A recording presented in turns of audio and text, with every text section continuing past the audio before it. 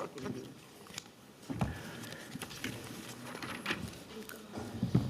got checked.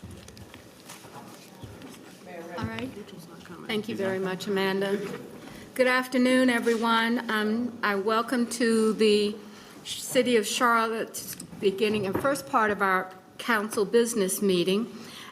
This is what we call our consent and action review, where we try to put things in front of everyone so that they have an opportunity to soak in and make sure that we're moving forward.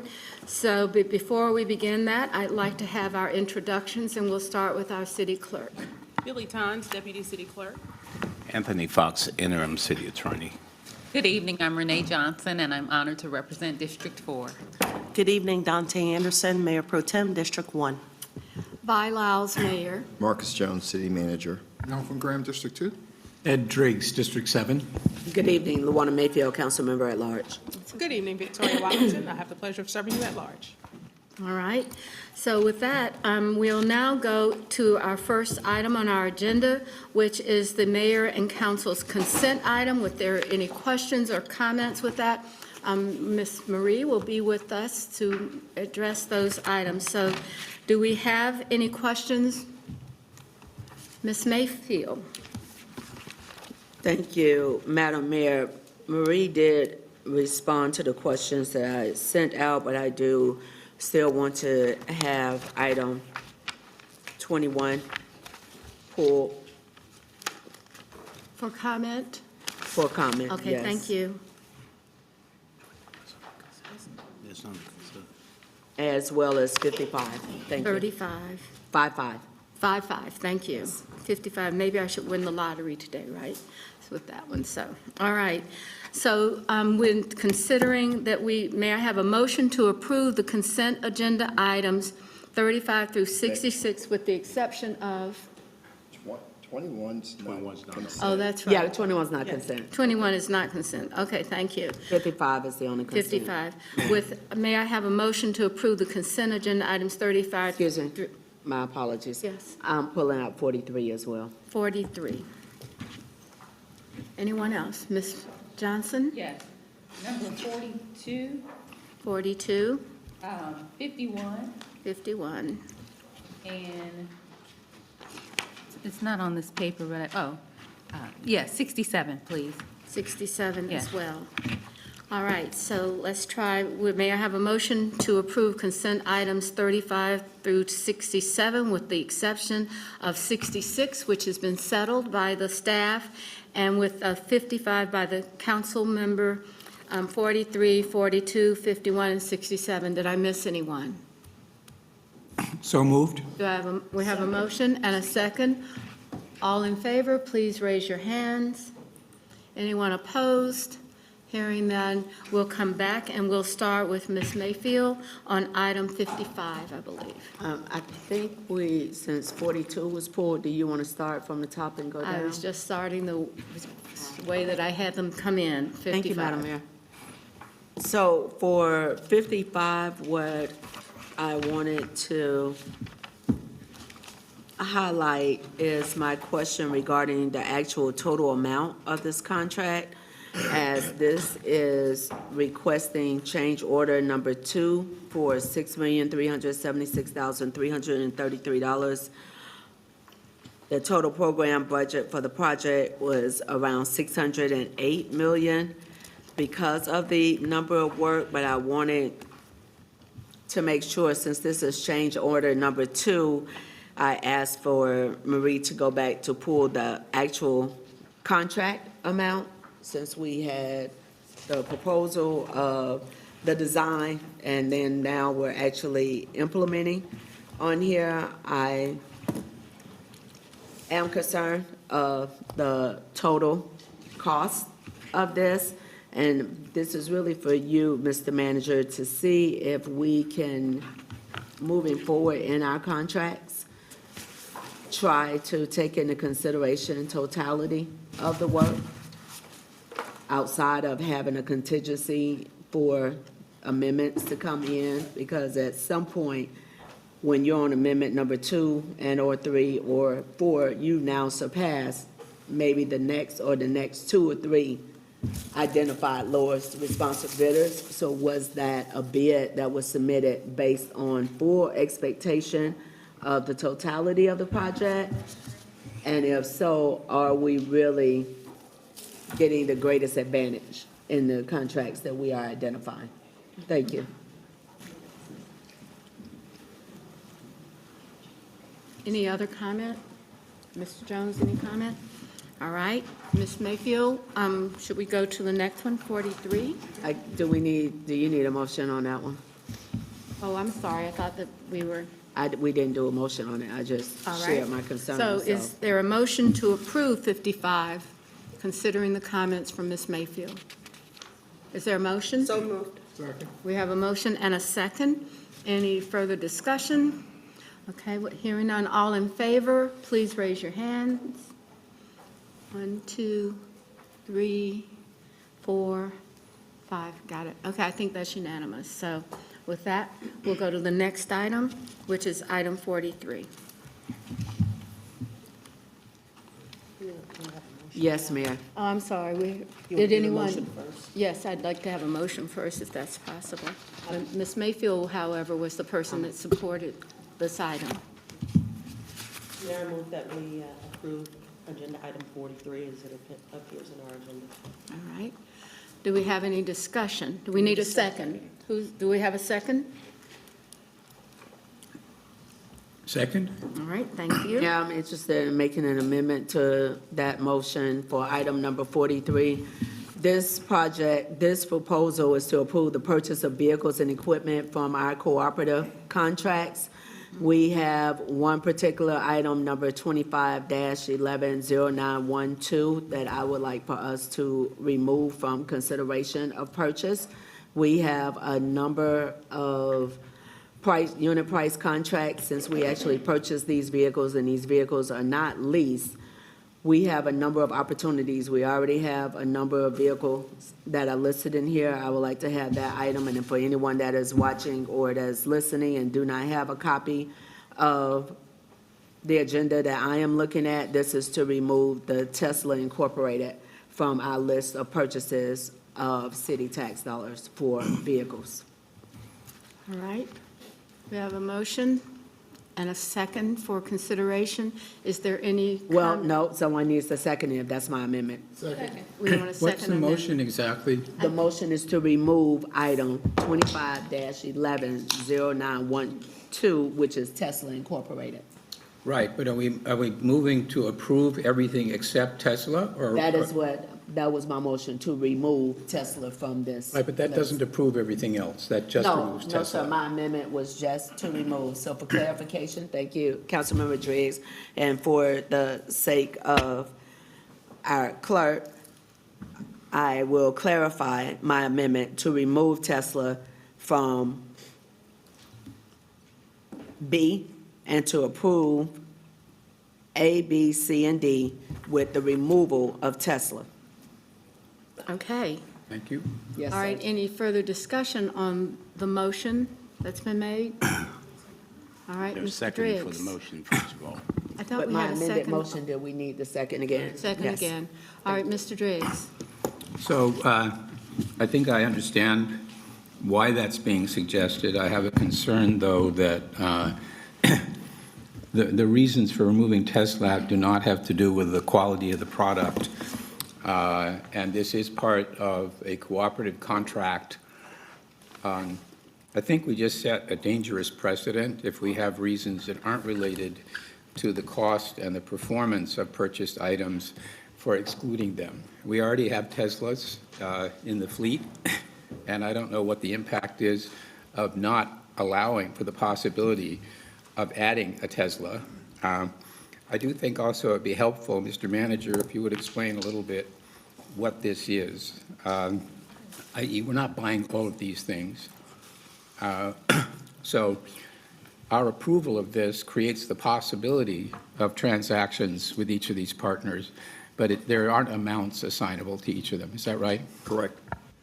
So, I mean, I doubt that Tesla is a big piece of this, but I just, again, have a concern about the precedent that we set if we start letting considerations like the owner in this case and his activity take precedence over our responsibility to the public for simply getting the best equipment we can at the best price that we can and integrating that with the fleet that we have.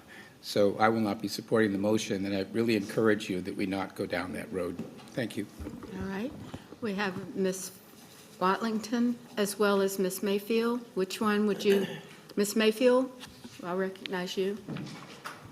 Well, my question was going to be for you, and I guess, Mr. Graham, what is the basis, given what Mr. Driggs just said, what is the basis that you feel is justifiable to be able to do this in the intent that you mean it without creating any of the concerns that he addressed?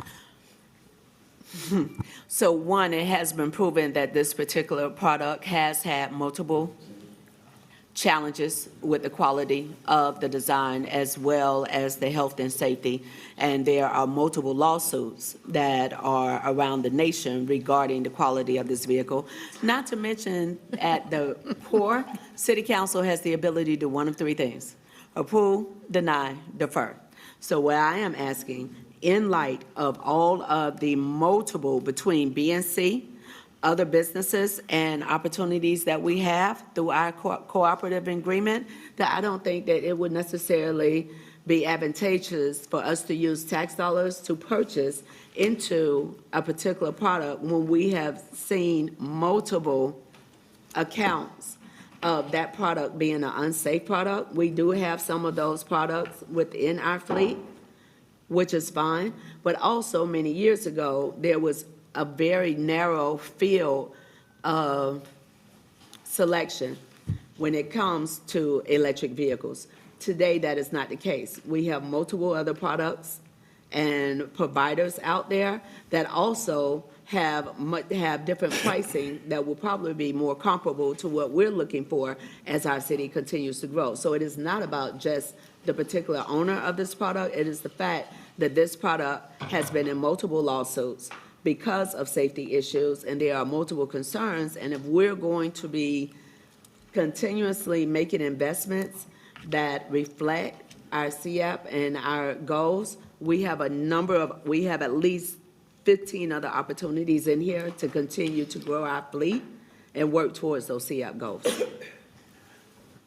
Ms. Watlington?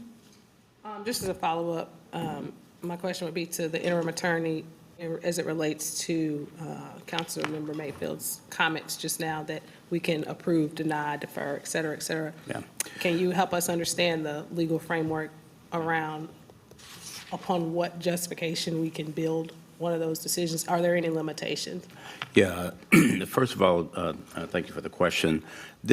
What's before you is the ability, not the requirement, to be able to purchase off of a cooperative contract. The contract has already been negotiated by the Sheriff's Association with regards to the particular vendors listed here. It's not a mandate or requirement that you use any of those companies listed here. It's an opportunity. And what this does, it establishes a base unit price for the purchase of equipment, supplies, and materials identified in this contract. By being a part of a cooperative, the state law has indicated that they meet the bidding requirements. So each of these companies satisfies your bidding requirements. Now, the other variable is for the city with the list of vendors here to decide, now that they satisfy the unit price opportunity for us, do we want or choose to have them as a part of our fleet? But that may be based upon the capabilities, the limitations of the particular unit that's being shown here. So I would say that this is a preliminary stage. It doesn't mandate the purchase of any of these items. It just gives you the ability, should you choose to purchase them, and if they fit your needs, to utilize this unit price agreement, but not required to do that.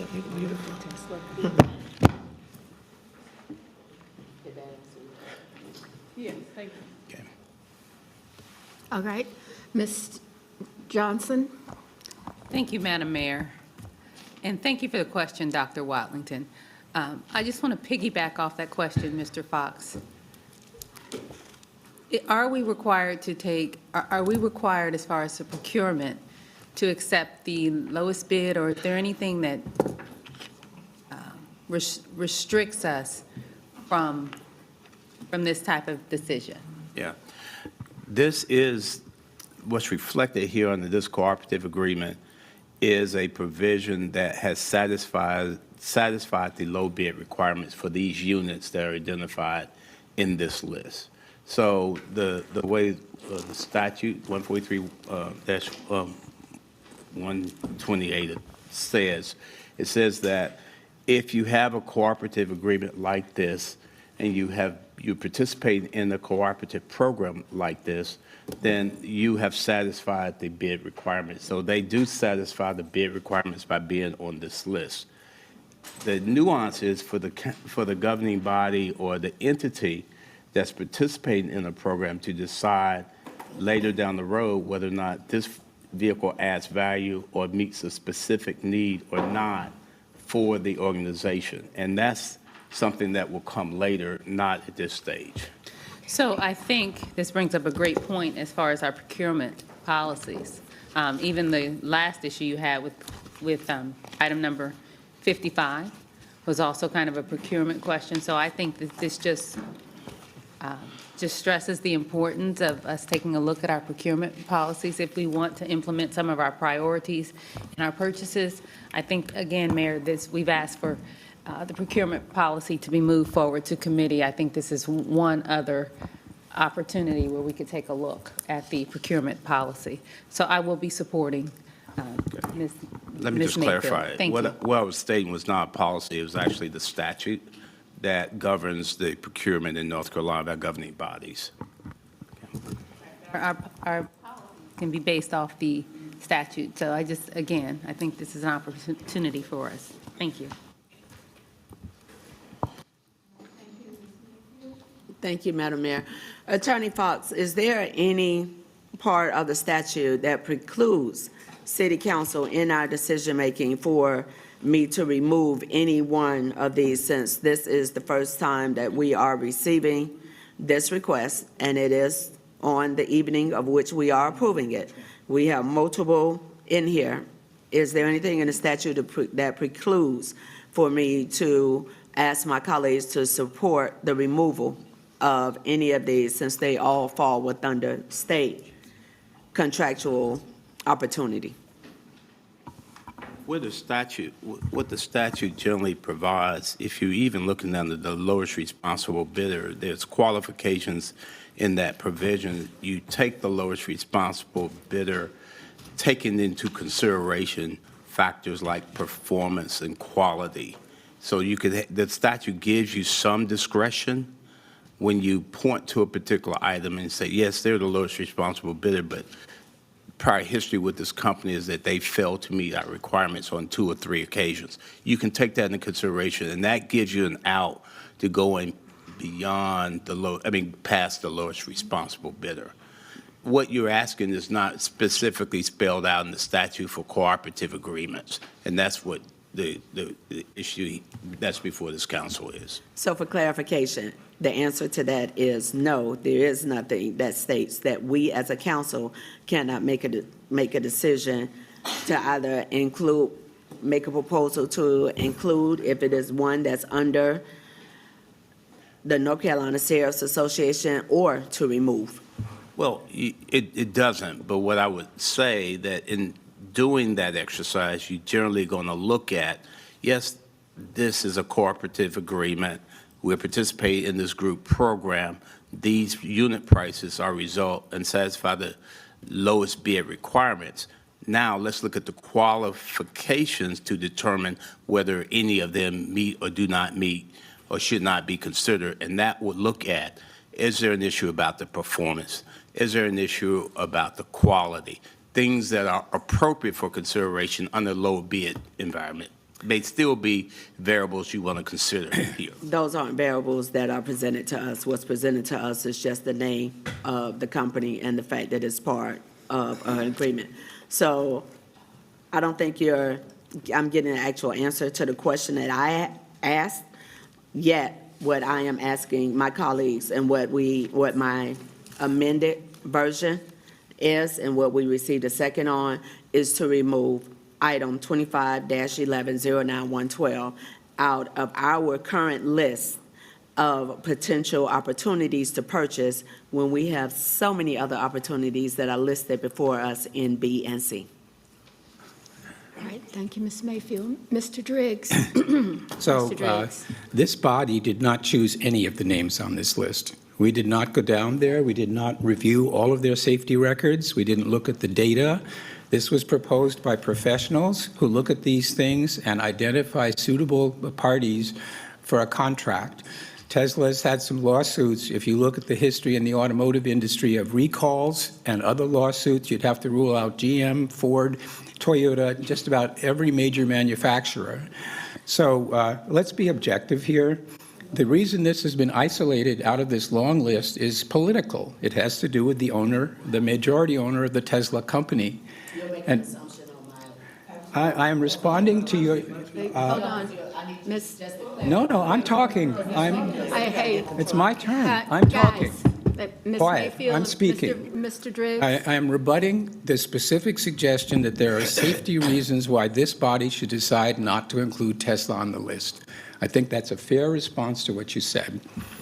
And once again, we then put ourselves in a position where we would need to be able to say for Amic Equipment, Capital Chevrolet, Deacon Jones, that they are safe and reputable, that they are the best people. We are not identifying the names on this list. You are singling out one name on this list for political reasons, and you don't have enough data about Tesla compared to other car companies to suggest that they shouldn't be here. And I just object again to trying to disguise this as anything other than a politically motivated desire not to have that name on this list. All right.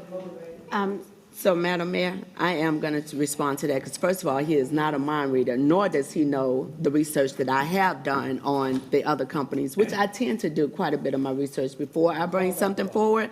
Yet, even if it was political, of which I have never had a challenge to say what is. So if it was mainly or predominantly political for me, I would have clearly said that because unlike some people, I don't have a problem calling that out. But what I do have a challenge with is that when we have the ability to purchase vehicles and when we are spending hundreds of thousands of dollars and putting our employees out in these vehicles and we are using tax dollars to do it, we also have the opportunity to think about the investments that we are making on behalf of our citizens. Now, I have done quite a bit of research on some of these other companies, yet I'm not bringing all of that forward. But do not ever make the mistake to think that you can just assume what my motivation is, because I am very clear whenever I share anything what my motivation is. So this is not just the motivation of the fact of what this individual is doing. It is the opportunity for us to be very cognizant of how we are investing tax dollars. And that is why I asked for an amendment, and that is why we are having this discussion. But I do not make assumptions as to why you make the decisions that you make or the comments that you make, because I could say those are political. I don't really care at this point. What I am sharing is a concern that I have regarding this particular product being a part of our fleet in continued and ongoing conversations. I'll just say the rest of us. Everyone has had an opportunity to speak on this topic. Unless there's someone, I'm sorry. I just Ms. got Brown? in, so yes, Councilmember Brown hadn't spoke on it because I just arrived. Do you want to be recognized, Ms. Brown? I want to know what's going on, what the amendment was. I know I walked in late, but if we could have just the amendment to what Councilmember Mayfield said, I think that's fair. And then I All can right, speak. so the clerk, if you would read what Ms. Mayfield said as a motion. The motion was to approve agenda item number 43, A, B, C, and D, and remove Tesla Incorporated number 25-11-0912 from item B. I second that, third, fourth, or whatever number I'm in. I agree. Okay, so now everyone has had a chance to speak, so we have a motion on the floor. All in favor of the motion made by Ms. Mayfield to recognize again items, all of the items with the exception of the item number 2511-0912. All in favor, please raise your hands. 1, 2, 3, 4, 5, 6. I think that motion passes, so do you like all opposed? Anyone opposed? All right, 1, 2, 3 in opposition. Thank you very much. Okay, so the next item that we have is, let me get to that one. 43. And 43, We did I believe that was 43, Ms. Johnson, was 43 yours, Ms. Johnson? 45? 42 is, 42, is what here you we have. go. So thank you, it's in all of these tabs in here. 42.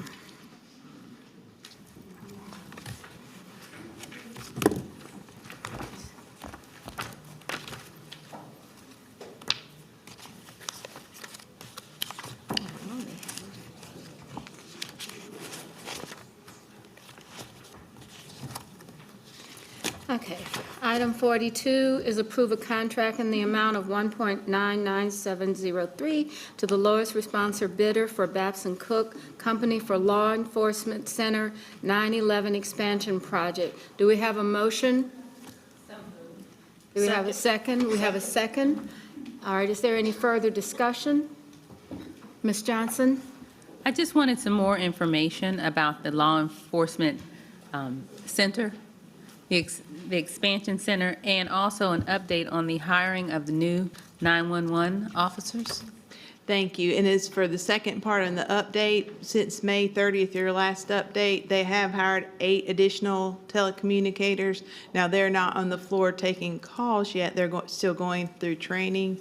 They have 15 additional vacancies, 12 of which they have scheduled for hiring dates in July and August. And then they have additional, I believe it's at least 10, I think 11 candidates that are going through some type of the interview and testing processes. And what they do, they keep a pool. So when they fill these, which they're projected to fill in August, they'll keep a pool available for any attrition rates. And as you pointed out, for the 911 center, when it's expanded, we'll be able to house more telecommunicators. Okay, and the goal would be that the hold time or wait time when someone's calling 911 would be eliminated, Yes, right? ma'am. Okay, and with this staffing level, is that what we're anticipating, Mr. Manager? Yes. Okay, Thank you. thank you. Ms. Brown? Thank you so much, Madam Mayor. So, this question for you. So how many do we have currently? Because there is a significant hold time now.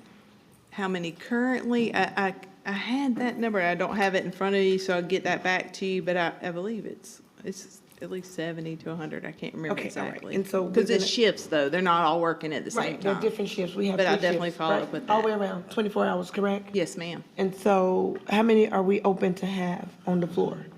So there's currently 15 vacancies. 15 vacancies. I But missed there's that part. 8 that are still kind of vacant because they're going through training, so they're not actually taking calls yet. But then there's 15 other vacancies, and there's 11 people currently getting tested.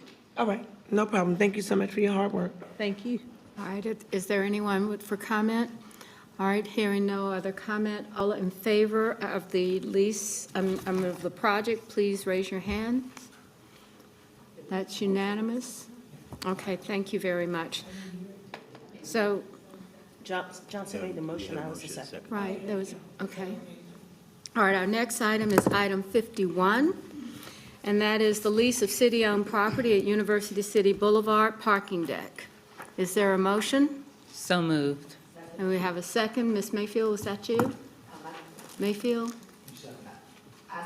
Okay, second, I know. Ms. Johnson made the original motion. All right, so is there any discussion? Yes. Ms. Johnson? So I did make the original motion, but I know, Ms. Mayfield, you were concerned about this as well. The city-owned parking deck, the businesses in the parking deck, I wanted to know something about the lease and how many businesses have had this spot in the last 5 years? And the reason that we're asking that, there's another parking deck in the university area specifically, there may be others, but that businesses, small businesses struggle to thrive in that area. So I don't know if it's because of the price of the lease or if there's something more that we can do for those businesses. I know the rent is pretty significant, and we're limited on what we can do because it is the federal transportation. But it's a good location, but we know that businesses struggle. So I wanted some information on the lease for this business, and maybe the termination clause or something, or if there's something that we can do as the city to support these businesses. And that's why we ask for the information on this particular spot. What has been the success rate at this location? So for this particular unit, this is the first retail entity to have this unit, and it's unit 214. There's 5 total units for lease in this particular parking deck. 2 of them are by a gym, but one of the gyms has 2 of the units. And this will be the 3rd tenant and the 4th spot, and there's additional spot that currently has interest in it, but it's not currently leased. So there's 5 total spots available. But to your point, they have to charge when there's market interest, you have to charge market rate for FTA. So the city is not able, based on the federal regulations, to provide lower leases than market rate. Okay, so we can talk offline about this, but Mr. Manager, I want to put on record, and I'm sure Ms. Mayfield will say something also, that we just want to really take a look at this because the other location at J.W. Clay, we know that the small businesses struggle, and they've brought up issues that there's areas for the city to support. We met with the one business owner, Ms. Mayfield, Councilmember Mitchell, and I, really trying to help that business owner. So we just know that there's challenges, I think, in those garages. So I just want to put that on record. If that business owner wants to reach out to me as the council member or any of us, we can talk through that. But we want to look at supporting small businesses, and this is an opportunity. Thank you. Thank you, Madam Mayor. Thank you, Councilmember Johnson. There is concern. Manager Jones, it would be helpful for us to get an update from the team specifically on our spaces along the light rail, because if the community supports it and we continue to grow our public transportation options, there's going to be more opportunities for possible businesses. The other location that was identified on paper is a great location, but there were a lot of challenges with signage that we did not help with the security that was at the building wasn't the security that actually benefited the actual business owners at our light rail stations. There was challenges regarding our unhoused community, as well as solicitations that would happen. But also, if we go back to item 16, which we did approve, that was an airport fuel farm lease. Their increase is at a 5-year mark. Yet, when we lease these products along the rail station, we have that annual increase in there versus a biannual increase to support the small business. And even though he has retired years ago, actually in 2019, I actually had a conversation with the former director of CATS, and what he mentioned in that conversation is once we submit our proposal to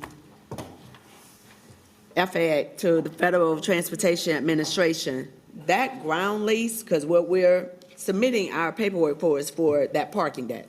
But those ground lease units, we actually have more flexibility in that than I think council fully is aware of. Yet we contract out to a property management or real estate team, and they're the ones that's helping to decide based on the market. We have a little more flexibility in how We utilize that, which we're exercised today by having this airport fuel farm lease being at a 5-year mark versus an annual mark. So I want us to make sure we're not the cause of a small business not being successful, because of course that sets the business back, but that also creates additional revenue challenges when they're having to move or they're having to close shop and move all their product, when it was something where council could have worked differently to help support those small businesses. So this contract is a contract that's signed.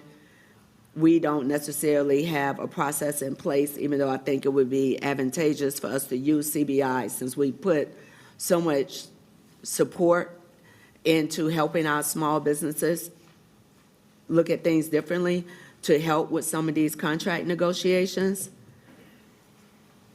This request tonight, we have in here the escalating rate of 3% for each year thereafter. We say it's consistent with the market. Yet again, item 16, they're having a 5-year. So I just think we have an opportunity to be more consistent and an opportunity to be more supportive. Thank you. All right, Mr. Jones? So thank you, council members Mayfield and Johnson. When I saw this on the agenda, I spoke with Allison Craig for us to see what we can do, because two things are going on. In the Jobs and Economic Development Committee, there's been a presentation of how we're going to work with small businesses, but also we have we're doing a little bit of a study on what ED is going to look like in the future and how we're going to be able to embrace small businesses. So I believe this is right along, that pathway in both places, how we can be more supportive of small businesses, especially with spaces. So we're looking to both. All right, any further discussion? Hearing none, all in favor of the motion, please raise your hands. Is there anyone in opposition? Hearing none. Let's move to the next item, which is item 67, 67. which is property transactions. I think it's right along W.T. Harris Sidewalk Utility Project at J.W. Clay Boulevard, parcel number 17. Do I have a motion to approve this item? Second. We have a motion, I think that was Ms. Johnson and Mayor Pro Tem. All right, any discussion on that? Ms. Johnson? I read the property owner's concern about the easement language. In this one? Yes, ma'am. And the property owner in this case is actually Wells Fargo Bank, and it's just more so tied up, I believe, from what we followed up with it, is just going through the process, but just to make sure it doesn't get slowed down. And then this is a temporary easement, and it will not impact the usage of the rest of the parcel. Okay. And specifically, what is this project? So this is a great question. This is a good news project. It's going to make a 12-foot wide shared use path. So it's helping to incorporate pedestrian and bicycle traffic along with the vehicle traffic in that area, and it will end up being approximately a third of a mile. And that's on J.W. Clay to North Tryon? Yes, ma'am. Thank you. Yeah, I always like an opportunity to share good news about District 4, so that's all. Well, I have to say, I think that I've seen a number of banks, and they are doing more sidewalks than I've seen. The one over by Marshall's, where you buy all of your clothes, of course. I buy all of my clothes, and so they also have 8-foot sidewalks, and I think that if we can keep that going, it's a great idea. All right, so do we have everybody's in favor, or I'm sorry, please raise your hand if you're in favor of the item. All right, I think that's unanimous, and so that's it. That's the end of our action review program tonight, so I'm going to turn it over to the manager. Thank you, Mayor, members of council. We have 2 items for action review, and I hope that we could get a closed session on economic development opportunity. And so the 2 items we have are really follow-ups from recent discussions. One is on street vending, which Sean Heath will tee up tonight, as well as community area plans, which Allison Craig will tee up tonight. I think the biggest thing is the street vending is actually on the business agenda. The community area plans is just a bit of a follow-up information from the last time we talked, and what are some of the things that may occur over the summer while you're on break. So with that said, Mayor, unless there are questions, I'd like Sean to come up, and I know the chair of the committee in which this came out, Councilmember Ms. Watlington. Watlington, you want to do an introduction for us? Thank you. And I'd like to say thank you to the committee, the members of committee who engaged in a enlightening discussion, and thank you to each and every citizen, business owner, NoDa resident who came out to our committee meeting. We were able to hear from you, hear your concerns, and co-develop potential solutions. So really, really appreciate it. That's what it's about as we develop policy. So thank you for showing up for your neighborhood and for each other and being a part of that process. And we hope that what we've got here today reflects your intentions, and we'll continue to keep at it, but this is just the first bite at the apple. Thank you so much, ACM Heath and staff who's worked on this. We know we've got a fantastic Housing and Neighborhood Services staff in conjunction with CMPD and our other resources who make sure that what we're putting together is something that we can be proud of. So with no further ado, I will turn it over to Mr. Heath. Thank you, Chair Watlington and City Manager Jones. We have a very short presentation. Sorry about that. Just going to quickly recap where we've been on the policy referral. So the mayor released the policy referral related to street vending in late April. We held an initial committee conversation on this topic on May 5th. We then held a public input session. There were a few dozen members of the public that participated here in this room on May 22nd. There were also a few speakers at your May public forum related to street vending. On June 2nd, staff presented 2 recommendations associated with the referral. One related to the increase of fines. Current state fines are anywhere between $10 to $50. And the second policy recommendation related to the establishment of a pilot program in NoDa, where NoDa for up to 6 months would be converted to a scenario where street vending can happen, but only with a permit. So tonight we have the action review discussion, which is a very brief presentation, followed by item number 11 on your policy agenda for a vote tonight on the 2 policy items. Charlie Jones is going to handle the presentation. What you're hearing tonight, really, we're just continuing to breathe life, in particular, into the NoDa pilot program. So there isn't anything that we've deviated from relative to our last conversation on June 9th. We haven't taken a different position, but we wanted to provide you with additional information because you had asked a number of questions on June 9th about what the pilot program would look like.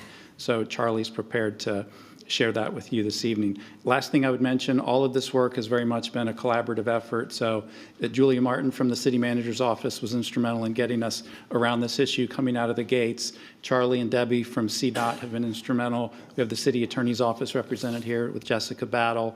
Code enforcement has been helpful as well with Jerry Green. Sorry if I'm leaving anybody out, but this has definitely been a collaborative effort. So with that, Charlie, I'm going to hand it over to you. Having trouble getting that working, but the little page down.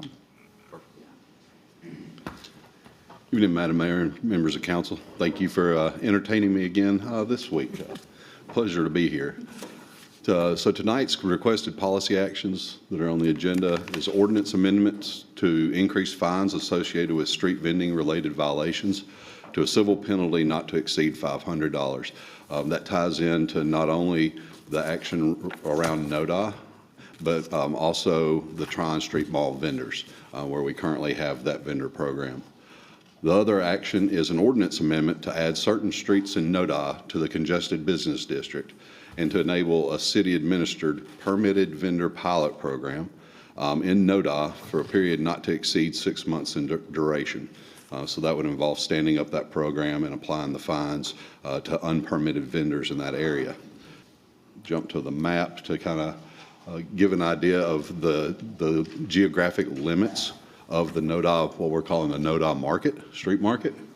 If you notice, there had been some questions at the committee meetings in the past and at the last agenda review about vendor sites. We've got 4 potential vendor sites. I want to make sure I'm clear on potential vendor sites. We're fairly confident that these sites can work.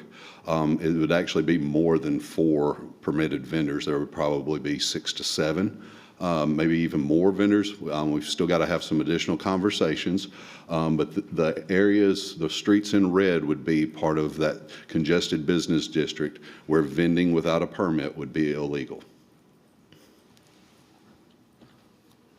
So implementation update, we've been very busy over the last couple of weeks. We're targeting end of July for the launch of the pilot program. Part of that program would be the allowable things that folks could sell in the NoDa street market, be clothing, jewelry, art, essentially things that people make and express their artistic talents is what we're really looking for. The intent is not to have food produced on site, not to have mixed drinks, beverages sold on the street. It's really to keep with the character of NoDa as an arts community and give an outlet for people to sell art and things that they've produced. We're currently designing that application process. Part of that is, depending on the number of vendors that show interest, there may be an opportunity to have rotation of vendors throughout the sites. So it may be a certain vendor can only be there 2 days a week, so we can open up the spot for a vendor to be there the other 3. On-street education is going to occur before the activation of the pilot, so we'll work internally with CDOT, our friends in neighborhood and our code enforcement, to be on the street and provide information to the vendors that are currently out there and let them know how the application process will work and where they can go to apply for that. Hopefully, we'll be able to do focused enforcement during the early stages of the pilot. We feel that will be key to the success of the program, is to have all of our partners out there on the street helping educate not only business owners but the vendors themselves.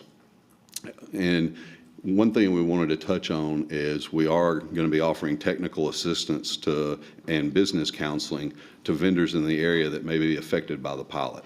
So if somebody has a vending business that may not meet the requirements of this program, we do have resources in place that may help them find either another spot in the city or maybe be able to develop a product or something they can sell in the NoDa street market. One other thing I know that we heard loud and clear was what the cost might be. Permit cost will be less than $100. We don't have a final number at this point, but we wanted to keep it very affordable because this is a pilot. Also, the limited number of spaces, we wanted to make sure that there wasn't a high bar of entry and keep that, at least during this pilot, something that was achievable by most of the businesses out there. One final thing, there's a lot of conversation on what a permit might look like. This wasn't vetted by CDOT's graphic design team, so hopefully I won't get in too much trouble for that, but we did throw together a rough concept of what something might look like. The intent is to have an 8.5 by 11 or some type of sign that a vendor can have laminated and put on their stall, their table, that would identify them as a permitted vendor, identify the location where they're permitted to be. We felt that was important so that CMPD or other people could drive by and say, hey, that's vendor spot 5, why is vendor 2 there? So we're working through a lot of those details. I do have multiple colors. I know there's some question on the color. If anybody wants to, put in a plug for a certain color tonight, feel free to do that. But that's a concept of what the permit may actually look like. And with that, that's all we've got. It's a brief update, but I feel like we've made quite a bit of progress over the past month through all the committee's input and the rest of the council's input. Any questions? Ms. Watlington? I just want to say absolutely thank you for the work that you all have done. I did have one follow-up, and it's not for right now, but I'll just give it to you. As we think about how many slots are available, I didn't see on your permit like a time slot. I saw dates. So that just would be one thing that we may want to consider is if there are different events happening, the vendor may not be there all day, and that's another opportunity for another vendor. Very good feedback. Thank you. All right, Ms. Ajmiro? Thank you, Madam Mayor. I just wanted to echo Councilmember Watlington's comments about the work that the committee had done. Over the last several days, we have received emails from street vendors. I just want to make sure that we send a clear message. This is not to drive any street vendors out of business, because that is not our intent, but it's to really create a structured environment so that brick and mortar businesses as well as street vendors can coexist and add value to the unique character of the NoDa neighborhood. Also, I think this is a great balance that committee have come up with, which really addresses public safety concerns while really recognizing the value that street vendors contribute to our community, specifically to the NoDa neighborhood. Also, I want to highlight that we will be collaborating with the county, because I know many of our colleagues had mentioned, especially the mayor, about public health concern, especially vendors that are selling food and drinks. We want to make sure that this process is essential from health and safety standards that are being met when street vendors are selling food and drinks.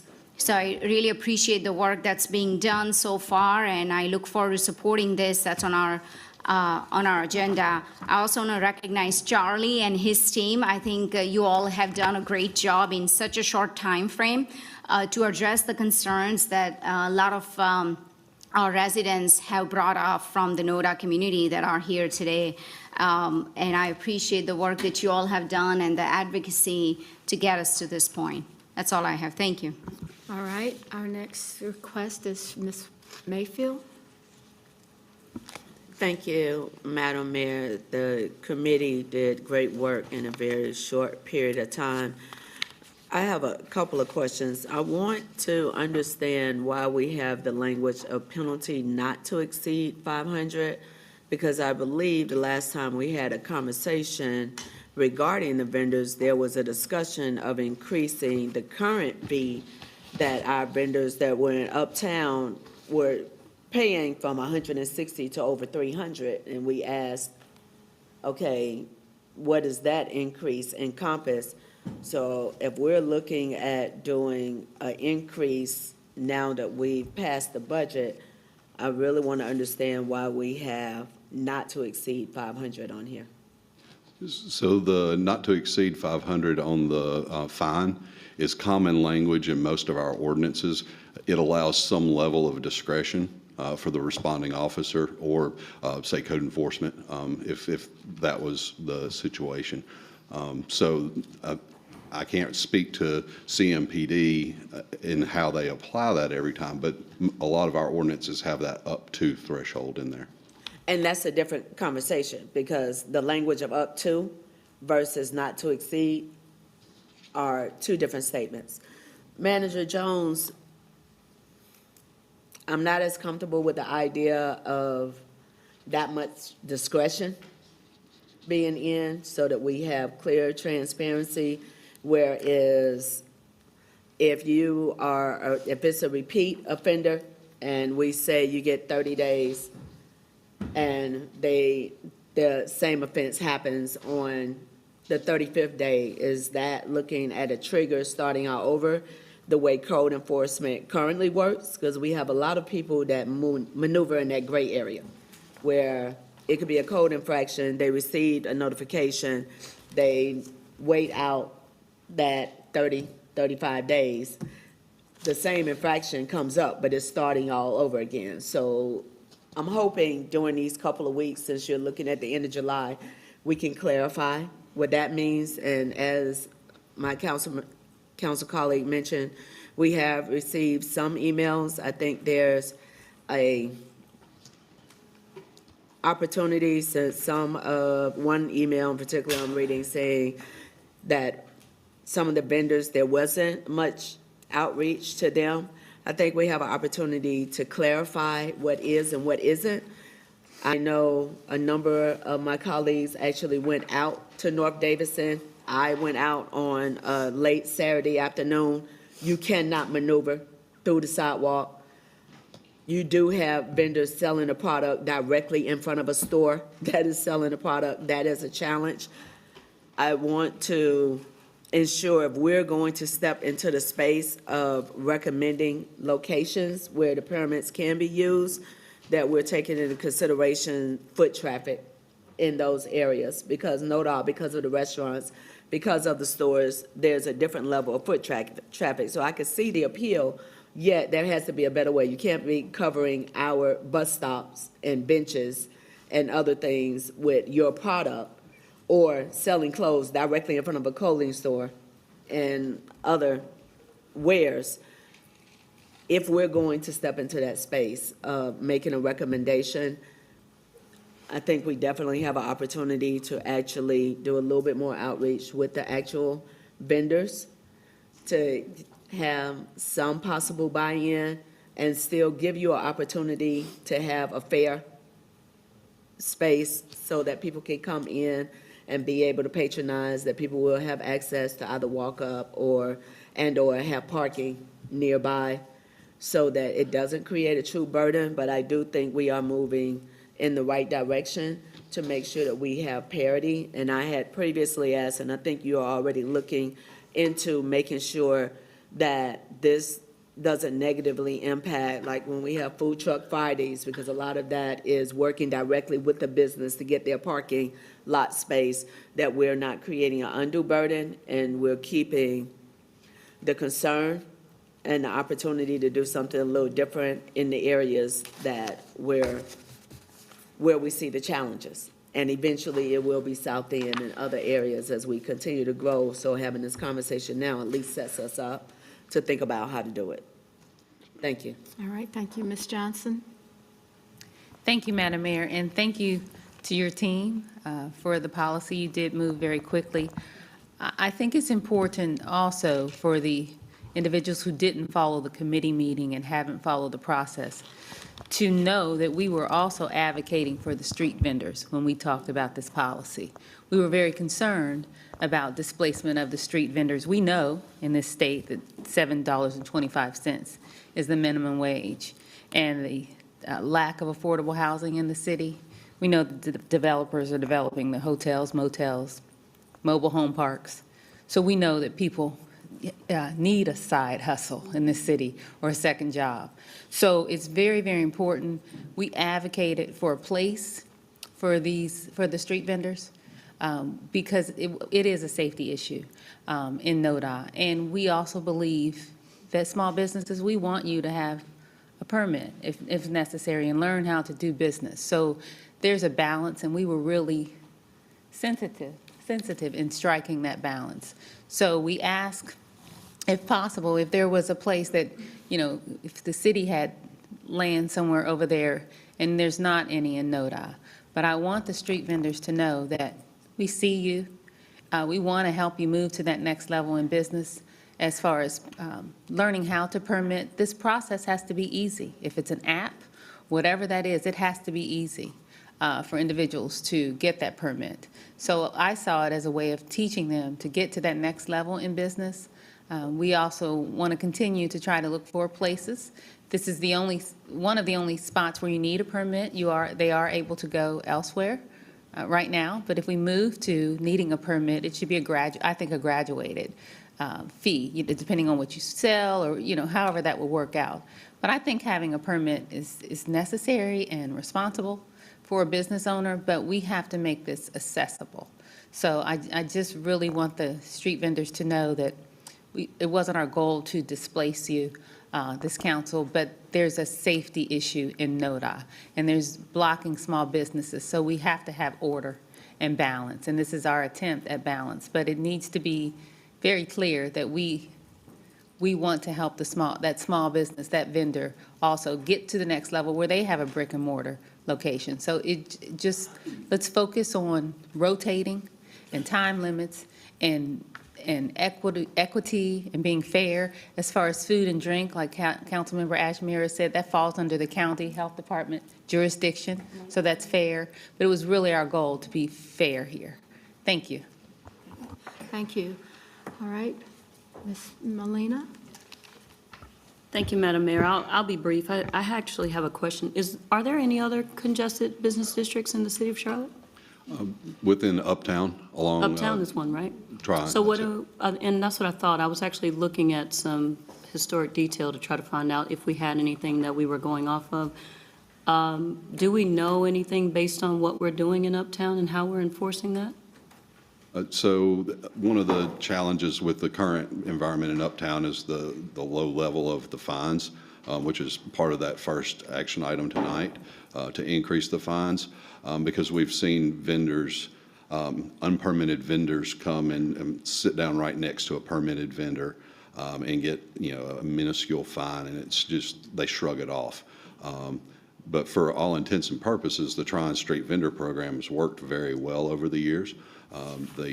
We've had vendors, build big business, big brands. Don't want to plug a business, but Halal Street Cart started on the square, and they have, I think, 2 brick and mortar locations now. So, it's been a good incubator on Tryon Street. So that would be ideally, how these programs would work. So Halal is actually who I had in mind. Believe it or not, my daughter and I were chasing a little small plate from them, and the store closes at like 9 o'clock, and the food truck is open till like 11, like 10 or 11 one night. And it's, so again, as I'm thinking through possibility, right, and as we look at NoDa, I don't want to, recall all that, my colleagues here at the dais have said. I believe they made some really good points. I think now we have, in my opinion, 2 opportunities to say what will work and what won't, right? And I think Councilwoman Mayfield brings up a good point, right? Like, and what I think we're going to find, and I'm not in support of moving forward with NoDa at all. But what I think we're going to have to, in my opinion, at some point mitigate is the humans that leave NoDa and go uptown, for an example, right? The fines are less. These things travel. And the humans that we have in our communities, they're surviving. And when you're surviving, it's a dime. You're moving on a dime. So I think we'll find some additional challenges, in my opinion, as we continue. And I think since the beauty of it being a pilot in another controlled environment, I think we'll find kind of what will work throughout the city. I have my own assumptions based on the open air market, for an example, in East Charlotte, because this was one of those things where we had people who owned land. The Levine family stepped in. They gave us some property in District 6. We tried to recharge the open air market over there, and it was kind of, successful. But then what we had was people essentially splitting up and going to different places, and I assume that we'll have some of that with this particular undertaking as well, right? And so do we have, I guess what we would say, a scope, like how long do we intend for this to be a pilot? So part of the action is a 6-month pilot. Okay. So that would be, I believe, in February, would be, I think the assumption, I'll look to Sean, is, we would definitely come back with an update and additional information, at least at that time or before that time. Okay. And so I guess my next question, and we don't have to, I don't believe, have that tonight, but I think from a staff perspective is, I think we'll have to develop what will be the ask at that point, right? Like, what do we intend, to hand to the policymaking body to say, based on what we've seen over the last 6 months, this is what we would like for you to consider. We also have adjacent to that, the Uptown Congested Business District, where we've learned X, right? And so from a policy challenge perspective, this is something that, of course, I assume we're going to take on citywide at some point, right? But is this just for the scope of kind of collecting data so that we can take on that challenge? The intent's to, address this problem through the pilot, or the challenges through the pilot. I'll leave the policy decision to y'all as far as expansion or continuation. But what I can commit to is our team will bring back the data. We'll bring back feedback from both the business owners and the vendors in both locations, and let you decide, is this one and done? Is this expansion? Is this continue business as usual? So that's what I hope to be able to decide, I guess is what I'm implying, right? So based on us taking this on as a pilot and agreeing to do it as a pilot, what I hope to take on at the end of this exercise, this council or the next, is there being some type of policy implementation that we can look at from a citywide scope. What are we learning from this? What are we learning from Uptown? And then allow the deliberation of what would become a policy that we would adopt ultimately. Yes. That's all I have. Thank you. All right. Mayor Pro Tem? Thank you, Madam Mayor, and I just want to say thank you to the committee for the work and their efforts leaning into this. I want to thank Mr. Heath and Mr. Jones for the work in the background. Mr. Heath has been running quarterback on this effort for many, many months, and I know that the NoDa community is excited to see a pilot come out that focuses on their neighborhood. They've been burdened with a variety of different things going on as it relates to the interaction between the business owners, the residents, and the street vendors. But overall, the community, I will say, throughout this process that has been well over a year, the NoDa community has had open arm to the vendors. They recognize that the vendors bring a level of fabric to the neighborhood. So this was never about an attack on the street vendors, not at all. It was about ensuring that we have a safe environment in a historical part of our city that has infrastructure that is, I would say, quaint and dated, right? So these 8-foot, 10-foot sidewalks that we were talking about earlier, they don't exist in NoDa, not in this particular business area. So very excited for the pilot, but also the findings. And I also think, Mr. Jones, you know, with the rotation of the vendors, that will create a dynamic, interesting environment, a sort of treasure hunt, if you will, you know, instead of just having the same vendors in there every single day. You go to NoDa on Monday, you go to NoDa on Wednesday, you might see another different vendor. And so it might increase trips to the neighborhood and pique some interest even further than what exists today. I wanted to make a couple of comments about the overflow, if you will, because there will be, I'm sure, some overflow, and we've already seen activities in other neighborhoods. I won't name them, but there are a few in District 1 that are beginning to see this type of activity and behavior occur. And so I just want to make sure, as we're doing this pilot and we're learning, that we are also enforcing the peddler's ordinance as it exists, right? Because even outside of Uptown and outside of NoDa, once we stand up this pilot, we want to make sure in other parts of the city that the street vendors have the right to vend, but they're doing it appropriately. You know, we've seen photos of open flames and other food and beverage activity going on throughout South End and other places, especially late night. And so I want to make sure that with the existing peddler's ordinance that we actually enforce that. And perhaps we can take that SWAT approach that we utilized in NoDa, Mr. Heath, and other neighborhoods of interest, right? So I just want to make sure that we can do that. The other part I want to say is, you know, the Uptown program has really and truly been an incubator, especially connected with the 7th Street Market, right? And because of that, the activity at the 7th Street Market, they can leverage some of their resources and collateral to help some of the street vendors like Halal grow and expand.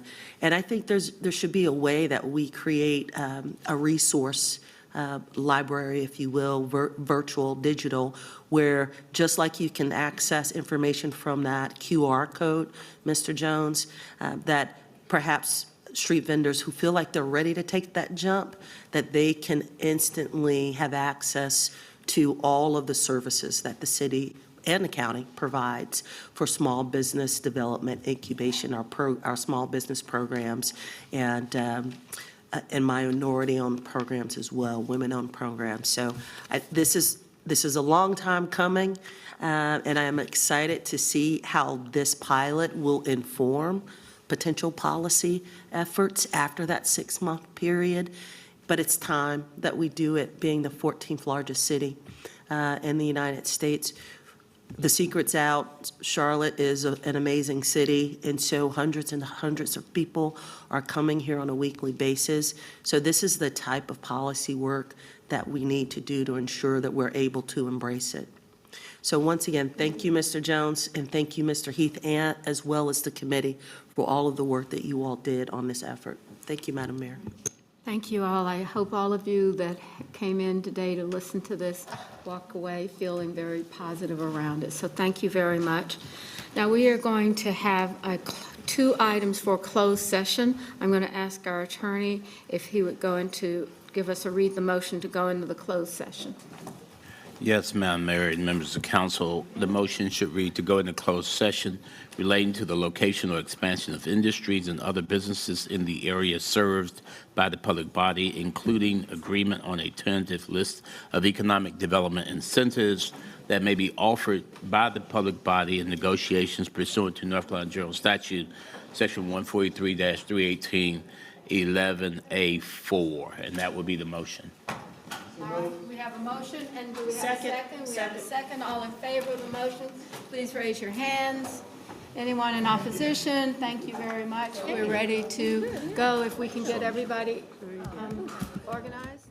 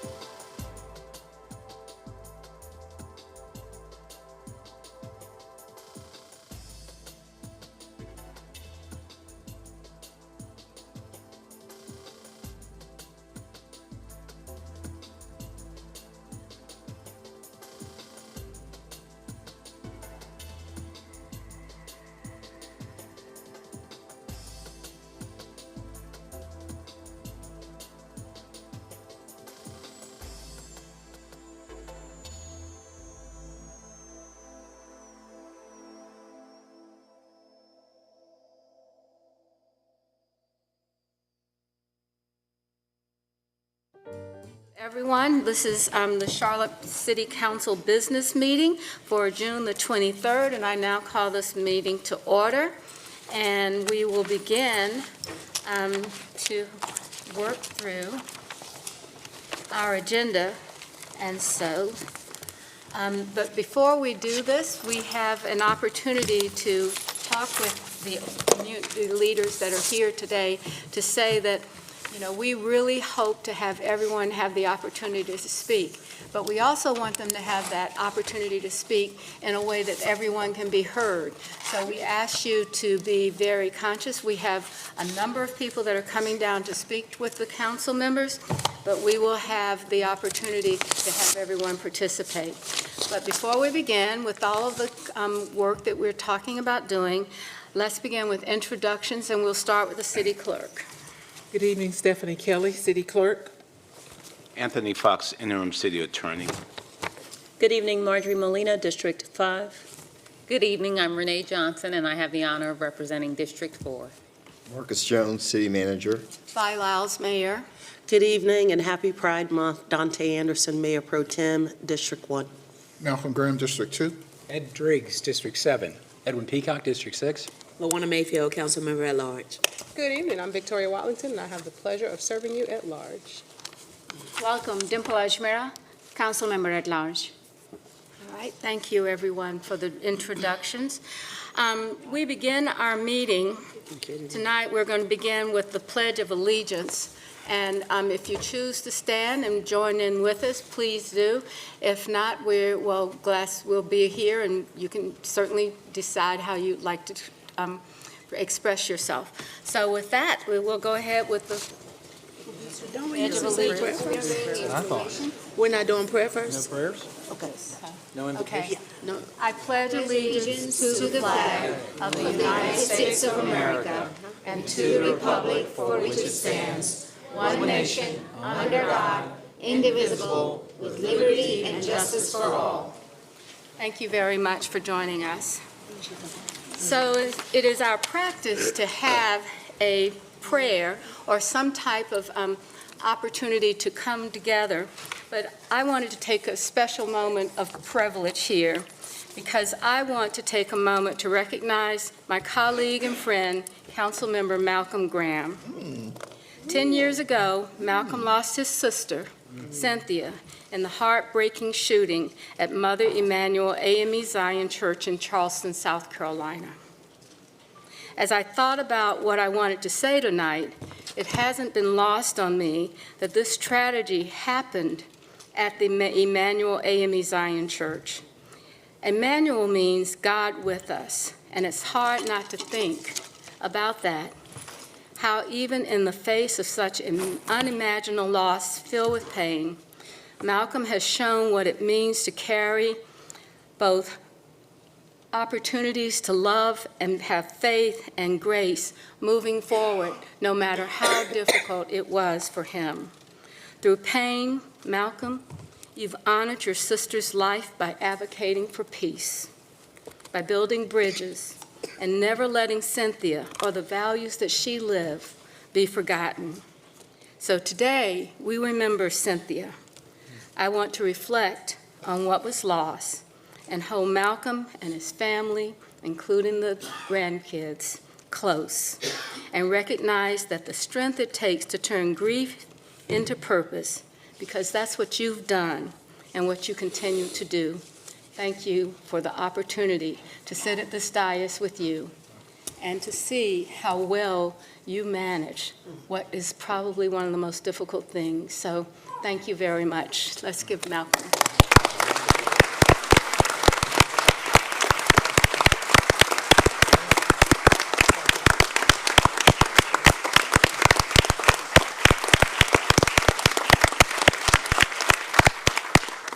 And great job on Syria. Thank you. Thank you. So as we begin our meeting, we also have to recognize some very important days that we have, and I'm going to ask the Mayor Pro Tem to address the recognition of Registered Apprentice Day. Mayor Pro Tem? This is ADA. This is ADA, right. ADA. So I'm actually going to read the proclamation for the Americans with Disabilities Act. Whereas on July 26, 1990, President George H.W. Bush signed into law the Americans with Disabilities Act, otherwise known as ADA, a historic piece of civil rights legislation that prohibits discrimination against individuals with disabilities and ensures equal opportunity for employment, government services, public accommodations, commercial facilities, and transportation. And whereas July 26, 2025 marks the 35th anniversary of the signing of the ADA, a landmark law that continues to serve as a powerful affirmation of our nation's commitment to accessibility for all. Over the past 35 years, the ADA has expanded opportunities for people with disabilities by reducing barriers, improving access, transforming public spaces, creating civic engagement, and reshaping societal's attitudes towards disabilities. And whereas Charlotte celebrates and honors the significant contributions, resilience, and achievements of individuals with disabilities while acknowledging the work that remains to achieve full ADA compliance and true equity, we affirm our commitment to advancing accessibility in our built environment, digital services, communication tools, programs, and public engagement efforts, and to uphold the right and the dignity for all people. And whereas we recognize and commend the many individuals, organizations, businesses, and community leaders who champion inclusion by removing physical and attitudinal barriers and by creating environments where all people, regardless of ability can thrive, we envision a community where every resident is seen, respected, and empowered, and where accessibility and opportunity are cornerstones of civic life, that those values are reflected in our policy and our practice and progress. Now, therefore, she, Vi Alexander Lyles, Mayor of Charlotte, does hereby proclaim July 26, 2025 as Americans with Disability Act Pride Day in Charlotte and commends its observance to all citizens, and it's witnessed by her hand.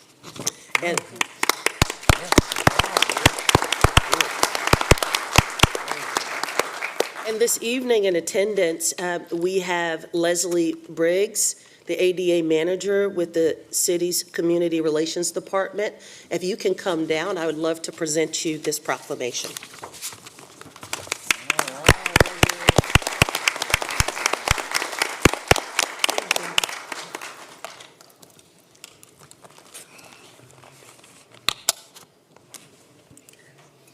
Thank you, Leslie.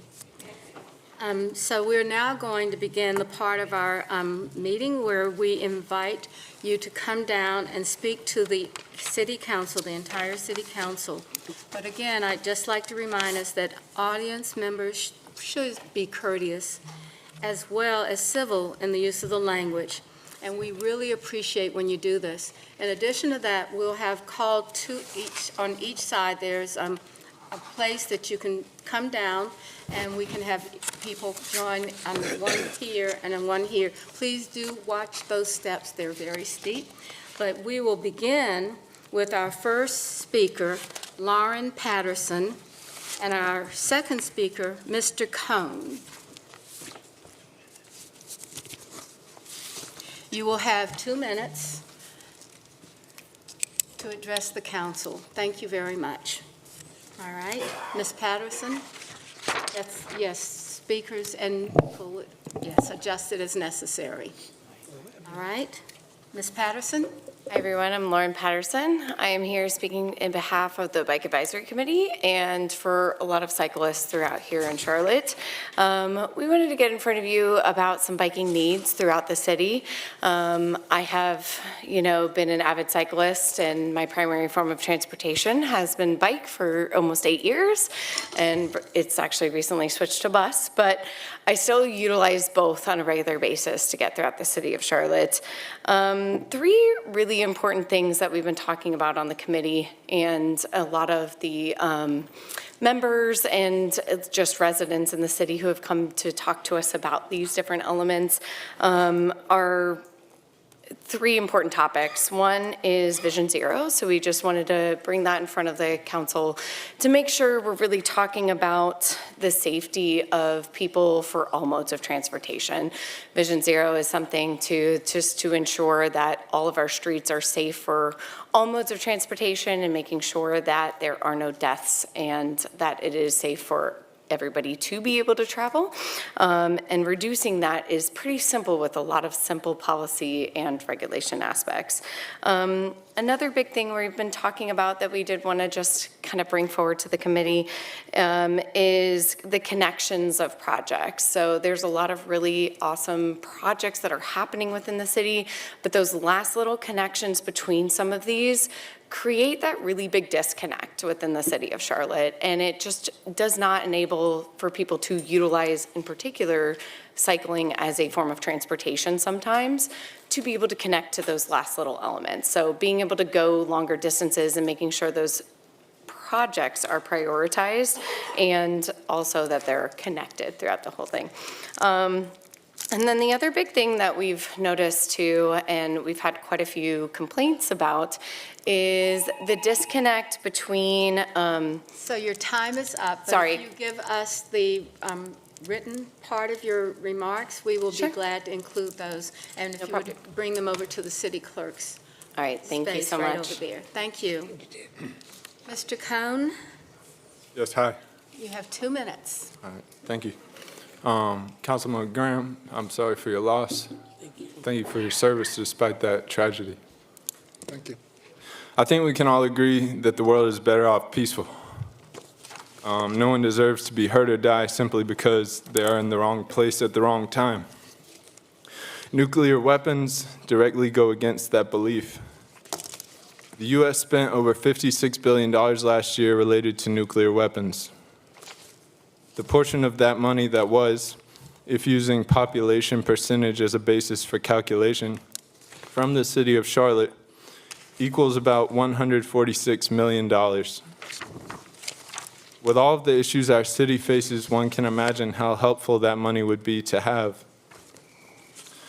At city council meetings in recent months, I have spoken to the majority of you requesting that the city of Charlotte pass a resolution urging the U.S. to essentially get rid of its nuclear weapons by signing the Treaty on the Prohibition of Nuclear Weapons. I have provided the council, as you requested, Mayor Lyles, a link to the treaty, and Charlotte would not be alone in supporting this treaty. 5 U.S. states have done so, as well as hundreds of cities in the world, including New York, Los Angeles, Baltimore, Chapel Hill, Asheville, and Durham. I've handed out a resolution tonight which the council could pass or use as a draft. Tonight, I request your actual feedback. Council, how do you feel about the resolution?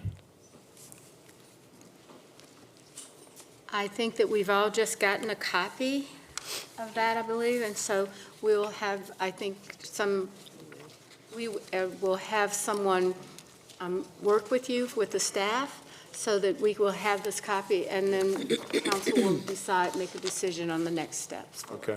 Thank you. I did email it to you after I spoke last. I appreciate that. Thanks. I'll make sure that I pull it out. So, all right. Thank you very much. So our next two, thank you.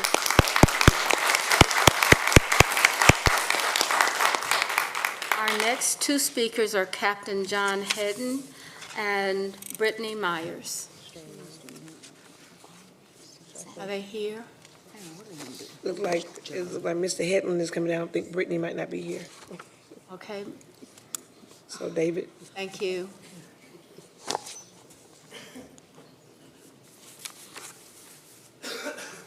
All right, so it's David Shemida. Is that, if you would also join us down here on the dais, on the podium, It's David Shemida. Okay. Maribel Macbeth. We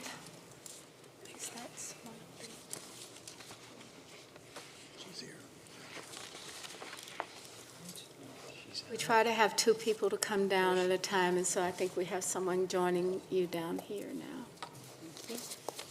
Just give us a minute.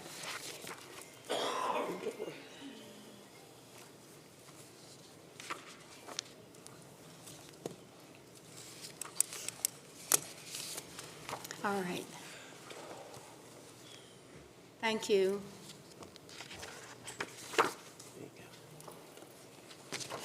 You would give us your name, and we'll have 2 minutes after you tell us your name. Okay, thanks, Council. Captain John Dean, Chartillion resident for 18 years, and hello to my fellow Chartillians. I'm here to address a practice that's unsafe and it's getting worse and worse, our aggressive door-to-door salesmen that our ordinance in Charlotte needs to catch up with the other municipalities. Currently, under the current ordinance, a door-to-door salesman can come onto my property, even if it's posted no soliciting on my property and the entrance to our subdivision. They can legally do it, and they know they can. The ordinance does not make that a violation. So they can come onto our property also 7 days a week from 8 o'clock till 8 p.m. 9 p.m., daylight savings time, it's pitch dark. They also do not have to display their permit that they are supposed to receive from you. They also do not have to display it and show it if we request it of them. It is only by law enforcement are they required to show their permit. I ask you to address this, and we need to change the ordinance. It is the day we live in now to get a knock at the door after dark. It's not like, yay, someone's here to visit. It's concern. And then also with my job, sometimes I have to sleep during the morning, and have people knocking on my door at 8 o'clock in the morning is a nuisance inconvenience. I ask of you, the council, to consider these amendments for Article 8, Section 6. Subdivision-wide bans must be honored. Solicitations shall be prohibited within any subdivision that is posted with a clearly visible no soliciting sign at its entrance. Homeowner property rights must be respected. Solicitation shall be prohibited on any private property that is visibly marked no solicitation. Limit solicitation hours from 10 a.m. to 5 p.m., Monday through Saturday, excluding holidays. We don't want to be bothered on holidays either, especially Sunday.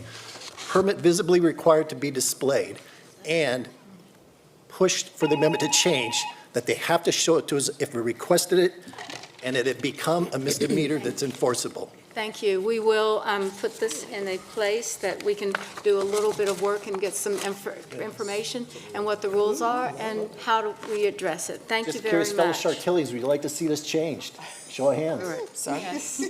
Thank you. Thank you. Thank you, All right. council. Our next speaker is Ms. Myers. Ms. Myers? Brittany? Oh, okay. So this is Chris? Maribel? Maribel. First. Okay, thank you very much. Please join us. Hello, my name is Maribel Macbeth. I am a cabin cleaner for AVM, a contracted employer for American Airlines at Charlotte International Airport. This isn't your first time hearing from airport workers like me. I was here at this very podium back in March telling you about the high turnover rate, low pay, and poor working conditions we airport workers have to suffer through every day. Other airport workers have also stood at this very podium in April and in May telling you we need your support and help in order to make Charlotte safe. It's now June, and nothing has been done. The governor proclaimed June Safety Awareness Month. So when are you all going to step up to keep us workers safe? We still sometimes only have 4 people on a team to clean these planes. We are still rushing to clean the planes and get the next one with barely any breaks to eat, use the restroom, drink water, or take medicine. We are still doing double the workload because the pay and benefits aren't enough to keep people on the job. There are airport workers still living paycheck to paycheck, struggling to buy groceries, unable to afford medicine. living in hotels, or worse, homeless, living in their cars. Once again, we're here calling for a case to be submitted into committee for hearing in order to improve standards at the airport. We won't be silenced. We won't go away. We're going to keep coming back. And we're going to keep demanding that you step up, take action, and be the city council that airport workers in Charlotte deserve to have. Thank you. Thank you.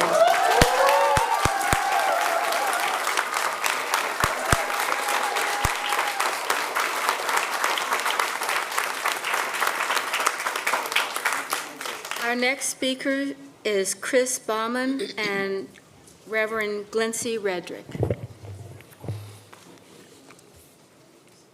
Our next two speakers. Chris Baumann, right here? Is Chris? Okay. Chris is here. All set? All Great. right. Good evening, Mayor, and, you ready? Thank Okay, you. yes, We are, yes, please. Great. Good evening, Mayor and members of the City Council. My name is Chris Baumann, and I'm the Director for Workers United Southern Region. We're a union affiliated with the Service Employees International Union. We have 2 million members nationwide, but represent about 4,000 workers here in Charlotte. Nearly 30 years ago, I came to this city as a young community organizer, working to empower everyday Charlotte residents with the HELP organization. I've never forgotten what I learned then, that real change happens when working people raise their voices and when leaders have the courage to listen. That's why I'm here today to support CASE, Charlotte Acting for Safety and Efficiency at the Charlotte Airport. Let's be clear, this is about protecting the flying public and standing up for the low-wage workers who keep Charlotte's airport running every single day, workers who are exhausted, underpaid, and overexploited. And yet, instead of honoring their voices, we've seen efforts to silence them. Madam Mayor, I must respectfully disagree with you for blocking a public hearing on this issue. Leadership means facing pressure, not avoiding it. It means standing with the people who use the Charlotte Airport and who clean your terminals, push your wheelchairs, and load your bags. It means standing for safety and human dignity. The No Kings rallies across the country are a sign of something bigger. People are tired of executives and elected officials who protect the powerful instead of the people. You can either lead the way or be remembered as someone who stood in its way. Our coalition is not going away, and if necessary, we are prepared to make what the late John Lewis called good trouble. Because when the community and workers speak out for safety and justice, we listen, we organize, and we win. Thank you.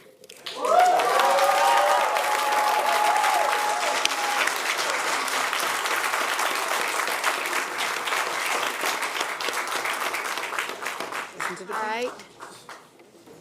Reverend Redrick, as well as I see Pastor Boswell. Yes. Thank you. Good evening, council members. I am Reverend Glency Redrick, the co-chair for Charlotte Clergy Coalition for Justice. And I come before you today on behalf of our essential airport workers, those who make it possible for us to travel safely and comfortably. Yet behind the convenience we enjoy lies a deep injustice. Too many of our airport workers right here in Charlotte are paid poverty wages. Prospect agents who provide critical services like assisting passengers in wheelchairs and escorting unaccompanied minors earn as little as $12.50 an hour. Our cabin cleaners who sanitize American airline planes and perform security sweeps for weapons and explosives make as little as $14 an hour. These are not livable wages. These are not dignified wages. These workers are often receive little to no benefits, no affordable health care, no part-time, paid time off, and few protections. Yet they labor in hazardous conditions, extreme temperatures, constant biohazard exposure, and high physical demands. The results? High turnover, unsafe staffing levels, unbearable working loads that threaten not just worker safety, but passenger safety as well. We must not allow airlines, particularly those profiting here in our city, to continue treating human beings as disposable. I urge this council to hold the airlines accountable, demand living wages, basic benefits, and the dignity every worker deserves. Because when workers thrive, our city will thrive also.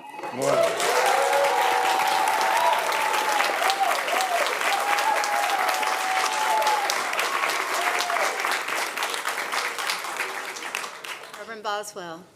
Good evening, Madam Mayor and members of the City Council. My name is Reverend Dr. Benjamin Boswell. I'm the lead pastor of Collective Liberation Church in South Park. I'm here as a member of the clergy to speak in solidarity and support of the Charlotte Airport workers and to ask you to join me in supporting them by introducing the Charlotte Acting for Safety and Efficiency Ordinance into a committee hearing. As you know, the case ordinance would significantly reduce the currently high turnover rates for Charlotte Airport workers by raising wages, providing benefits training and paid time off, and promoting a stable and experienced workforce, as well as enhanced passenger service and safety for all who travel through our airport. I know that many of you on this council are people of great faith. Our sacred scriptures teach us that providing fair living wages and conditions for workers are a necessity of our faith. Leviticus 19 states, "You shall not defraud your neighbor of their wages." Deuteronomy 24 says, "You shall not withhold the wages of poor and needy laborers because their livelihood depends on them." In Luke 10, Jesus stated the laborer deserves to be paid. And when he taught us how to pray, Jesus said, "Give us today our daily bread," by which he meant our daily wages. In Malachi 3 and James 5, the scriptures tell us that God hears the cries of defrauded workers and that you and I will be judged by the way that we care for and compensate those who labor among us. In the last few months, you've heard the heart-wrenching testimonies and stories of workers like terminal and cabin cleaners Dorothy Griffin and Maribel Macbeth, who spoke this evening, as well as passenger service agents like Laura Kelly, explaining the extraordinary and inhumane conditions that they are working in for what amount to poverty wages. I believe their testimonies alone should be enough to move forward with introducing the case ordinance to a committee hearing, as it is clearly the most logical and practical way to stabilize a workforce and improve efficiency at our airport. But I'm here tonight to remind you that it is also the spiritual and morally right thing to do as well.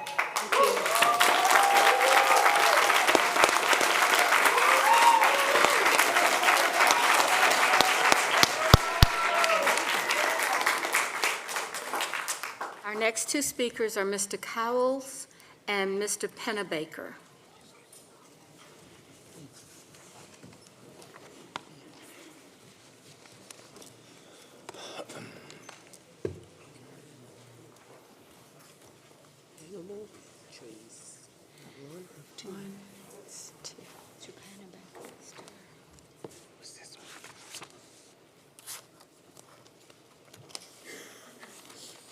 Hi, could you give us your name, please? Mr. Pennebaker, and I still haven't grown, and so I'll try to reach the microphone. I understand that. Oh, I'm sorry. No, I was looking as Jacob Cowles also signed up? All right, well, we'll go to April Lewis. Miss Lewis will be next. So, Mr. Pennebaker, thank you. Please, you have 2 minutes. Thank you, Mayor Lyles and City Council. My name's Rick Pennebaker. I'm here tonight with several of my hardworking friends from Tree Charlotte. We want to thank Mayor Lyles, Charlotte City Council, and the many businesses and organizations for your tremendous past, present, and future support of our wonderful tree canopy. Thank you so much. All of you have acted at times to help our beautiful trees provide Charlotte with cleaner air, water, and soil, and to make Charlotte healthier for our citizens, visitors, and wildlife. Trees help make Charlotte a wonderful place to live. I can't count how many times friends and visitors tell me that when they fly into Charlotte from the West and Midwest, the first thing they notice are the gorgeous green colors of our trees before their planes even land. Yes, trees and greenways attracted me to Charlotte 7 years ago after retiring from a 35-year career as a pediatrician. A tip of the hat to you for partnering with the county, Mecklenburg County, to complete the Little Sugar Creek Greenway with all tributary trails from NoDa to Pineville and beyond. Our greenways are enjoyed by people and pets from all walks of life. Thank you. My Tree Charlotte friends here and I are proud to be a small part of planning, maintaining, celebrating our beautiful shade-giving tree canopy. We ask for your thoughtful, continued support of our trees now and for future generations. Also, many thanks to Heather Brent, Tim Porter, Lori Reed, their arborists for Tree Charlotte, Urban Forestry, and Land Management. And thumbs up to my fellow tree masters and Allison Rhodes, Director, Hiker Builder, Business Director. In closing, I have a special request for Mayor Lyles to sign the proclamation currently on her desk declaring October as Charlotte, North Carolina Tree Month. I will Thank you. certainly be glad to do that. Thank you very much for Thank that. you. Thank you. And y'all each get a patch. Thank you. Thank you so much, yes. All right, Ms. Lewis? Good evening. My name is April Lewis, and I'm here on behalf of over 300 displaced residents failed by 2 programs. One, Heal Charlotte, which was funded by the city, and Cedric Dean's supposed HELP program. Shannon and her baby son died during that transition from Heal Charlotte to Cedric Dean's program. 2 lives lost in a hotel room because there was no plan, no support, and no protection. Let me be clear, this just wasn't tragic oversight. It was the result of bad leadership, bad agreements, and funding people who built platforms off pain with no real infrastructure of care. Greg Jackson had no case management, no housing pipeline, no savings plan, just haircuts, backpacks, and photo ops. He leased a building for a year and wasted money on a sign while families were left in limbo. Then came Cedric Dean, who placed families in homes he doesn't own, asked for Medicaid info with no consent, then illegally evicted women, children, and elders with no legal notice. And a council member in this room supports him. Do you support illegal evictions? Do you support programs that exploit the most vulnerable? If you don't, then prove it. Fund a community-led stabilization center with real services and real accountability.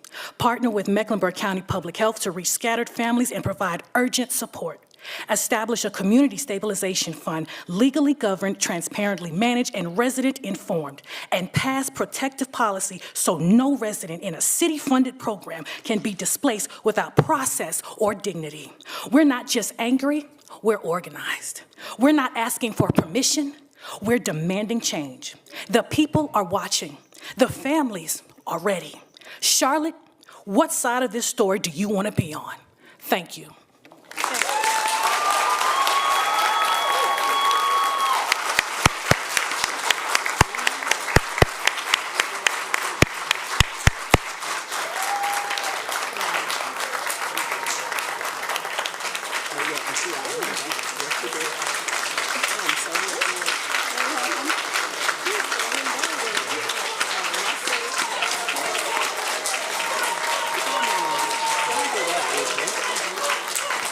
Miss Lewis, Miss Lewis, Miss Lewis, Miss Lewis, thank you. I want you to have an opportunity to provide additional information to Sean Heath, who will work with you.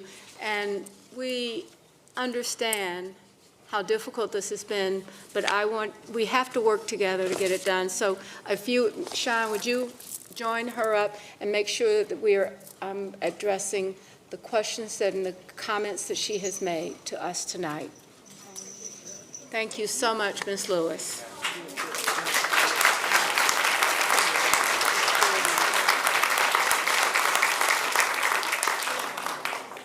Our next 2 speakers are Nicholas Maynard and Krish Carey.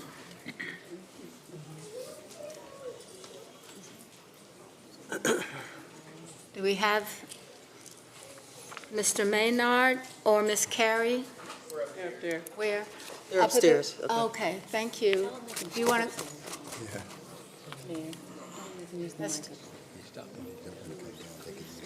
There is a mic up there. If you don't want to come down the steps, you certainly are welcome to use the mic. It's okay. Okay, thank you.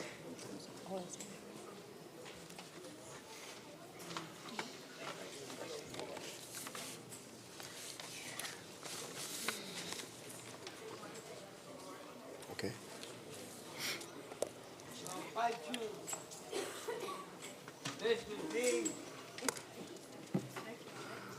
Who goes first? Miss Carrie will go first. How about that? She's ready? Thank you. Let me You know have when 2 you're minutes, okay? All right. Good evening, everyone. My name is Krish Kari, and I am a certified EMT, as well as a public health student at UNC Charlotte.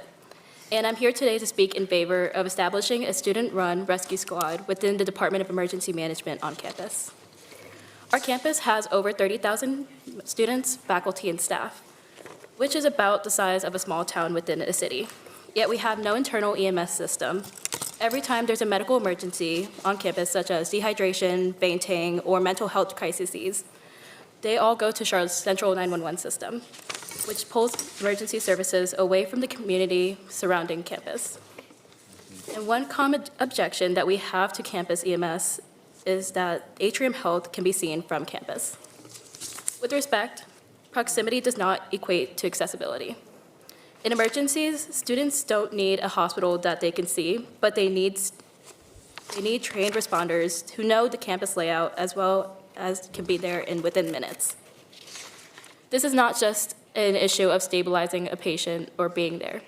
Campus EMS advances real public health goals, improving emergency outcomes, promoting peer health education, enhancing preparedness, and building a culture of safety, all of which would be tailored to the unique needs and behaviors of college students.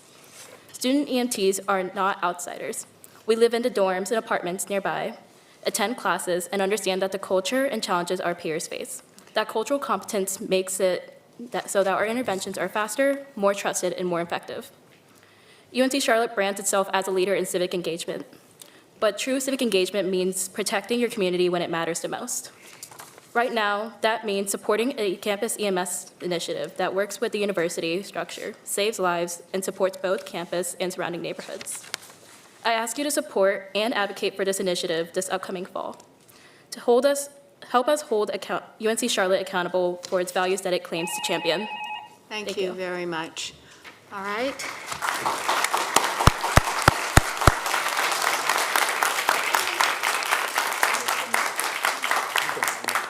Maynard, 2 minutes.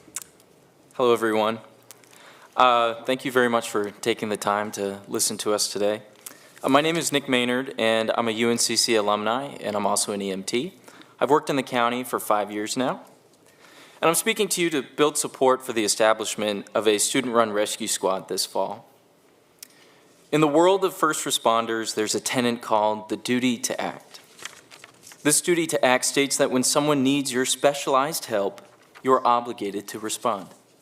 The best first responders exemplify this principle. They go into fires, they do CPR, they save our loved ones. There are dozens of EMTs at UNC Charlotte. There are students who seek to give back to their community. Because the university has not yet given us the green light to start our program, students are unable to fulfill their duty to act. I urge you all to help our students fulfill this desire, to encourage the university to meet with us once more so that we can develop a program that saves lives. I encourage you all to reach out to Chancellor Gaber so that we may show her how this program will help the Charlotte community. I want to thank both Medic and Charlotte Fire Department for responding to calls on our campus. Medic specifically has offered us valuable insight into our project. It is because of the input that they have given us that our program will one day fulfill our EMT's duty to act. Their support for our campus does not go unnoticed. Thank you very much for your time. Thank you very much.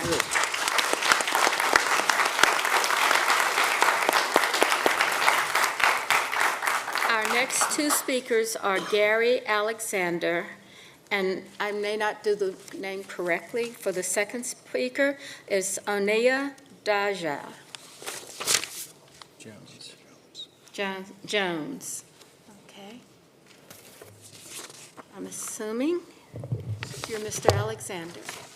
My name is Gary Alexander. I'm a homeowner in West Sugar Creek off of Patton Street, and 2 homeowners in Rockwell Park. The reason why I'm coming down here today is on August 15, 23, Wells Fargo Bank took $30-some thousand out of my bank account, but they got a leverage from the sheriff department, typed it up, sent it to them, and took the money out of my account, didn't let me know. My mother have a time deposit CD. She inherited some money. I was a power of attorney. They won't release the money out of there either. But also, the sheriff department typed up the paper through this Smith and Adams in Raleigh, North Carolina, this attorney firm that's supposed to be a debt collector. They been watching my accounts, been watching my assets for years. This stuff happened 20-some years ago. They took the money out of my account on the 23rd, 2023 on August 15, and they supposed to have been getting back with me about this stuff, and also they didn't do anything. And the American Home Builders built my house in 2001. They had the sheriff's department to steal my vehicles out of my driveway, and they tried to take my mother's house before she died. And they ended up, they couldn't get the house, but they stole the cars. The sheriff's department stole them out of my driveway, and I got the paperwork, all this paperwork to give you, for you to look at this. We had another mayor 20 years ago. He didn't even look at it. I typed up paper, everything. He wouldn't even look at it. And also, this final thing is, I want to know, why did the city of Charlotte allow Northway Builders to build them houses in a flood zone? Thank you very much. Let's hope that you have some success as you're working through this difficult time. So thank you. So now, let's see, our next speaker is Naya DeJ Jones. Jones didn't answer. You're at Harvey now. Oh, Jones okay. didn't answer. So, okay, so she's not here. So the next person is Alicia Harvey. Ms. Harvey?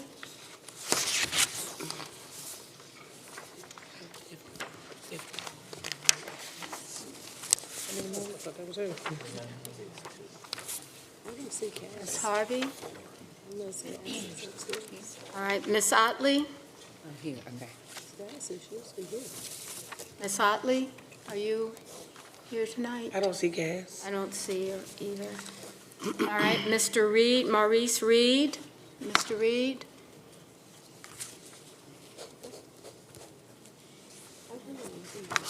All right, after Mr. Reed, we have Rama Kelly. She's up there. Are you up there? There's a microphone that you can use up there, or you can walk down.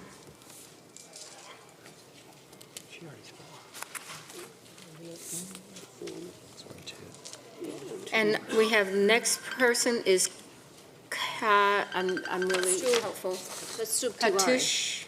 That's Sub Tiwari. All right, thank you, Ms. Ajmira. So please come down and join on the other podium, or upstairs if you choose. All right? Thank you.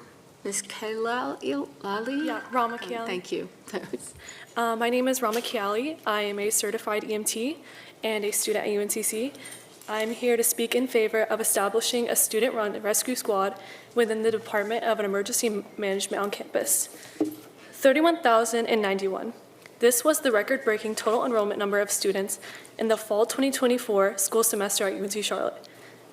With Charlotte becoming a hub for academic development, this number is only expected to increase within the upcoming school years. More students comes with the risk of increased medical emergencies on campus. What if there were student medical personnel just mere steps away from an emergency? This concept is not an unfamiliar one. Many North Carolina universities, such as Chapel Hill, Wake Forest, East Carolina University, Appalachia State, and many others have successfully developed their own student-run functioning campus EMS. At a university as big and successful that UNCC is, such as its recent R1 status, what sets us apart from being just as capable from developing our own? I am a pre-med student, majoring in biology, with prospects of going to medical school in the future. Me and many other pre-med students at UNC Charlotte are required to have at least 100 to 150 hours of clinical experience to even be considered a competitive applicant. Many local EMS only offer full-time positions to student EMTs. Balancing being a full-time student alongside a full-time job is a very difficult task for many students. Having a part-time EMT job situated on campus will allow me and other pre-med students easier access to getting clinical hours and experience. And before I go, I want to give a special thanks to our community partners, specifically Medic, and local fire agencies who have offered support for our cause, time, and counsel through this journey. Thank you very much. Thank you very much.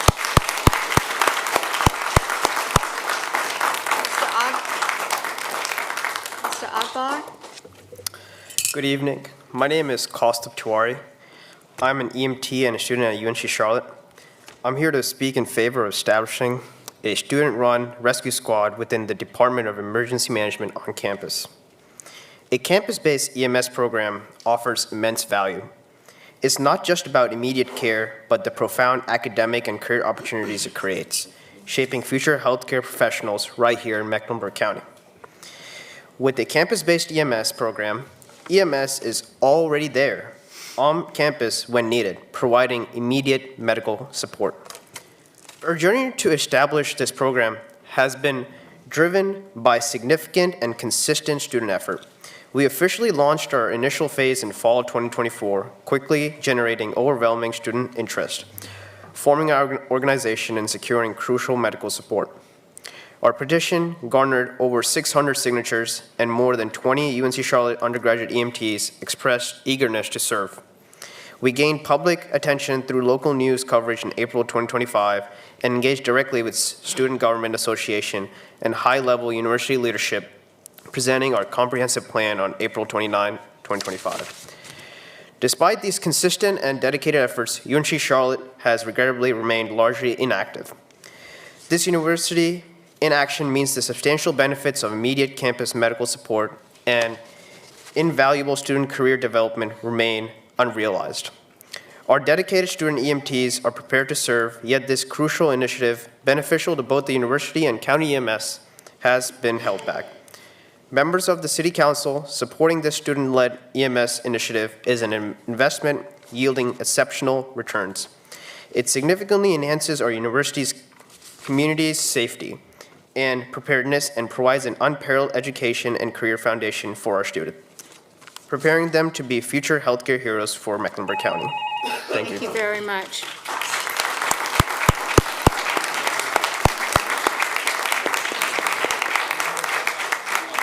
So, from the UNC Charlotte students that are really looking towards how to make an EMS program at the university, I think Allison Craig will be working with you. If you'll turn that way, you can see who she is and have the opportunity to address this. I think she's a graduate from UNC Charlotte, so that makes a big difference. She knows more about it than we do, I think. So we have one additional speaker, and that is, no, that was, he just finished. No, it's Davida. Davida. Davida Akbar. Davida, sorry.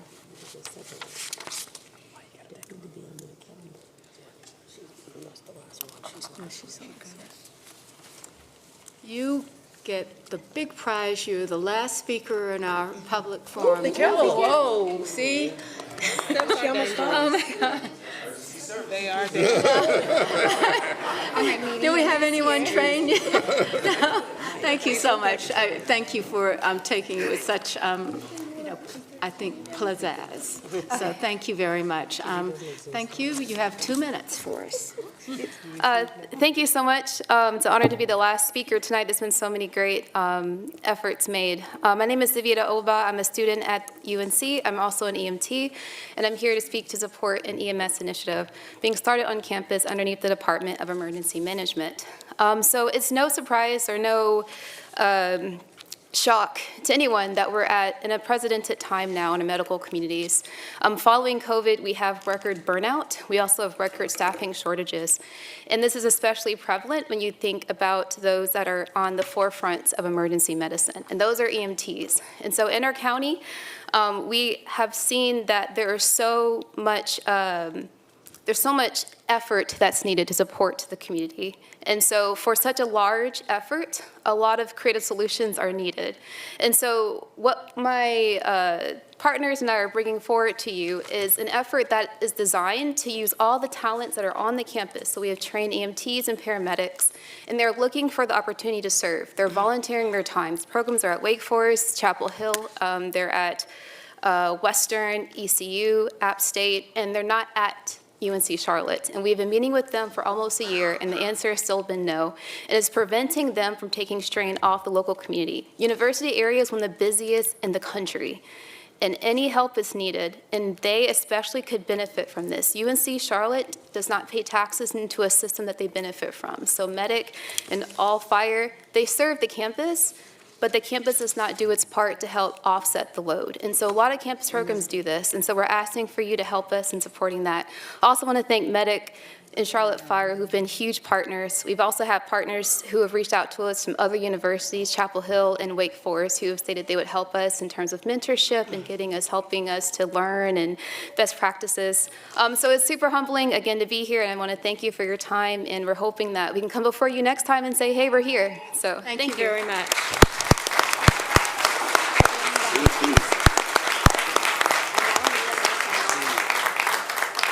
So thank you all for those that came down to speak to us, to inform us, and to keep us engaged with you.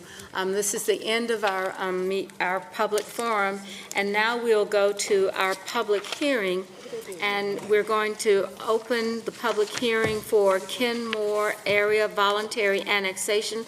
Madam Clerk, are there any speakers? All right, so if there... Second. We have a motion to close the public hearing. Do we have a motion to adopt the annexation ordinance with the effective date of June 23rd? So moved. Second. And I believe this one goes to Council District 3. So with that, we have a motion. And a second. And a second. All in favor, please raise your hand. Anyone in opposition? There's none in opposition. So the next item is to have a public hearing and a decision on Shorewood Area Voluntary Annexation. Do we have any speakers? We have no speakers. And so do I have a motion to close the public hearing and to adopt the annexation ordinance with an effective date of June the 23rd and assign it to District 4? So moved. Second. We have a motion and a second. Any further discussion? Hearing none. All in favor, please raise your hands. Anyone in opposition? No one is in opposition. All right, our next item is the city manager's report, and so we will move to next we will move into that section of our agenda. Mr. Jones. Thank you, Mayor, members of council. So during the action briefing, we did not have a chance to do the community area plan. So what we'd like to do is just give you I guess a status report of where we are. There's no action that council would have, and Monica will come down and provide that. I do want to, as she's on her way down, just recognize or welcome our newest member to Team Charlotte, Shar Rana, who is the new City of Charlotte Economic Development Director. So, Shar, thank you.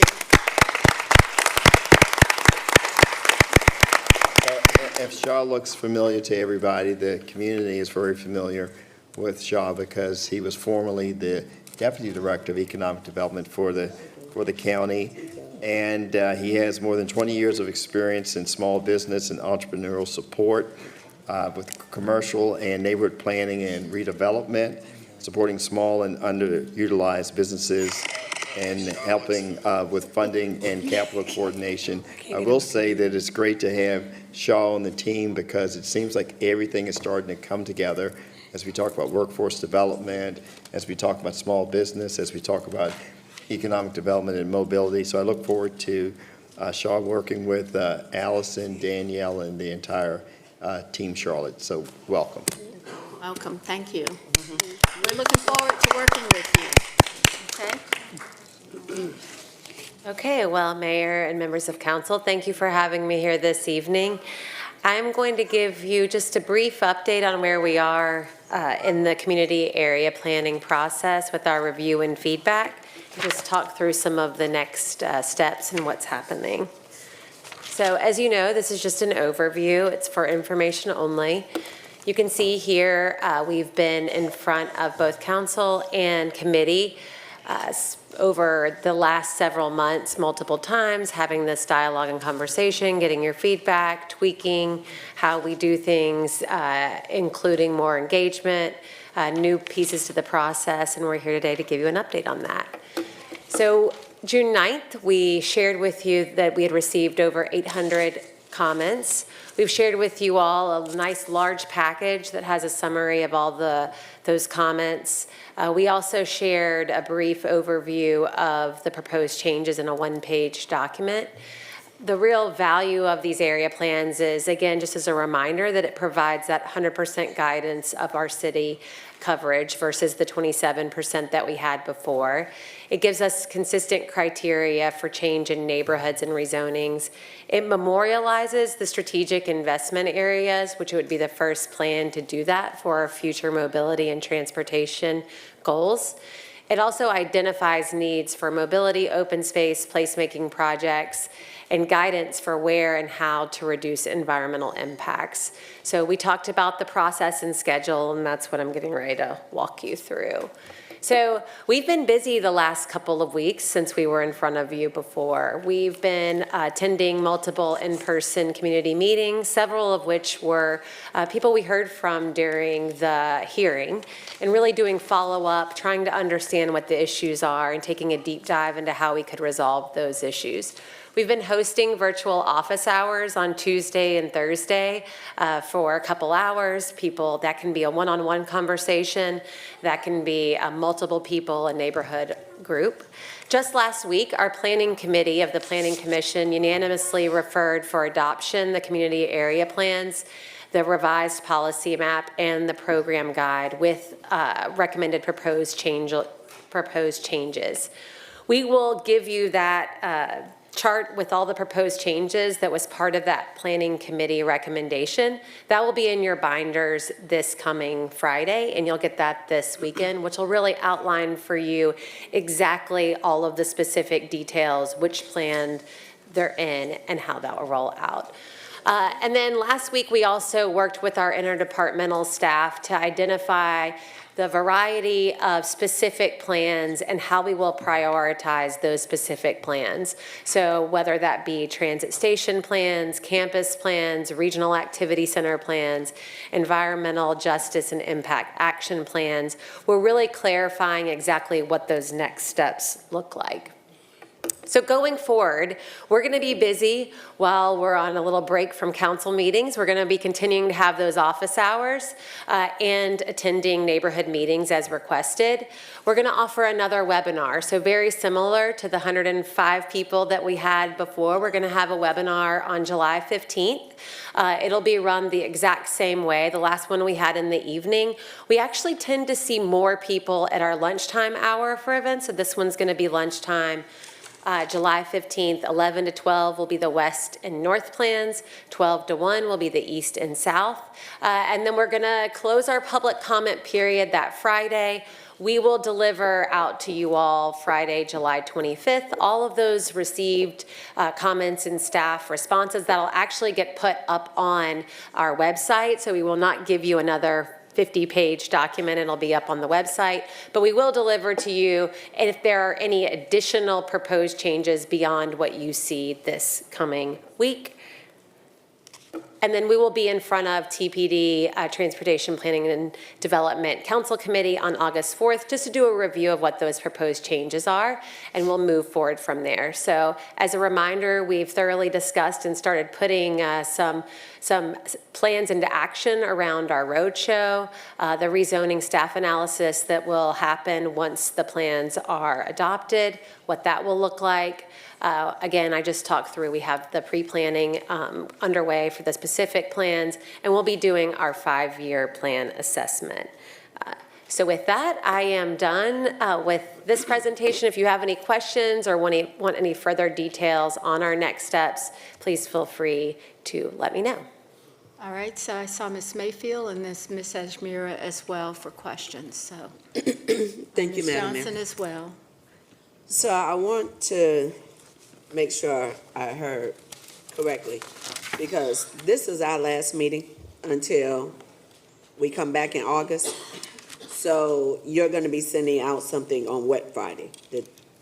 This coming in Friday. July? I confirmed with constituent services that y'all would still be receiving that. If you want to take a break and not read it, that's completely fine. We just want to make sure if you want to do the reading over break, you have it. Yeah, I'm not doing that.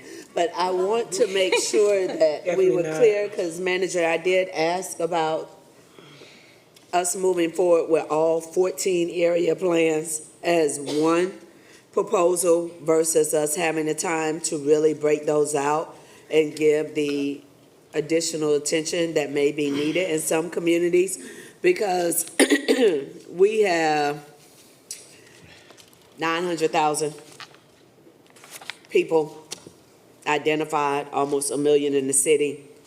We have not even touched the surface on that, but we also have a number of communities that do not have internet access, that are not proficient in utilizing the internet.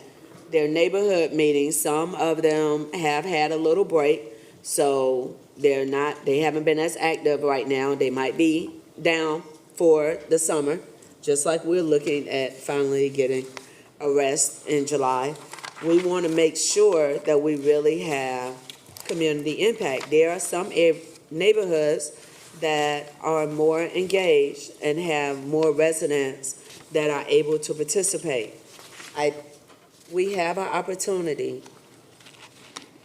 to be reflective of the pace of our community. Some areas are more advanced, and they're probably good with the plan. Manager, I have a concern of the idea of having all 14 area plans when we have now just recently approved the budget. So now we have to try to share with the community, this is what the budget means to your neighborhood. So not only for the district representatives who are out consistently talking to their residents, but still people want to know, how does this impact my neighborhood? We haven't necessarily done the job of explaining it. I'm not going to speak for my colleagues. They may be much more well-versed on this plan. I am not comfortable talking to the people, the residents that live off of Oakdale, or that live off of Bellhaven, or that live off of Toddville, and be able to explain to each of those individual areas how this plan will benefit you. I am not comfortable with being able to explain that, so I think we need to have a real conversation, splitting this up so that it reflects the neighborhoods to ensure that they have an opportunity to participate.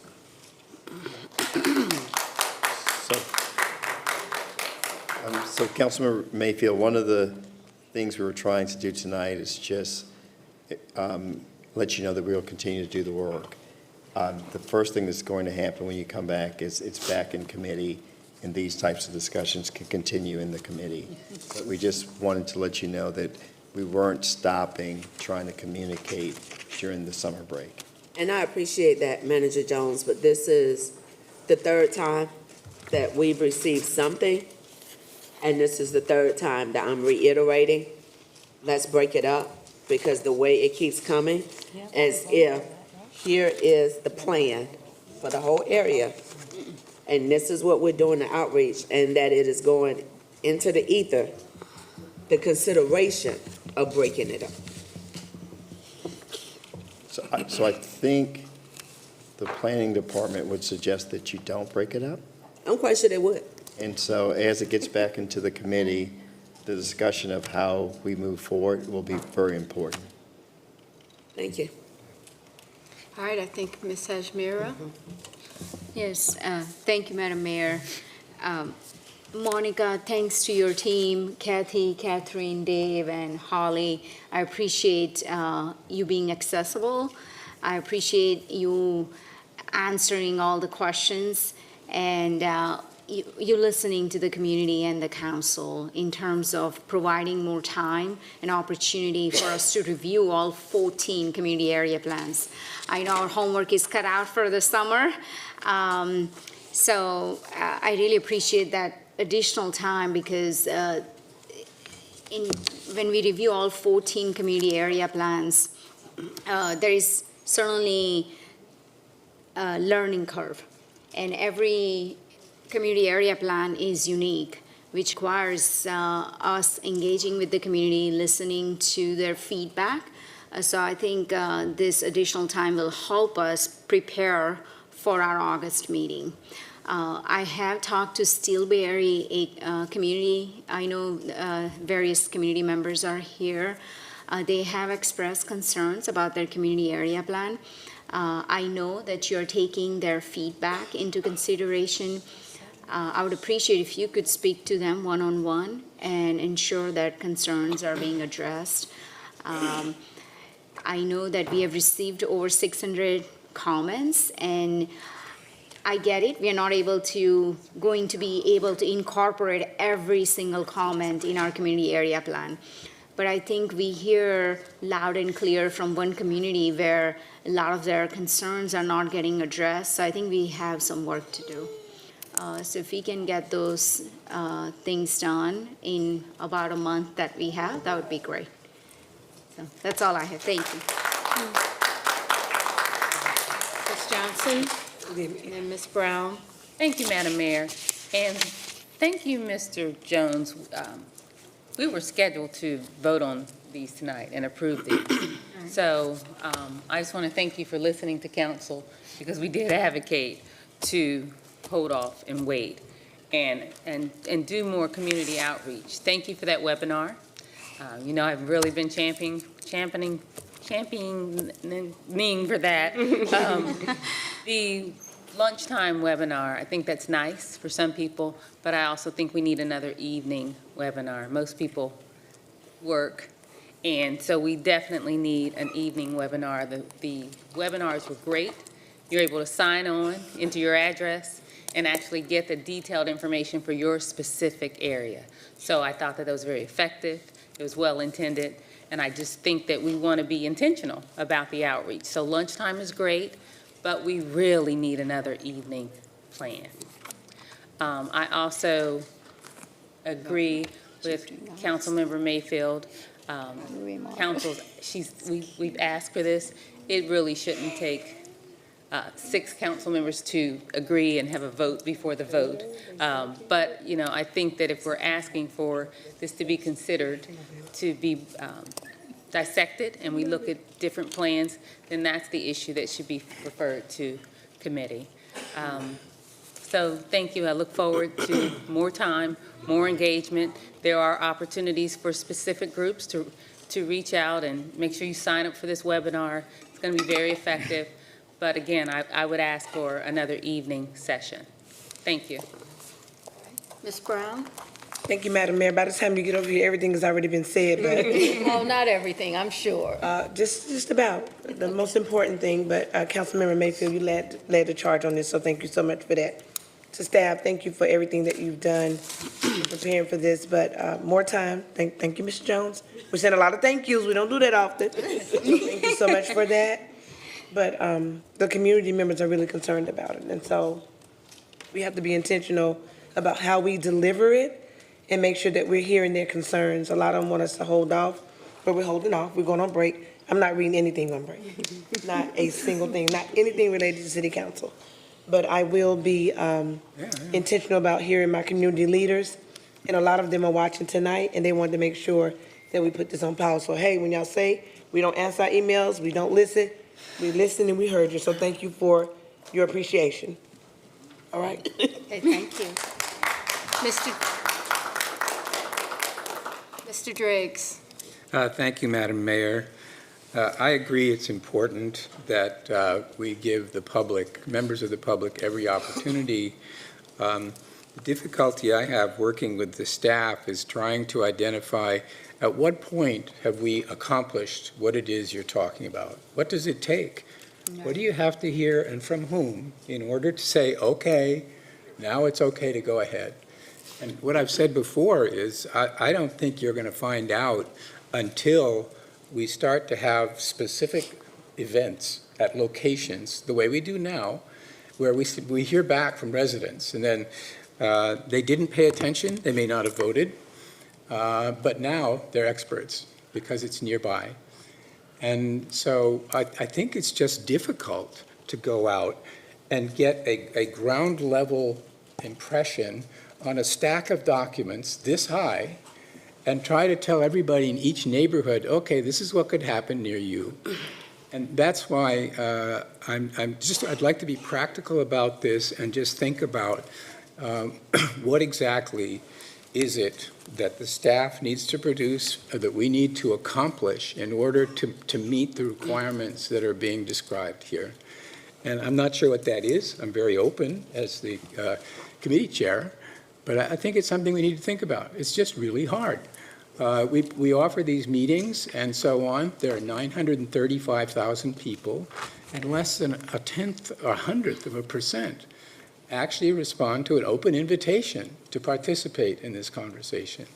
And that's because most people in the community are very busy with their lives. They're not watching what we do. You've probably also had the experience. They're not watching. What's that? They watching. I can tell you, at least, I don't know what your experience is, but I have conversations with a lot of people away from this sort of environment that we are in and saying, so what do you think about the plan? And they, what plan? You know, I mean, we need to be realistic. A lot of people are not walking with us as we try to do this, and they don't have the time or the background to get into the detail that we need to process.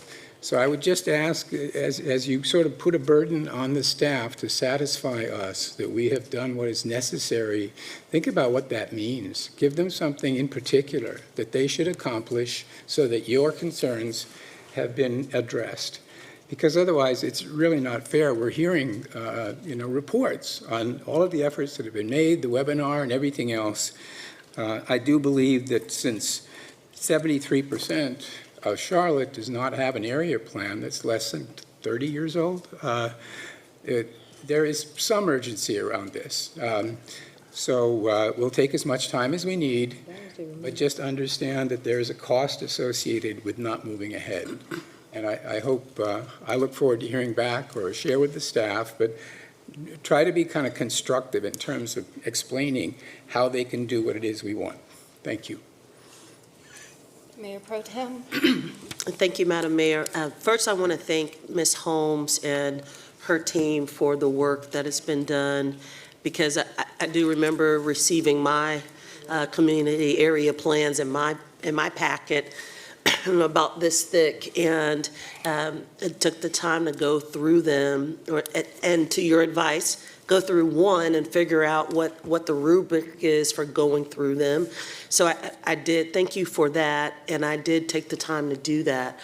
What I want to also say is I do believe your team has provided numerous touch points with the community so that the community can be aware, and then also you've been available for the community to ask questions, double click. I know I have quite a few strong neighborhood leaders in District 1 that have spent a lot of time with you and your team. You guys have gone out to the Cherry community. You've had numerous conversations with Dr. Biddle Patton, who is all over this. She could probably work in your staff. She's all over that for the history of the Cherry community.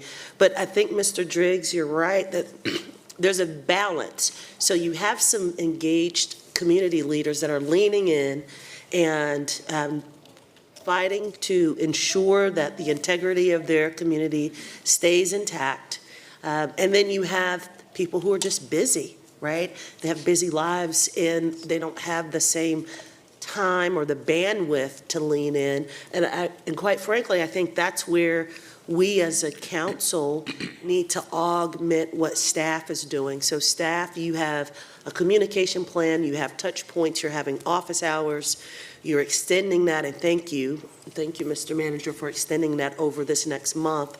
But I think we as a council have to evangelize what's going on in our individual districts and communities of interest, because I do agree that even with this expanded outreach, and we've seen it a variety of times, right? So it's nothing particularly unique about this process as it relates to community outreach. We've seen it time and time again where the community outreach does not yield the results because our community members are busy, right? So the yield as it relates to a percentage of the population is incredibly small, especially if this were a marketing campaign, right? It would be a tremendous failure because we don't have that level of engagement from the community side. So we have to do everything we can to evangelize that. And I know that I'm sure we're gonna get calls over July. I'm gonna try and minimize as much as I can, but we do have to answer some of this. I will also lastly say, I have some trepidation around breaking up an entire plant, 14 plants, breaking them up for the city.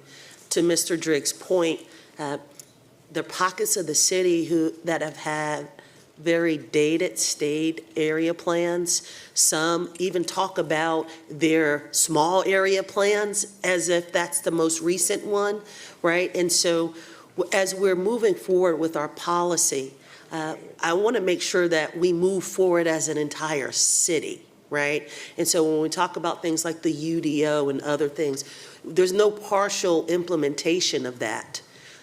We should move forward with these area plans as an entire city, but ensuring that we're giving ample time for questions, that we are available, that we have the resources available, and that we as a council are doing as much as we can for our particular districts and community areas to ensure that we've done everything to say, this information is available, we need your input, please help us, please help us. But whatever date that we place on the agenda to vote for this particular effort, I hope that it is a date that will include all 14 area plans. Otherwise, I feel like we will be out of alignment as it relates to our policy and the implementation of our policy. And then you have inequity that we have brought into the system by doing so. So I think that would be a danger. So thank you for staff for the work, and thank you, Mr. Manager, for listening to the council to expand the time over our breaks for additional community outreach. Mr. Graham? Yeah, thank you, Madam Mayor. And I don't want to be redundant, but I do want to also acknowledge the work of staff. And I think sometimes we're so close to this as a council that we don't realize the progress that we made over the last 2 years, you know, going back to the 2040 plan and the UDO and now the area plans and the number of touch points in community engagement that we had throughout that whole process, right? And so that we've really done a lot of good work, a lot of complicated work. I remember when I first got my package, I brought you to my office and said, talk to me like a third grader, right? Because it is kind of complicated type of stuff, right? But that's what, in the absence of having 950,000 chairs around the dais, you got 11 of us who represent the people, right? And with input from my community leaders, my neighborhood leaders, liaisons, they entrusted in me and this council to interpret that information for them, for those who can't make those meetings and make a wise decision. And then the voters will decide every 2 years whether or not that thinking is forward thinking or not, and they can choose to replace us. And so I don't want the council to to forget that the major steps we've made along the way to get to this point. We're literally redefining and reimagining our planning process. And we've been doing it for the last 3 years, and I think there are a number of milestones that we have achieved, and this is yet another one. When we have this vote, in whole or in part, I think it probably should be in whole, but, I'll defer to the committee chairman when we have that committee discussion back in August.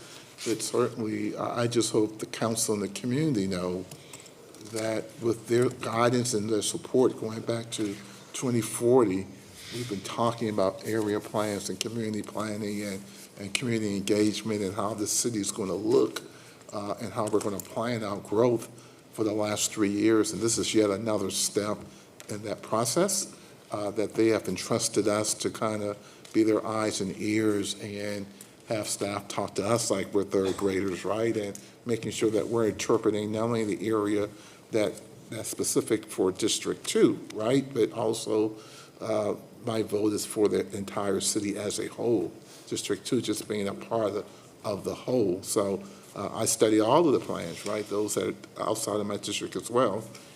And I think it would be kind of cumbersome to kind of break it up. And I think we can do that, but I'm not sure that would be the right approach to take. So thank you for the hard work, and I'll defer to the committee chairman when we get back in August.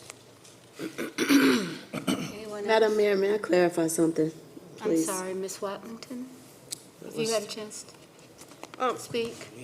Yeah, but I kind of want to hear the clarification before I speak. Hold on. I'm sorry, I couldn't hear you. I'd like to hear Councilmember Mayfield's clarification before I speak. It may be material to my opinion. Ms. Mayfield? Thank you, Madam Mayor. I want to ensure that my colleagues are not hearing me say stop. I am saying that we move forward. I'm saying we move forward in steps because some areas are ready. The UDO is a living document that we talk about. The UDO has been around. When was it approved, Monica? It was approved in 2022 and went into effect June 1st, 2023. So we're in 2025. This past Saturday, you and I had the opportunity to see a development that actually was built with the intentions of the language of the UDO. It takes time. I am not a believer of the language of unintended consequences, because if we slow down and do it right, then that changes. Manager, thankfully I've been around long enough where we used to go out into community and have roundtables directly in the neighborhood. We used to have CMPD police outreach directly in the neighborhoods. There are a lot of things that we used to do that we don't do today. What I am asking everyone to consider is not come to a complete halt, but let's look at these area plans as they should be intentioned based on the area. Because some areas have seen tremendous growth. What does that growth look like? A lot of apartments and rentals. But the single-family homeowners that live there, because now they're outside of that 300 feet, because this infill has happened, they might not have received this notice. And we have people that unfortunately, good, bad, and indifferent, renters are not as engaged with neighborhood impact. Right. Good, bad, and indifference, we have a lot more rental units in residential neighborhood where community members didn't feel like they had an ability to share their concerns before this came. So I don't want us to stop the process, but I want us to be respectful of the process and know that some areas are able to move forward a little quicker than some of the other areas. Have we posted it on every Nextdoor page?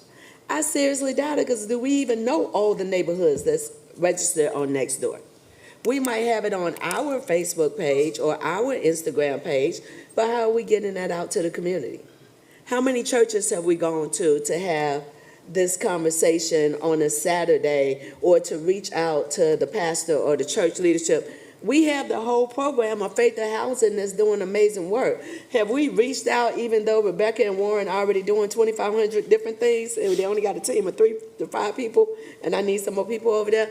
But have we reached out to them to say, hey, when y'all send out your announcements, can you send this out to all of our faith leaders that we have within? I don't know if we have or if we haven't. What I want us to do is make sure that we are taking appropriate steps. And I hear our chair, and I agree. I am not trying to stop the process.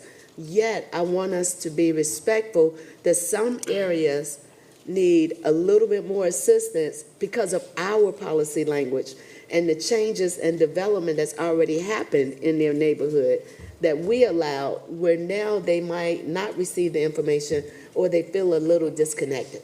And here's our way to reconnect them back in. Yeah. No, it definitely did help. Stop the process.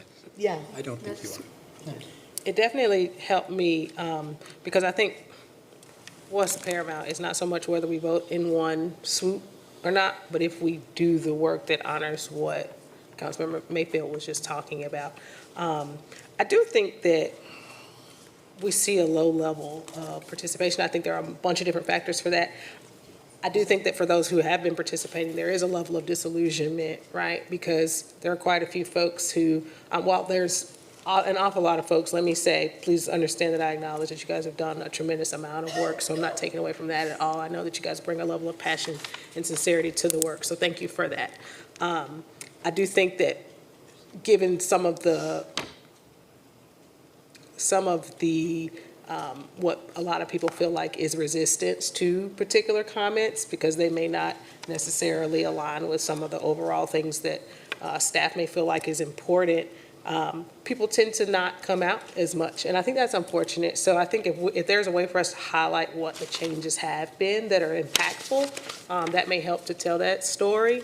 And then I just wanted to offer up, because I know that you have limited resources, but and maybe I'll ask the question because you perhaps have already done this. When you think about potential partners that can help amplify or like why people may not be coming, maybe they're at work or whatever, or they're tired when they get home so they're not coming to these meetings, how do we meet them where they are? Have we engaged with like CSR representatives at some of our major employers? I can look into that. I mean, because this has been a 5-phase engagement, there have been multiple levels of like next door and notifications. I can check on the CSR. Kathy's here and we can circle up on that and get back to you specifically if we've gone to that route. Because I think about some of our major employers here, certainly a lunch and learn at their facility might be something that might be easier for people to get to.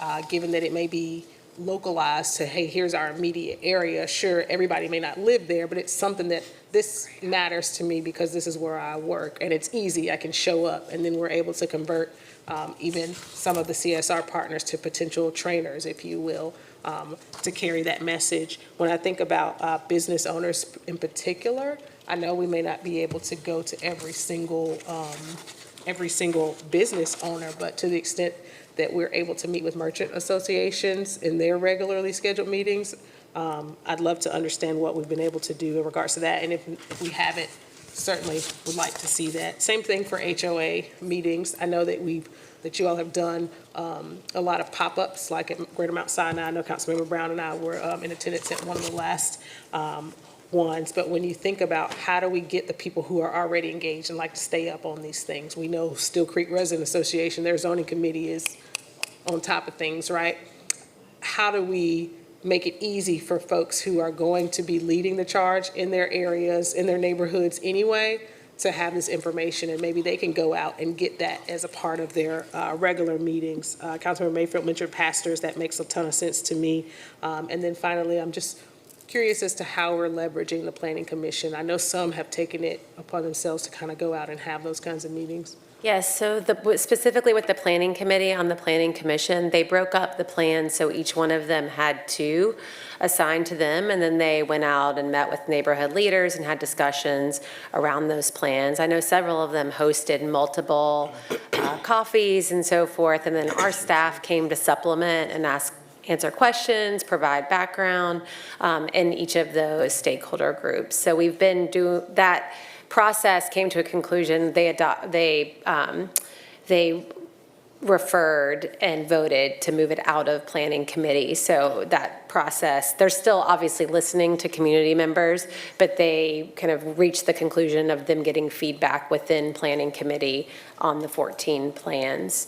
So we're more than happy. You listed a few groups, and our staff has been actively going. They've gone to probably 40 to 50 meetings over the past 3 to 4 months. So if you have any meetings that are occurring or things you know about that you would like for our staff to attend, they are more than happy to go and be a resource, answer questions. We have a slide presentation. We can mix and match it based on what the audience is to answer questions. So anyways, I just want to make sure that council knows, please connect us, and we're happy to go, and attend those over this time. Sure, thank you. Ms. Johnson and Ms. Okay, Brown. thank you. I was just scrolling. I wasn't on Facebook for no reason. I posted about the community area plans, and when I posted it, I posted like 3 different links.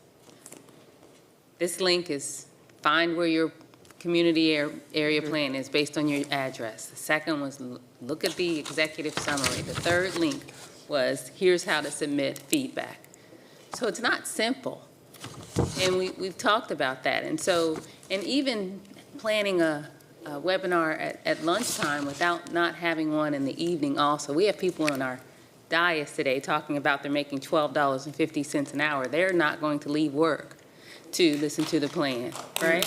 So we have to be cognizant of that. There are people who are on the Planning Commission and part of these committees, they're engaged. That's not the ones that we're trying to reach. So let's be intentional about that. And so again, the webinar in the evenings, I love Dr. Watlington's idea about working with the employers for lunch and learns. District 4, we have a lot of jobs in District 4. We just opened Vanguard, there's lots of employees there. So working with these large employees, I think is a great idea to meet people where they are. But again, just looking at the community area plan, it's complicated. And if we really want to reach people, then we just have to be intentional about it. I talked to the manager about a plain language group, right? And we just need to do that kind of outreach. So it shouldn't take 3 links to get to the community area plan. Even the feedback that's been given, has that been implemented? So we've got a lot of technology. We could have QR codes throughout the city. I've talked about that for rezoning. The signs, there should be a QR code. It's really obvious to me. But we could have those kind of QR codes throughout the city and just very simple language. If we want to hear from the people, we need to be intentional. And I've said before, outreach is not engagement. So just because we're doing all this work, same thing with the 2040 plan. We had puzzles, we had card games, we had all this great marketing material, and still people are coming to the meetings now like, I'm just understanding this. So I understand what Mr. Driggs was saying, but we have to be intentional and just work overtime to make sure that people are understanding. And I think having a webinar at 11 o'clock in the day is a perfect example of us kind of missing the mark. Yep. Yeah, and us missing the mark, and also three links or 3 different websites to get to the plan. It has to be simple. So, I know you all are subject matter experts and you're talking to other subject matter experts, but it's important to meet people where they are if we want to hear from folks.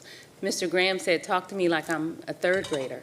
And he's got 20 years or more in policy making. So if he thinks it's complicated, imagine what the layperson thinks. This is complicated information. So we just have to really remember that when we're doing this work.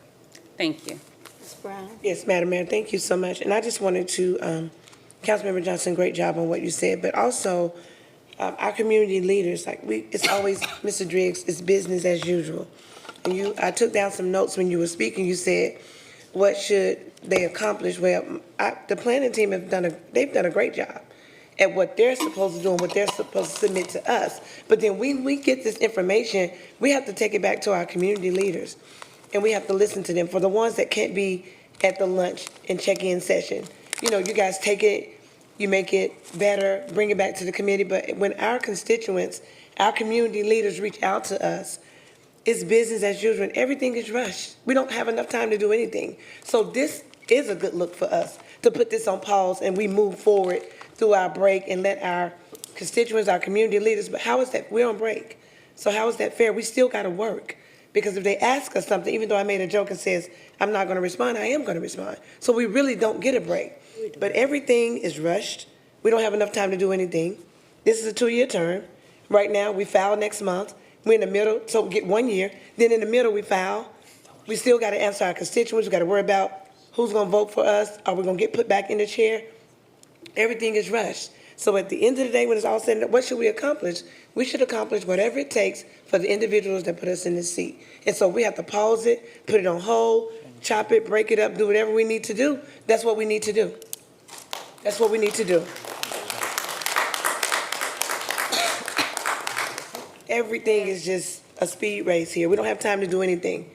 We don't. Mr. Driggs, I was speaking to you, but I understand your attention was elsewhere, but my constituents hear me. The people that need to hear me, hear me. It's very important that we put pause on it, not stop what the experts have done, but we also got to take it back. They've done a great job. I told them that. But I also got feedback from my constituents, lots of them.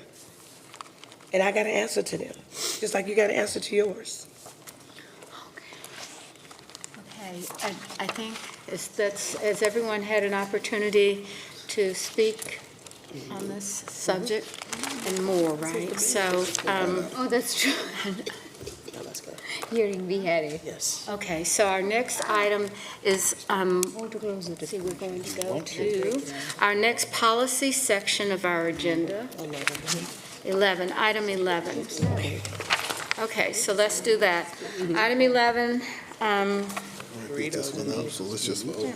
Is item 11 street vending? yeah, street vending. Case in point. Right. Okay, Okay, so what's the, we have Speakers speakers on the list, on yes, ma'am. vending. All right, so do we have speakers on vending?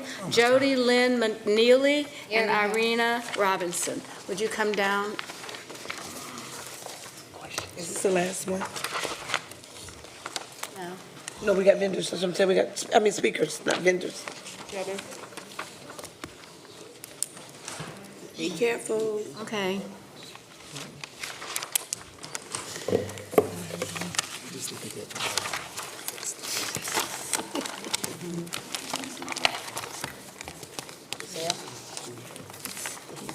Really? All right, so please, you have 3 minutes. 3 minutes. It's not as many. Who would like to go first? I will. Okay, thank you. Hi, my name is Jody Lynn McNeely, and I rent space in a brick and mortar business in NoDa. It is important to me that you all know why I'm not here. I'm not here to be mean, and I'm not here to take anyone's livelihood or squash a positive street vending experience. I am here because the sidewalks of NoDa are being blocked by street vendors, tables, clothes racks, and signage, making it almost impossible to walk safely in public spaces. I am here because the street vendors are selling food and drink in the public with no accountability to the health department. I am here because I've witnessed tents, racks, tarps, tables left in public spaces unattended. I am here because street vendors are leaving their trash and sometimes unsold items behind on the grassy areas and sidewalks. I am here because I've witnessed street vendors setting up shop in no parking zones. Their shoppers are unsafely standing in the streets. I am here because I witnessed a generator running in the back of a closed panel truck all day in the hot sun, parked in a park mobile lot, supplying electricity to the vendors. I am here because I've witnessed a street vendor taking up one parallel parking spot for his vehicle, one parallel parking spot for his food vending cart, and one parallel parking spot for his family to sit in chairs along with a baby stroller. And as you know, the parallel parking spots in NoDa are very, very precious. I'm here because it would be a shame if we lose any more brick and mortar businesses that give up and move out of NoDa, as that translates into a loss of revenue for the city. We can't fix this ourselves, y'all. We need your help desperately. Please vote today to make NoDa a congested business district, and I ask that you also approve a quick implementation. Thank you for your time. Thank you very much. All right. Good evening. My name is Irina Robinson, and I've been vending in Charlotte for over 10 years. I'm a single mom and an upcycle fashion designer and an artist and a vendor in Charlotte. I am part of a community of artists and entrepreneurs who rely on vending not just as a hobby, but as a livelihood to support our family. I've seen firsthand how vending brings life to neighborhoods like NoDa and Plaza Midwood. We're not just setting up tables, we're creating communication, we're creating energy, connection, and culture. People come for the vibe, the music, the art, the fashion, the people. Removing the vendors would dim the sparkle that makes people want to come and stroll the streets and visit the businesses of NoDa.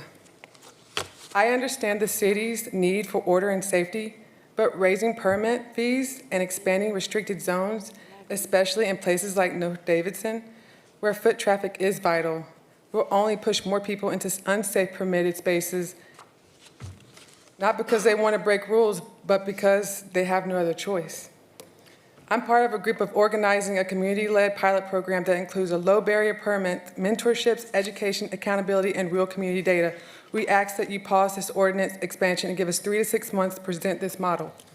We are not against the structure. We are asking for a seat at the table. Vendors are not the problem. We are the culture, we are the economy, and we are building real solutions. Thank you for your consideration and considering a path forward to include all of us. And as Franklin D. Roosevelt said, it is the right of every businessman, large and small, to trade in the atmosphere of freedom from unfair competition and domination by monopolies at home or abroad. Thank you. Thank you. Our next speakers are William Fulton and Michelle Costello. Just thinking and said, yeah, I can look that up and see what exactly he was talking about.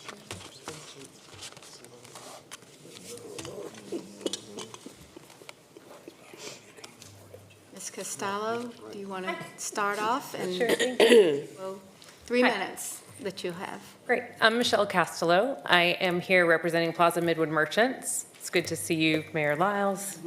I almost called you just Dante, but Mayor Pro Tem Anderson.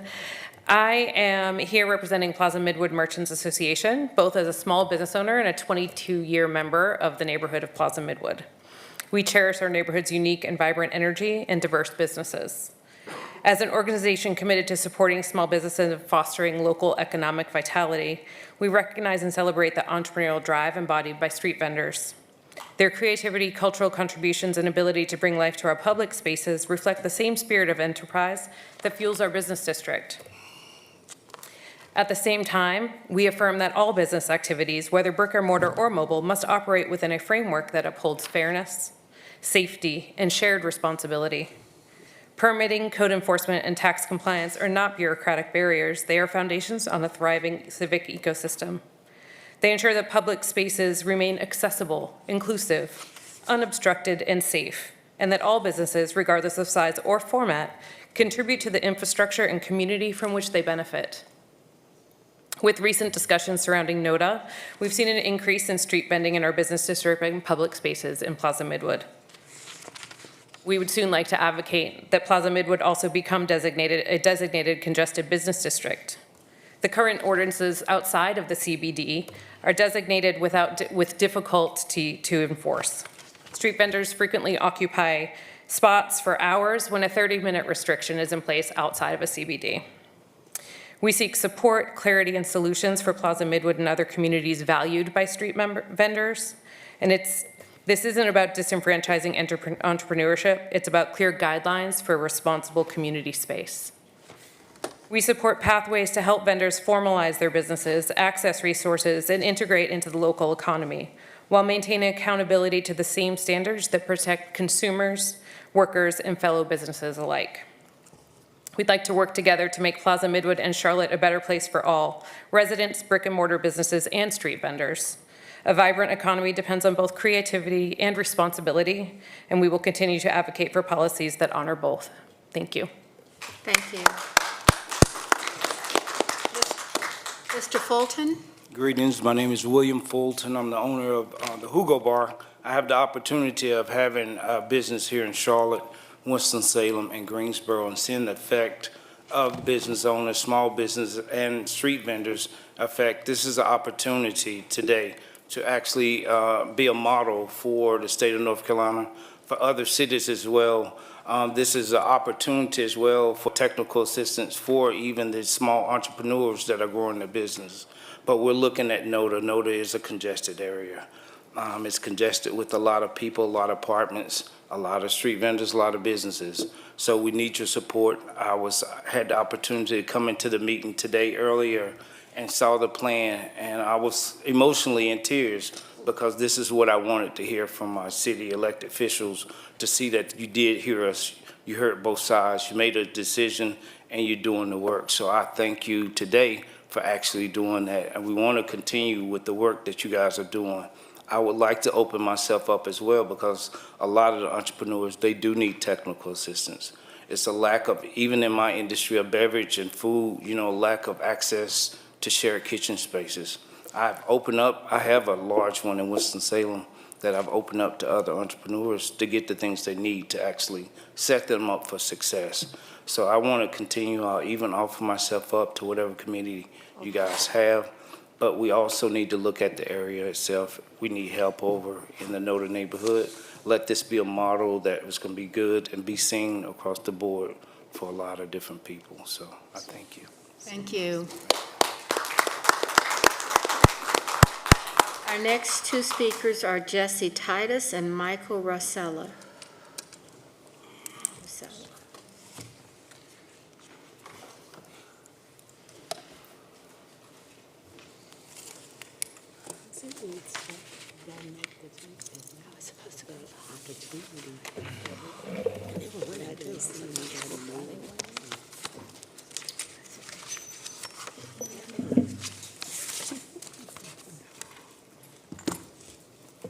Thank you. Go ahead. You have 3 minutes. My name is Jesse Titus, a vendor and a artist in NoDa. Speaking on NoDa is that I ask that you reject the proposal regulations on NoDa street vendors. These rules stem from a false narrative pushed by the few property owners, not supported by crime data, and exclude that the voices of vendors and the broader community. Over 2,000 people have signed a petition supporting the vendors. NoDa is a diverse, creative hub built off everyone, not just the privileged few. We do not need rules or more policing. We need fairness. Let's protect public space, opportunity, and the unique spirit that makes NoDa a home for all. And let's furthermore not forget that NoDa is more than a neighborhood. It's a vibrant, generational home built off creativity, community, and legacy. We have nurtured a space for our kids that could dream big and families from all walks of life to walk together with. It's one of Charlotte's brightest cultured treasures, drawing visitors who feel the magic we live every day. Let's not risk losing that. Let's protect what makes NoDa unmistakably alive. Thank you. All right. Let's see. Yes, here we are. Sorry. Go ahead. You have 3 minutes. Good evening, Mayor and Council. My name is Michael Rossler. I am a resident of NoDa. The facts are plain if we will only see them. A small group of property owners, fueled by fear and advancing a false narrative of dangerousness and violence, asks this council to displace by regulation NoDa's street vendors, individuals who are comparatively propertyless and overwhelmingly people of color. The policy you consider tonight is one of real-time gentrification. To adopt it would be not only wrong, but unpopular. Those pushing this change submitted a petition signed by a mere 24 people. 2 years ago, more than 1,600 people signed a petition supporting street vendors. A more recent petition has already garnered 645 signatures on behalf of vendors. But the numbers, it seems, don't matter, which is unsurprising. The prerogatives of class and caste privilege, which often march under the banner of law and order, are the well-worn grooves along which America has long operated. In a needless rush and in service to those who seek to pass off their privileged prejudices as community consensus, this council seems prepared tonight to do its part not to resist America's caste system, but to reinforce it by endorsing class and race-based fears of the other and the outsider. Tonight, we will take a step in the wrong direction, perpetuating those pernicious social structures we ought to be dismantling. Thank you.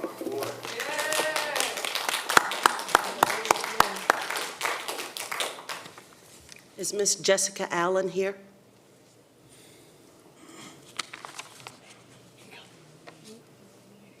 Jessica Allen? Okay. I believe that's all of the speakers, Madam Mayor. All right, thank you very much for coming and expressing your desires and opinions. So now it is, our next policy item is to approve amendments to the city codes for, I'm sorry. No, sorry. We actually have to vote. I know, that's what I was reading. Okay. Okay, sorry. For our next policy item is the street vending ordinance revision for item 11. Is there a motion to approve amendments to the City Code of Ordinances, Chapter 6, Article 8, peddlers, and Article X, street mall vendors? Do we have a motion? Motion to approve. We have a motion and a second.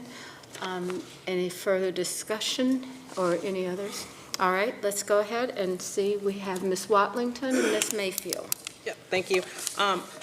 So I know we spoke about it earlier, but I want to make sure that I say on record that my intent is not at all, as a woman of color and as a small business owner, to gentrify or to displace businesses. I don't think it is too much to ask that we regulate this so that people who are selling food and beverages are abiding by basic health and safety standards. I don't think it's too much to ask that we expect that there is some sort of order to this so that we have some reasonable expectation of how we're participating.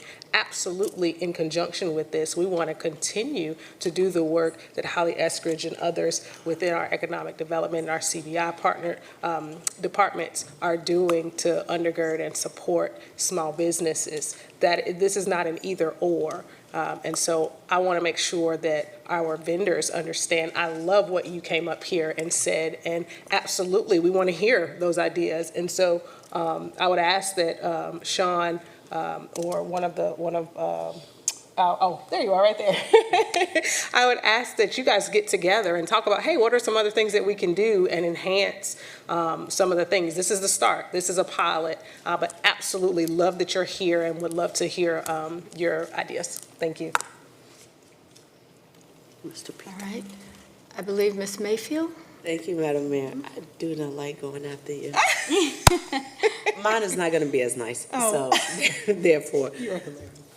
For those who are natives and those who have lived in Charlotte a long time, before it was NoDa and it was North Davidson, that was predominantly working class African Americans and people of color who were displaced once new development and much more expensive development came in.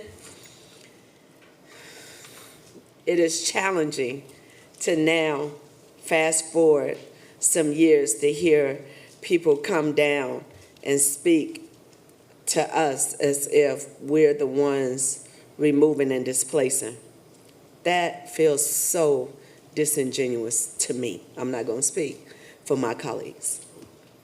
The other thing I need us to take into consideration is I think it's also unfair to try to categorize yourself as, oh, this is what I'm doing is this great thing. There is a business of which I have the pictures because numerous of us have actually gone in the area. Once upon a time, we used to be in NoDa, North Davidson a lot, not as much now, yet there are quite a few businesses there. We could barely maneuver through the streets. So the idea, the level of entitlement to say, yes, you have a business, but I am going to bring my wares and I am going to set it up directly in front of your business. And I very well may be selling some of the similar items that you're selling, or even the exact same items that you're selling. Even though as a business, you not only applied and received a business permit, you're not only paying a brick and mortar for this space, oh my goodness, you're also paying taxes and you have a form that you have to fill out because we're going to get our tax money. So to say that a decision that we may make is doing a displacement is a very disingenuous conversation to even try to entertain. Because that is the equivalent of the oldest story, which is one of the most horrible stories, and that is the story of Goldilocks, where she just thought it was a great idea to walk up in somebody else's house and then determine what's going to happen in it. The decision that I believe that we are making right now, we have also put some concessions in there where our staff is taking it a step further to help you identify other locations to potentially be when you just set up shop in front of another business. And we have had a couple of those businesses have to close down. Now, as a general rule, I don't go into NoDa a whole lot, but we have family and friends that have events there. So we do attend, and it is difficult to maneuver. There is very little parking. You cannot access the beautiful benches that our tax dollars paid for people to have something to sit on because they are covered with wares. So as we have this conversation and move forward in this vote, I just need community to understand that there are multiple sides to this conversation, but it does not feel good to have individuals come down and present one side of it to attempt to play victim for something when we have an opportunity to create something better that respects the process and understand that we need to actually have a process in place. Why? Because that sign that you see in any space that tells you not to do something is only created because somebody did it. If we had a different system where you weren't doing this, we wouldn't even have to have this conversation. But since it is happening, we are having this conversation now, and I hope we decide to move forward to try to get to a place where we can create space for everyone, but I cannot sit here and play this game of, oh, big bad council, you're doing this horrible thing. Let me go get some stuff and buy it and then go show up in front of your business and just start selling it and see how that plays out. Let's just have a very transparent conversation. Thank you, Madam Mayor. All right, thank you, Ms. Mayfield. Motion to approve. We have a motion to approve, but Ms. Ajmira would like to speak. Ms. Ajmira? I need to say something. You can say something. I don't want to say anything. Okay, well, then you don't, I do. Thank you, though. And thank you, Madam Mayor. I think it's important, Mr. Peacock, I know you don't want us to be here for long, but I think it's important for us to clarify. There is a wrong narrative out there, and I think we need to set the record straight here. We are not pushing street vendors out of business. We are not doing that. All we are doing is creating a structure that is safe for everyone, so that we can all live in a harmony, we can coexist, where we can have brick and mortar businesses as well as street vendors. So the committee did a lot of work on this to try to create a balance where we have public safety, while ensuring that there is unique character of the NoDa neighborhood continues.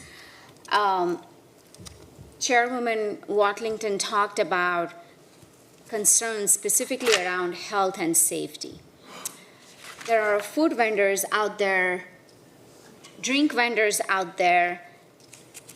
We gotta make sure that we collaborate with the county to ensure there is health and safety standards that are being met.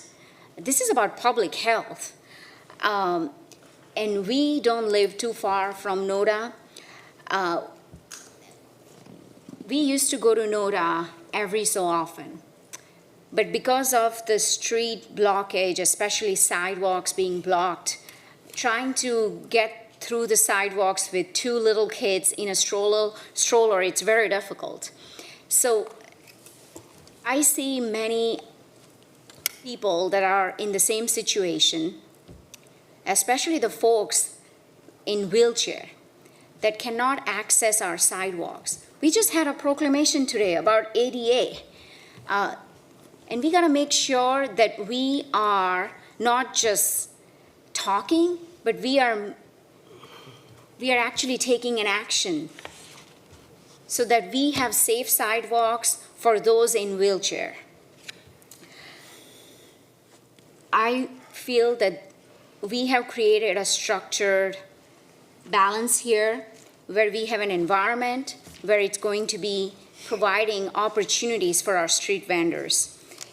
Ms. Robinson talked about how the NoDa neighborhood is so unique because of its arts, music, culture, and people, and the vibe. We want to keep that. We want to embrace that because that's what brings you visitors to NoDa. And I hope that we can continue to do that with the contributions that you bring to the table, as well as other artists and street vendors that spoke. And we are committed to providing a space that is safe for you all to operate and contribute to the vibrancy of this very unique NoDa neighborhood. Thank you. Thank you. Ms. Johnson? Thank you. We do support street vendors. And I want to make that very clear. The ladies that have spoken so far, we're on the committee. And I hope that you all take the time to listen to the committee, because we were very intentional and very concerned about the future for the street vendors.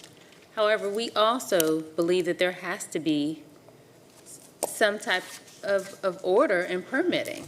But we want to be very intentional that the permitting is affordable.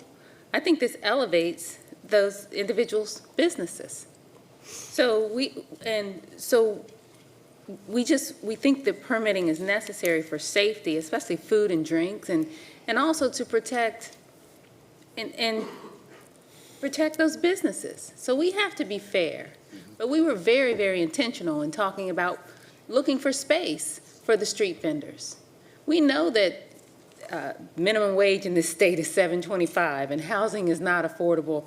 And most people need a second job or a street or a hustle. This is a second job, or we have two jobs also, so we get that. And we really, really want to, we want to protect that.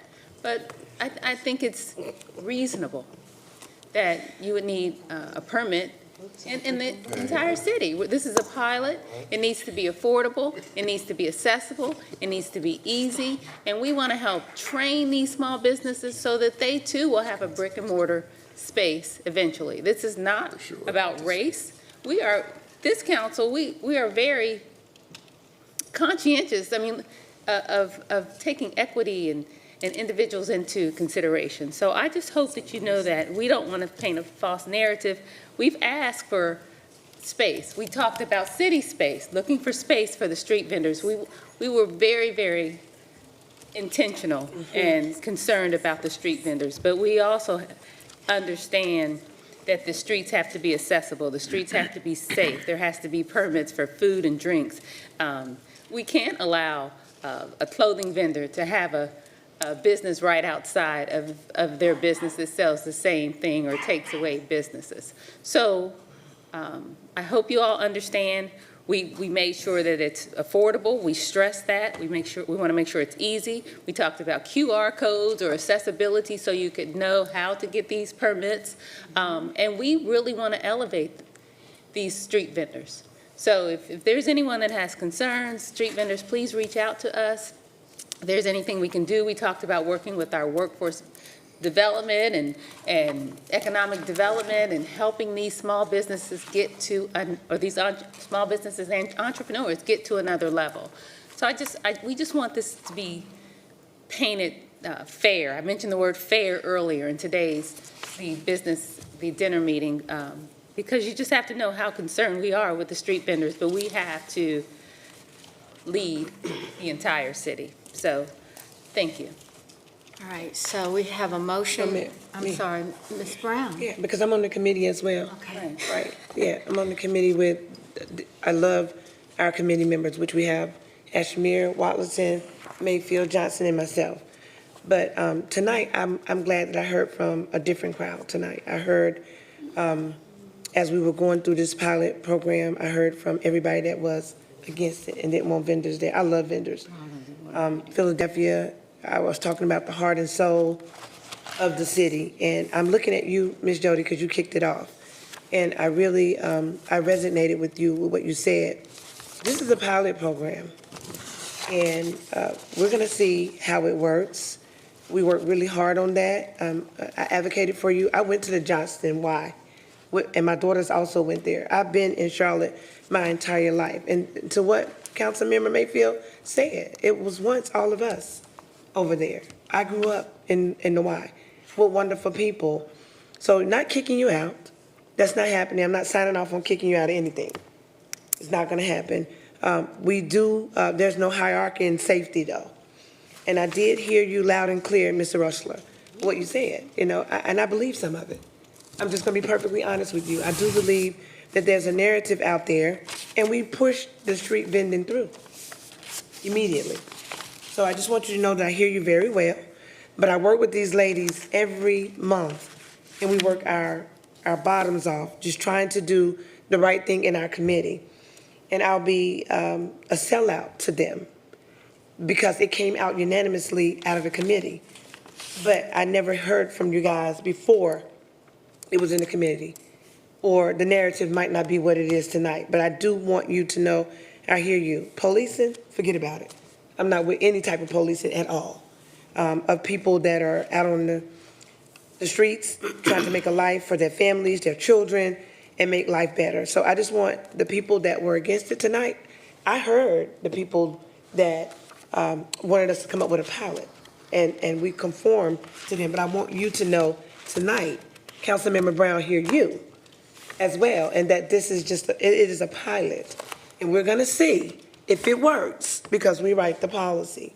And if it doesn't, then we'll be back out here. But this is, in no form or way am I signing on to anything to discriminate against people, to police, to have unfair policies. There is, I'm very, very, very, very concerned about what you all said tonight. The numbers don't lie. You had a petition out there that people supported you in large numbers. So we're gonna give the opportunity for safety, for our businesses to continue to grow, and they've done the right thing. They went to get their permits to set up their businesses, but I don't support pushing you out at all. For me, vendors is a heart and soul of our city. I don't like everything shiny, bright, and new. I just don't. And I've been living in Charlotte for 54 years.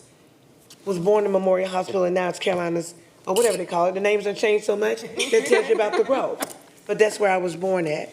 And so I just want you to know that I hear you loud and clear. And the Johnston Y is very near and dear to my heart. I learned how to swim in that YMCA. So I just want you to know that your words have not fallen on deaf ears from me. And I'm a huge advocate for people that normally don't have that regular voice. And I just wanted to speak out and let you know that I am your voice, I'm your ears, my eyes is wide open, and I'm looking and I'm listening, that you be treated fairly in this case. I just want to share that with you. We heard the business owners, and we are creating a palette, but it doesn't mean it's going to stay that way. All right, thank you. Ms. Molina? Thank you, Madam Mayor. Thank you to everyone who came out to share the differing perspectives. I want to make sure that I don't repeat anything that anybody has already said tonight, because that's, yeah, very important. I guess I'll just add what I would consider to be somewhat of an addendum, right? And I think it would add a little bit of perspective to what Councilmember Brown just said. And a lot of what we do on this body is often lost in, it's often lost in the politics of it all. But the goal of what we do is somewhat to produce outcomes so that a policy can be made as a result of what we collect as far as information is concerned. Something that would allow us to apply kind of a general rule across the city. And so with that being said, we have what she said is a pilot. This is not the only pilot. There's one in Uptown as well. For what we consider to be a congested business district. What I was told today by staff is based on what we learned from the pilot in NoDa in about 6 months' time, we'll have more information to what I hope would be a policy discussion so that we can talk about what this means as far as vending across the city. Because right now we're just talking about it from a NoDa and an Uptown perspective. And I feel like inevitably at some point, and I'll speak just from a East Charlotte and what we used to call the open air market perspective, we had something that wasn't similar to this, but we had all vendors in one space. And because of the Eastland Yards development, all of those vendors were displaced. And unsuccessfully, there were many attempts to try to reorganize that particular group of vendors and provide them the space. And since then, there's been great dispersion amongst the people who were once in that area. And so right now, we don't have what would be like something that would be applied citywide. And so what I would like to see, I'm in support of this ordinance for many of the reasons that some of my colleagues have said around the dais tonight. But I think what I would hope that you would hold us to is what we've been elected to do, which is to create some policy around what it means to be a vendor in the city of Charlotte citywide. And hopefully that's what we learn from this now second exercise of street vending in this particular neighborhood. I know that, again, and just like the community area plans, this isn't something that's easy to do because there's diversity across our now 935,000 person city. That's a large undertaking, but just, for the purposes of tonight, I definitely will be supporting what we're doing with the understanding that we're going to learn from it and be able to apply it to, what we were elected to do, which is to, discuss it from a policy body making perspective. So thank you so much. All right, thank you. So we have a motion on the floor to approve the amendments to the City Code of Ordinances. All in favor, please raise your hand. Anyone opposed? So the motion carries. Let's now move over to item 12, which is there a motion to have, I'm sorry. Move to approve A, B, C, and D. A, B, C, and D. A, B, C, and D motion has been made and second. Ms. Johnson? Yeah, I wanted to ask if someone could give an update regarding the traffic signal at this intersection.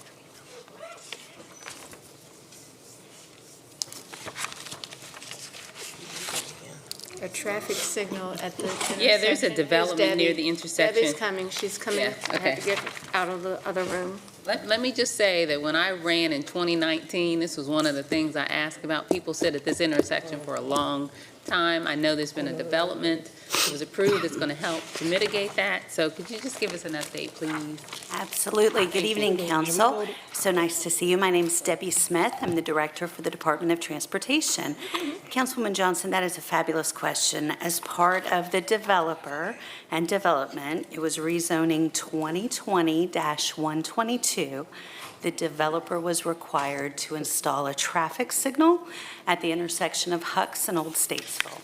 As part of that, the developer has to also work with the railroad to improve the safety at that crossing intersection so that it would talk to a future traffic signal.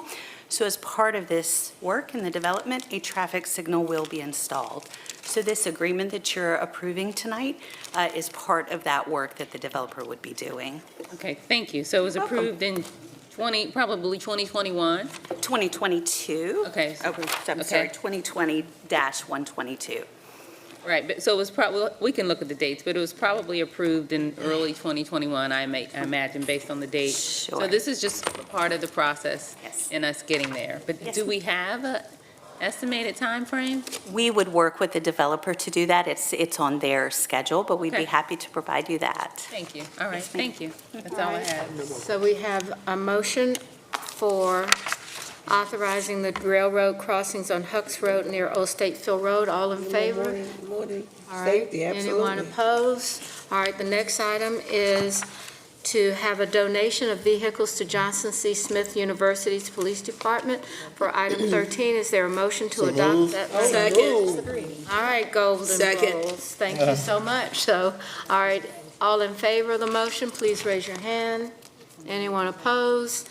Hearing none. So the next item is item 14. Is there a motion to adopt a standing resolution approving the periodic donation of unclaimed cell phones and other electronics left on the Katz property to the charitable recycling organization? Do we have a Move to motion? adopt. Second. We have a motion and a second. Any discussion? Hearing none. All in favor, please raise your hand. Raise your hand if you're in favor. Oh, So, favor, all yes. right. So then that passes. Any opposed? All right, the next item is a sublease for Charlotte Mecklenburg Police Department's Lake Wiley Boathouse. Is there a motion to authorize the manager to negotiate this lease with Mecklenburg County for the use of the property? Second. We have a motion and a second. Did I get a second down here? Mr. Peacock. Second. Mr. Peacock was a second, thank you. Is there any discussion? I have a Ms. question. Johnson? Boathouse. It's a boathouse that we're leasing for $1? Is that right? Correct. Yes. Okay, and that's to County. Duke Energy? No, it's the, I believe it's for County. Okay, so we're leasing to the county for $1. Okay. Thank you. All right, so all in favor, please raise your hands. I don't know if we did that because Ms. Johnson had a question. So all in favor for the boathouse? I'm sorry, please. Okay. Anyone opposed? Okay, thank you. All right, the next item is for Airport Fuel Farm Expansion Lease. Approve a 30-year ground lease with Charlotte Fuel Facilities. Do I have a motion? So moved. Second. Motion and a second. Any discussion? Hearing no discussion, all in favor, please raise your hands. Anyone, is there anyone that objects? All right, so that moves forward too. The next item is Mecklenburg Soil and Water Conservation District Urban Cost Share Program. Is there a motion to adopt a resolution ratifying? Second. All right, we got a motion and a second. Any discussion? Hearing no discussion, all in favor, please raise your hand. Anyone that's opposed? All right, the next item is authorizing the manager to renew that contract for an additional 3-year terms and to amend the contract consistent with the purpose for which the contract was approved. Do we have a motion? So moved. Second. Second. All in, Which item you on? Item 18. 18. to approve a contract and to authorize the That's manager. the, Oh, okay, I am so That's not a sorry, renewal. Angela. Angela, I mean, you've been sitting here for a while, so let me say this first. Angela Charles is here to answer any questions about, as well as her deputy, Ron Hargrove, who is retiring after 30-plus years of service.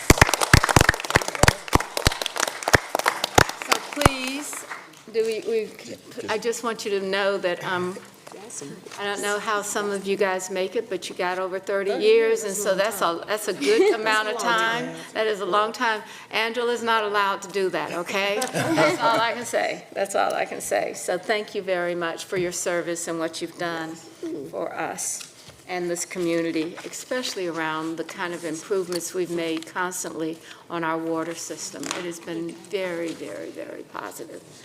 Okay, now, we need a motion to approve. Okay, there's. Keep them in order. City attorney had something. Motion, is there a motion? Is there a So moved. motion, thank you, is there a Second. motion to approve the 30-year ground lease, right? Yeah. Okay, that's for number that one. So here we go, we go to the next one. Yeah, I think we're on All right, 18. We're actually on 19. Oh, we're on we're on 19. 19 now. We're on 19. We didn't do 18. voted on 18 We yet. didn't You do haven't voted 18. on We it. didn't do 18 yet. Okay, the clerk, Didn't get 18. we didn't get 18, so it's not the clerk's fault, it's completely my fault for not being able to count. We got lost. So, okay, we're on item 18. Is there a motion to approve a contract with So moved. Astaria and for the sale of fertilizer? Ms. We Mayfield, motioned and second. and then. A motion and a second. Any further discussion? Hearing none, all in favor, raise your hands. Anyone objecting? Thank you very much. The next item is authorizing the manager to renew the contract for those 3-year periods. I think that's consistent with the item that came before. So we are now going into 19 is to Symphony authorize, items 19, Symphony Park Infrastructure Reimbursement Agreement. For item 19, is there a motion to authorize the city manager to negotiate and execute an infrastructure reimbursement agreement with South Park Community Partners in an amount not to exceed $8 million, and adopt a budget ordinance reappropriating $770,229 from the Park South Drive Extension Project to the Symphony Park Development Project in the General Capital Projects Fund? Do we have a motion? Mr. Peacock. Second, Mr. Driggs. All right, Mr. Peacock and Mr. Driggs made the motion. Is there any further discussion? Hearing none, all in favor? All right, is anyone in opposition? All right, so that carries unanimously. Unanimous. Yes, okay. Item 21, draw program for, We're on 20. Almost had something. you're right. This is an important one as well. Item 20, adopt a bond order and resolutions authorizing and approving refunding of 2015 water and sewer revenue bonds not to exceed $210 million and calling for the execution and delivery of various documents, adopt the budget ordinance for the $210 million into the Charlotte Water Debt Fund, and authorize city officials to take necessary actions to complete the financing, including making the application for the local government commission. Move to approve A, B, and We C. have a motion for A, B, and C. Any Second. discussion? And we have a second. And any discussion? Hearing none, all in favor? Anyone opposed? All right, that passes. Item 21, draw program for the Spectrum Arena upgrades and refunding of outstanding certificates of participation. Is there a motion for authorizing Second. and approving the issuance of the construction period up to $130,500,000 and refunding of outstanding arena certificates of participation, a number of other things as well? There's a motion for A and B. We have a motion for A and B. And B. All right, Second. we have a second. Is there any discussion? Hearing no discussion, all in favor, please raise your hand. Anyone opposed? Ms. Johnson opposes, thank you. All right, the next item is for item 22, and this is, I'm sorry, item 21 is an adopt a resolution authorizing, we did that one for that. We're going to 22, approve the City of Charlotte's application to the United States Department of Housing and Urban Development, Section 108 Loan Guarantee Program, authorizing the manager or his designee to execute the documents. Do we have a motion? So moved. We have a second? Second. We have a second. Is there any discussion? That was for items A and B. Items A and B, all in favor? Raise No one- hands. Raise your hands. Anyone opposed? All right, so that item passes. Okay, so the next item is 23, Housing and Community Development Fiscal Year 2026-27 2030 Consolidated Plan and Fiscal 2026 Annual Action Plan. For this item, is there a motion to adopt the fiscal year 5-year consolidated plan and the fiscal year annual action plan? So moved. Have a motion and a second. Is there any discussion? Hearing no discussion, all in favor, please raise your hand. Anyone in opposition? All right, so we move on to there. And then tonight, there are the nominations. I don't know if the clerk has had the opportunity for the nominations. Ms. Johnson? Yeah, before we move to the nominations, I wanted to ask Mr. Jones, we had, during the public hearing, we had, before Rebecca, before you leave, I don't know if you're going to, but we had some folks come to us and talk to us about the Baymont. And I wanted to know if we could give an update to the work that we have done as a city. I think that was an important issue. If we're able to kind of give an update, I know that Sean and Rebecca have both worked with community partners, so I think it's important to the public to know that the city has done some work on this. So, If that's okay, Mr. Jones? yeah, that's fine. Thank you. Good evening. Thank you for the question, Councilmember Johnson. I'm Rebecca Heffner, Director of Housing and Neighborhood Services. So, as you all know, the Heal Charlotte program that the city funded, the contract for that work ended last November. And then earlier this spring, in May, the Heal Charlotte program closed down at the Baymont. There were a number of families that the Heal Charlotte program worked with to relocate from that location. In that process, residents were able to access displacement resources that are provided by the city through our partners. So we're able to work with other partners for housing navigation and relocation and financial support from Crisis Assistance Ministry. There are several families that you heard about and we heard from tonight who continue to look for stable housing following that situation. And we've been working closely with April Lewis and her team, as well as our partners on the ground to identify who those folks are that need support and are planning a community resource fair to help connect them to the resources that are available to folks, whether that's through Mecklenburg County Coordinated Entry, Crisis Assistance Ministry for Emergency Rent and Utility Assistance, a Housing Collaborative for housing navigation, legal aid for legal support. So we're working with April and her team to organize some resources to bring to folks all in one place, potentially as early as this weekend. Thank you. Thank you. Thank you for that work. Thank you. All right. Okay. We have. Don't worry, you don't have to come in tomorrow. No, this is not related to that. I got something else. Mine is. Okay, so Ms. Mayfield. Same difference. Thank you, Madam Mayor. I think it would be helpful if we can get a referral to committee.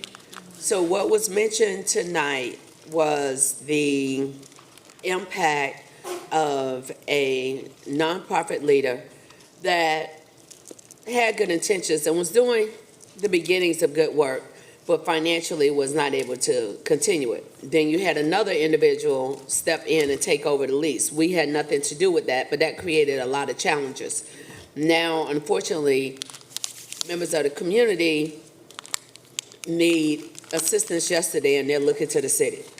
I think we have an opportunity for us to be able to dig a little broader in committee and look at our support application process to get a better understanding of what is your long-term plan so that we can try to reduce this type of situation happening again. Because the investments that we made were not only just made in good faith, they were made towards a good process that was actually changing individuals' lives. Unfortunately, there was other funding sources that fell through, and my biggest challenge is how did a transition of who we invested in, that contract getting to another organization, and we have very little say over what happened. Like, should we have a window, a 6-month window, a 3-month window, where if we know that an organization that we funded may be having challenges, to help us try to get ahead of it? Because on the back end, I received numerous calls from actual partners and staff of organizations that were placing individuals where emails went out from their corporate headquarters saying, do not place any more of our residents at this facility under this current leadership that is there. So that creates a number of challenges. I think if we can look at our application process when we're looking to support and identifying that what if, even though we say no such thing as unintended consequences, that scenario, to make sure that we are able to help as many people as possible, but also recognizing that this is a great opportunity for us to partner with our counterpart in Mecklenburg County, because the city cannot do everything. We are hard services. Police, fire, sanitation, economic development. We have stepped into this role for many years, but this really is not our role, and we just don't have X number of units. We're working on it. We're working with partners to set aside 5%, 2% of the units for when we have a situation like this. But I think we just have an opportunity, if we can get it to committee, to really dig in and have some different conversation. I think that we ought to actually dig in more than just what happened. I think we've got a lot more information that we need to have. The community, I know all of us probably got lots of emails and context, and I didn't understand it. And so I know that we're going to be in another situation where we're talking about taking some time off, but I think it's an actually good idea from Ms. Mayfield that if there's an opportunity to have a discussion around this and actually have some fact-finding, I think it would be really a good thing, because we can't go to the next thing without knowing. It's like you have to learn from your mistakes and figure out what we can do better. And that's what we're trying to do. It's not that we are, we're working really hard on this. I mean, the initiatives that you've done have been tremendous, but we have to look at this as more of a business and make it a little bit more determination. And I think that this would be a good idea, but I also want us to have an understanding that we've been working a lot. So I don't know when we could do it, but I'm thinking August, because I'm not volunteering Dr. Wellington or Councilmember Driggs for us to do. Yeah, we did that last summer. We did that last year. I don't want you, I think you really ought to really dive into it and make it work. And make it, we really need to understand what happened. Yes, ma'am. All right, so. Thank you, Mayor. We will do that. Mayor, I have I was like, Lord, I don't know what item we're on, but I know that we had SCIU in here, and I have a formal request. I think I want to ask the council to move to take a vote tonight. We've been going back and forth with SCIU and trying to work with them on case. Do we have an update on what we can do for them? I would like to move for us to approve to be able to move it to the committee. Researching the City of Charlotte's authority to implement policy to improve airport safety and efficiency, and examining measures to improve the recruitment and retention of workers employed at the airport. It's important that we take a vote to let them know and let the public know that we clearly understand and hear them as a council. They come meeting after meeting after meeting after meeting. I am one of the people that champion them and stand with them and believe in what they're trying to do. Now, if the attorney or someone wants to give a detailed explanation of why we can't support them, I'm open to hear that.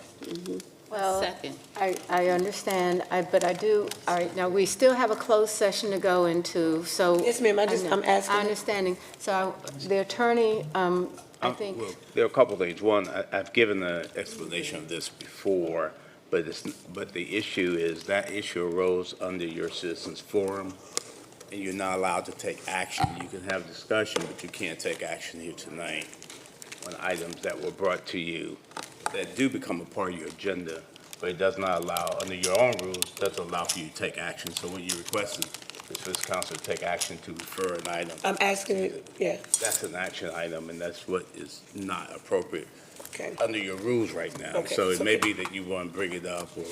It can come as a But future hold item. on, I don't, so the attorney has told me that it's not appropriate under our rules. So then I would need to see that. Please, can you send that to me? It's right here. Mr. Fox, It's right okay, here, right here. all right. Okay, it's- But I it's- do it's- think it says that it can be done at a future time. I just want to know, because, I I mean, understand. you know, if we have a group of individuals that come here every month, after month, after month, after month, and I'm sure that a lot of people on this council, other than myself, support them. So I'm just asking, I'm the individual. No, you're asking is appropriate. I'm asking for my constituents, it's in my district, and yeah, I'm very concerned about the safety, the efficiency, and what we do for the airport. Right. So I'm concerned. So if we can't put it on tonight's agenda, then can we ask that it be on a future agenda? You can ask for it to be on the Okay. future agenda. So, but Mr. Fox is showing me something, because I had a question. So Yeah, thank you. Doing the consideration. Because I didn't think they spoke. Well, I guess it's. No, we have to, can, An issue that is raised I think a lot of folks are wanting to shall be considered. explain this later. Yeah, boards and commissions, we're going to get a report. Boards and commissions. Wait a minute. Well, let's not disregard the dissenting Well, hold opinion. on, wait a minute now. I'm a sitting council member. I had a question. right. We're still And the attorney is addressing that. We're not gonna do that, Right. because I don't do it to you. We're not gonna do that. We're not doing that. Councilman Brown, I'm not doing anything. I'm just simply. I didn't call your name, so maybe you were doing it. Okay, now. Do anything.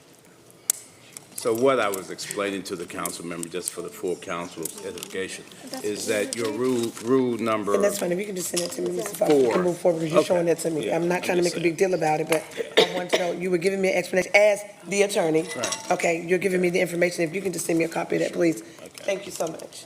I yield back to you, Madam Mayor. I'm not gonna be disrespected.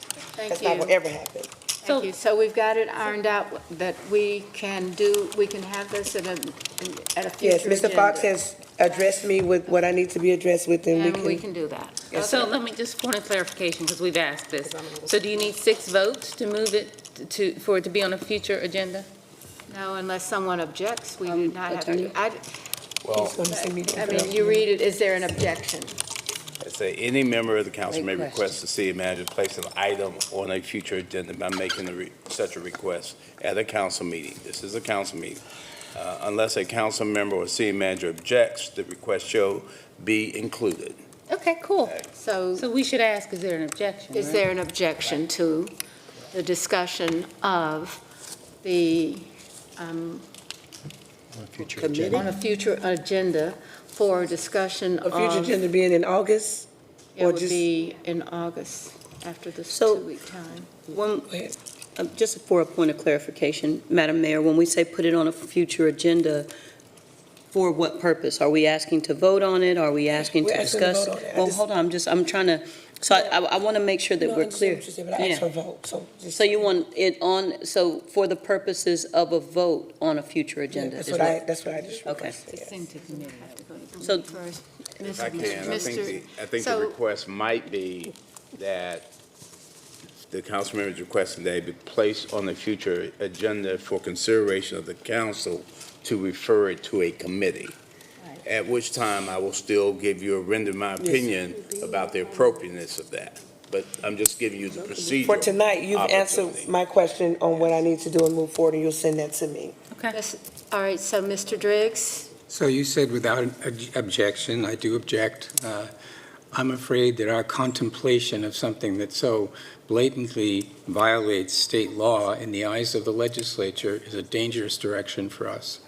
And I would remind people that our control of the airport is tenuous. There is still an existing law in North Carolina that transfers control of the airport to a commission.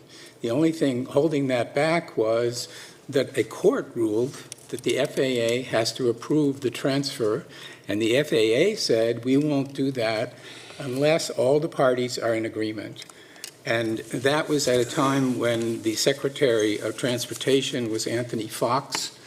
I'm afraid the outcome could be different.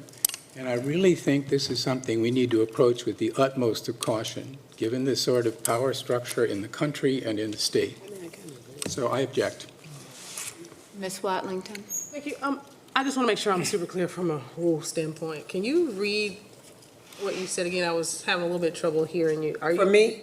No, for the city attorney. Are you saying that our rules say that, I know that if there is an objection for the same day, Right. then you can't put it on the agenda. Did I also hear that if someone asks for something to be put on a future agenda, if any one member objects to that, then it can't be placed? For clarification, I'll just read the exact language Okay. of your rule. It says that, let me make sure. And I'm reading from 4D of your rules of procedure. It says, any member of council may request the city manager to place an item on a future agenda by making such a request at a council meeting. Unless a council member or the city manager objects, the requested item shall be included. If a council member or city manager has an objection, the item in question shall not be included on a future agenda unless a majority of the council votes in favor of including the item. So does That is the rule. Thank you. So does that vote, it would seem that that vote would happen at the same time as the request. What you have tonight is you had the request, you've had an objection stated. So now you've got to determine if you've got the votes to. Right, so the majority or not. Okay, so then So someone has to make a motion. yeah. I'm sorry. Sorry, there's a point of information. The motion is to put exactly what on Yeah, I asked the same a thing. business I just read it. agenda. Would you like me to read it again? No, I want to, well, The maybe item the that's clerk, before maybe it the should come from the council. clerk, because she took it, but did you get, The clerk. did you get the motion that, I didn't get a motion. I wanted to know what the motion is. I just want to be clear what we're actually voting on. Yeah. We're voting So on, did someone, So are we vote? So it sounds Right like now, we're Councilmember voting Brown on is whether or not prepared to to put make it a on the motion. agenda, Yes. right. She's right? ready. There was a proposal to put it on the agenda, But- which was but, properly made, and an objection. And it's on the I council understand, agenda. I understand that, but Right. It was put what, it was to to put what authorize on the agenda? I understand. Budget Committee to Referral to investigate the committee. safety and efficiency. I read very well and speak very correct English. I'm not sure why other than people not listening, I'm gonna say it again. Thank you, Mayor. I move that the city take a vote to authorize the Budget Committee to investigate the safety and efficiency of airport operations. This includes, but not limited to. So, Mr. Driggs, what I did for you was listen to you even though I didn't want to, without interrupting. Researching the City of Charlotte's authorities to implement policy to improve airport safety and efficiency, and examining measures to improve the recruitment and retention of workers employed at the airport. Then I went on to ask Mr. Fox, was it okay to do that? And Mr. Driggs gave us law, legislation with his history of being on city council, that it may be illegal and it may be something that we cannot do legal-wise. So I will defer back to my attorney, who we've appointed to sit at this council to direct us, not other council members that hold the same weight as me. I'm asking the attorney to give me that information. I don't care how long you've been here or how short you've been here. I'm asking the attorney to give me that information. Not other council members, because you hold the same weight as I hold, one vote. The motion that was made, according to your rule, was inappropriate because it was seeking action by this council to refer an item to agenda that was raised in your citizens forum. Right, I hear Your you. rules prohibit you from doing that. Then the question morphed into, well, how can it, from Ms. Johnson, how can it be placed on a future agenda? I shared with this council your rule regarding placement of an item on a future agenda. That had to be, a request had to be made during the council meeting. I deemed that was a request. The request was to place on a future agenda the referral of the union issue to committee. And that was where it was determined that there was an objection to that. Yes, sir. The objection then requires that in order for that to be referred to a future agenda, that it has to have the majority vote of this council. Okay, All right. That's where we are. thank you. And the motion has been made and not yet seconded? Is that Did I hear that, or are you still? It was made and Johnson seconded, but it was objected. But there's a motion on the floor, so now we're in discussion? Yes. Is that where we are? It should be. Well, there's at least, even if the motion is not appropriate, there is a request to put something on the future agenda. So that's where we are now. We need to take a vote if we have the majority to add this to the future So agenda. I think, and what I think is so confusing is there are multiple questions and people are kind of lost. So if you could please clarify. The only request for this council to decide is a request coming from Ms. Johnson of whether to place it on a future agenda. Yeah. And the objection by Councilmember Driggs raises the requirement that you've got to have a vote of a majority of this council according to your rules in order for that to be included on a future agenda. Okay. That's the wrong committee. So- That's the wrong committee, for sure. Well, so, okay, are we in discussion? We should be. Are we in discussion? Do we have discussion now? That's what we've been doing. Yeah, right. Okay, that's what I'm assuming. I'm sorry. Nobody has asked to speak besides Ms. Johnson. In order to vote, you were voting on a motion. Somebody moved to do something, no? Right, oh, it's just a vote whether or not over the I know, but we objection. can't vote on something that's not a motion. Okay, I'd like to make a motion Made a suggestion. Made a motion. I'd like to make a motion to consider this on a future agenda. Consider Case. what she said, on a future agenda. Second. Okay. Okay, so we're in discussion. We have a motion and second. Ms. Watlington? Thank you. So I think we just got there to where my question was going to be. I don't know that I would be ready to support the final action without having the discussion and understanding, because I know there's a little bit of question about why the budget committee. The reason it's the budget committee, as I remember, is because we were talking about our opportunity as a city to review our procurement policies that would tie to the outcomes, whether or not we dictate how the businesses achieve those outcomes, I think was the research that you had done with the interim city attorney. Right. And so, to the extent that those procurement items fall under governance, I think that's how it got to be in the budget governance committee. Okay. So, yeah, I just want to make sure that I'm understanding and remembering that correctly as I assess. And the committee, you could take that deeper dive and Sure. decide how. And dig in it and dissect it and see what we can or cannot do. Okay, just as a point of clarification, I thought we had a motion on the floor prior to what Ms. Johnson just said. We had a motion for Ms. Brown and a second, and there wasn't an offering of a substitute motion or withdrawal of that motion or anything. We just all of a sudden had another motion. Great question. Yeah, So I just want to make sure, because I want to make sure we're being honest. We had a motion and a second. Yeah. And then all of a sudden, we had another motion and a second. That motion was out of order.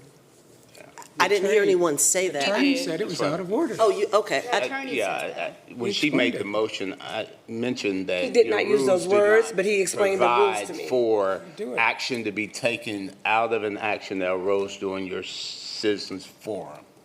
But I didn't hear a second. Okay, thank you. I just, maybe it's because we've kind of like lost the motion, the We haven't. movement here. I heard Yes, because clearly. I'm trying to just follow, I'm trying to listen attentively understand, to Ms. Mayor Pro Brown. Tem. So I'm saying I'm missing some stuff because we got a lot of conversation going on. So that's why I didn't hear that was out of order. That's why I asked for the point of clarification. So the first motion was out of order. So now you have a new motion from Ms. Johnson, and it was seconded.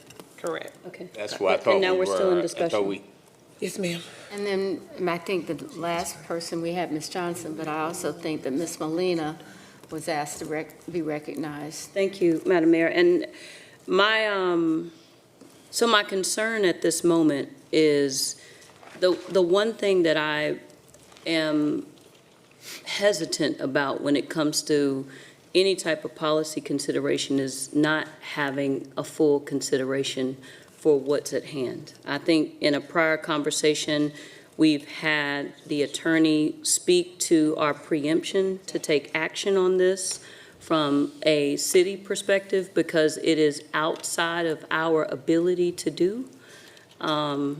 specifically because, and so oftentimes the political part of this conversation is what rules, the things that are in front of us, and there's not full context. We have 2 vendors that employ essential workers at our airport, and those private employers have not paid what the workers consider to be a fair wage, and there are no benefits, and the workers that are doing these jobs are essential to the engine that we have, that is the Charlotte Douglas Airport.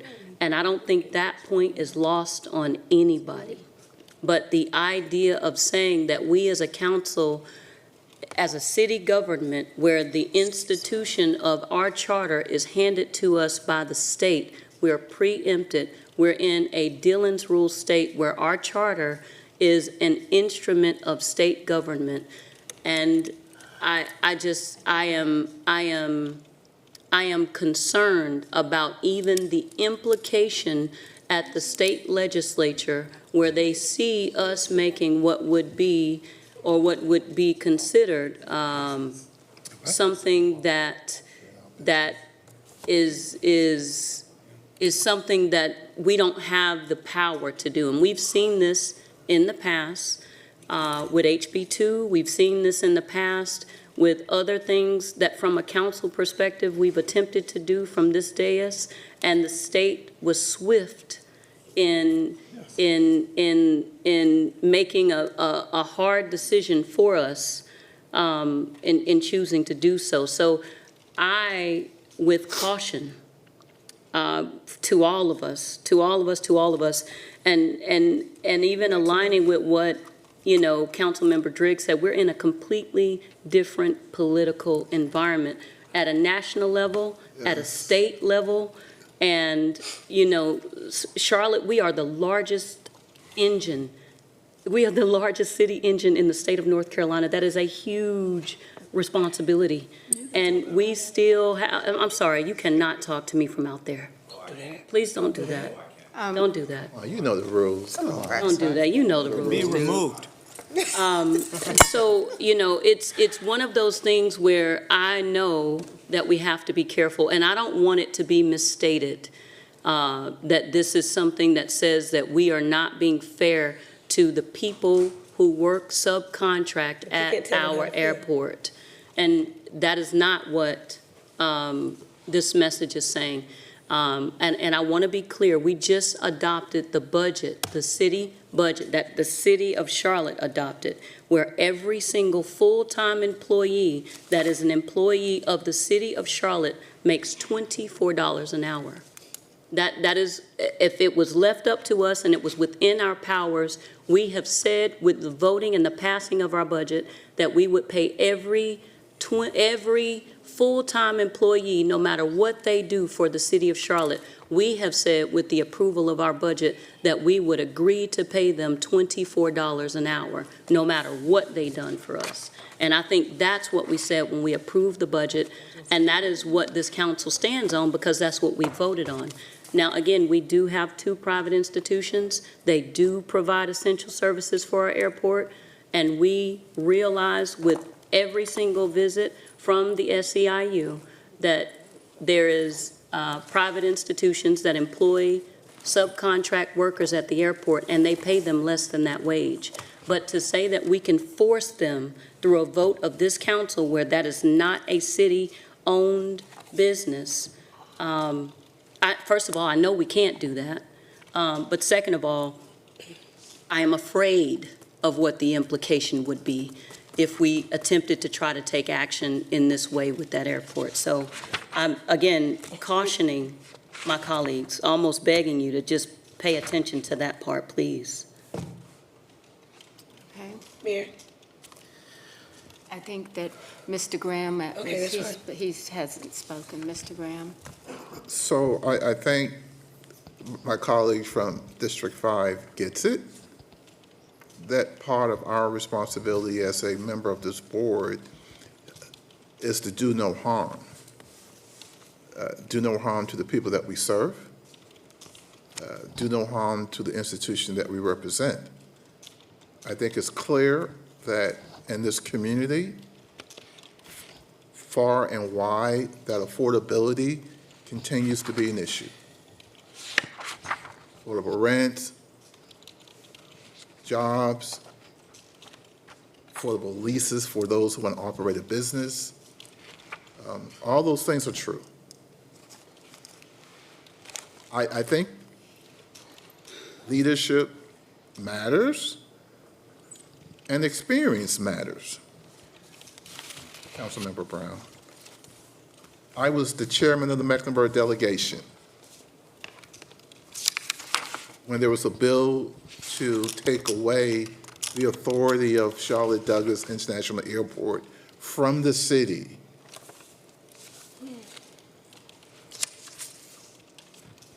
Our sitting governor, who was then the mayor of the city for 14 years, looked the other way and stayed quiet for almost 4 months, 5 months. And we fought like hell to keep the ownership of the airport that has been in the city's possession for decades. And many mayors and council and citizens through our vote and our bonds helped grow that airport. It is the economic engine that stirs the region, not just the city. Stirs the region for job creation and corporate relocation and corporate retention, corporate travelers, hospitality and tourism. It stirs the region. And I think my colleague to my left is correct. That thing is still tenuous.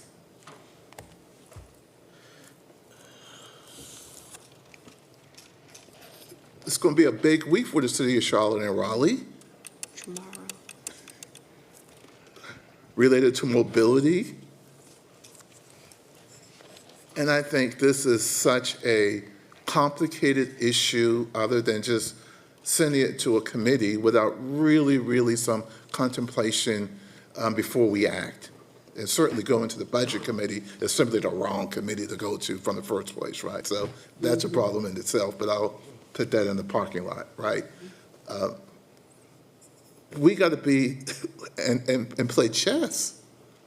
We got to find a way to help individuals in this community who needs help. And I think the budget that we approved weeks ago moves us in that direction to help people. Housing, workforce development, partnering with our county partners, providing youth services, doing a lot of things to help people help themselves. Do no harm. Think things through. Listen, I've been doing this long enough that I'm not this corporate guy. I've been progressive before there was progressiveness, right? I marched in the streets too, right? But then you got to think how to play chess versus just make a move. And yeah, it's an election year. But the pledge that we took and the oath that we took was to do no harm. There's a way that there's some safety issues. And I read the memos that the city attorney has sent us a number of times on this issue. And I'm not an attorney. And that's why we hire one to give us his best thinking. Do his job then. His best advice. And if we just discard that as though it's meaningless, then we hurt ourselves. If we want to address this issue, let's find ways to address it without shooting ourselves in the foot, right? And certainly not this week, if you can read between the lines, right? Right? I ain't into reading between the lines. I hear you and I respect you. There's a mobility bill that's in the, Malcolm, I I'm talking, I have the floor with all due respect. I didn't interrupt you. These are big issues. Affordability is a big issue. No one's discounting that at all. Big issues. Let's not lose what we got and what we fought to keep.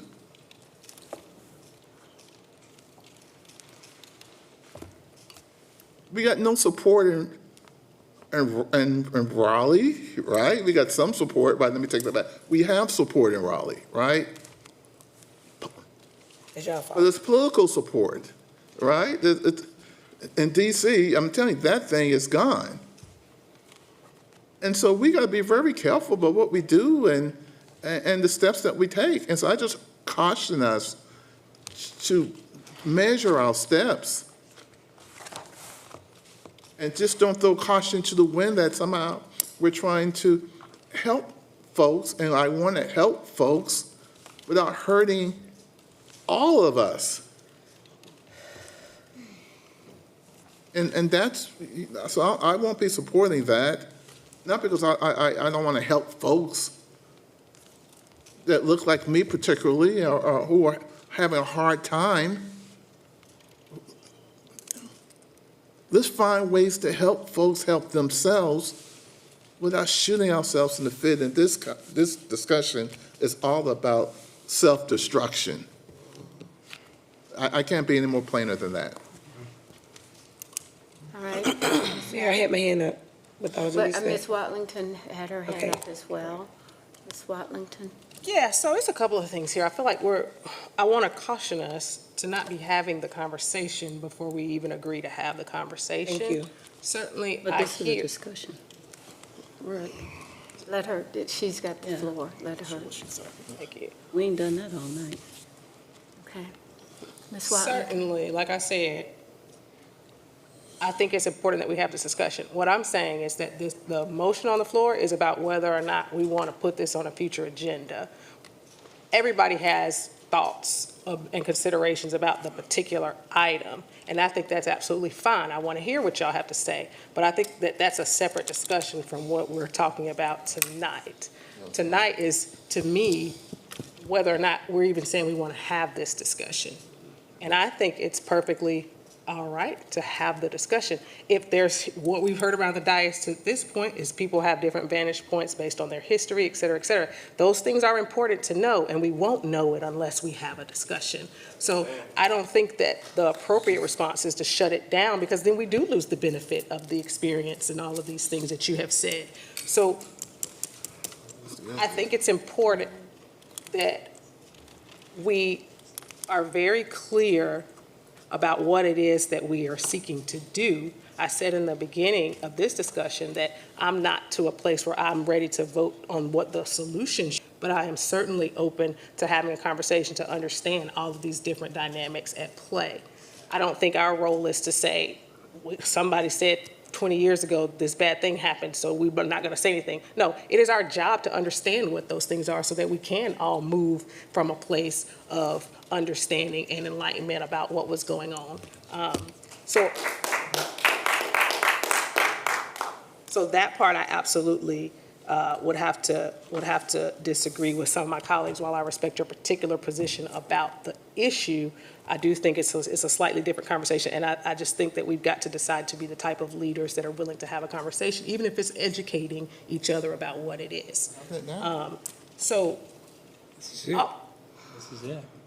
and so also, I've heard a few things around this conversation, which is why I think it's important to be able to have it in a space where we can actually unpack it and be able to go get information and come back, because I think it does a disservice to our staff members who may have information to weigh in on this, and we don't even have the benefit of that at this point. From what I understood the last few times we talked about this is that, Mr. Attorney, you had conversation with Councilmember Johnson about some things that were within our scope. I thought that's where the whole procurement conversation arose from. It was. So I was clear that your memo talked about particular things that we didn't have the ability to weigh in on, but what was said at this dais last time that we had this conversation was that the two of y'all had gotten together, and that's where this idea around, we can certainly review our procurement processes and make sure that the outcomes meet our city's objectives, whether it's for people at the airport or people in the transportation union. Like, if we were talking about our bus drivers, I think this conversation would be going a little bit differently. So I would caution us not to make policy. We talk about citywide and representing the city. We've got to consider policy as a city, not just because it has one particular caveat or the other. If we're going to have a city policy conversation, then let's have a city policy conversation and make the necessary adjustments for the specific instances. But what I want to make sure that I'm clear about is am I understanding correctly that you all were aligned on that within our scope, we could talk about our procurement practices? And I'm asking specifically the attorney and Councilmember Johnson.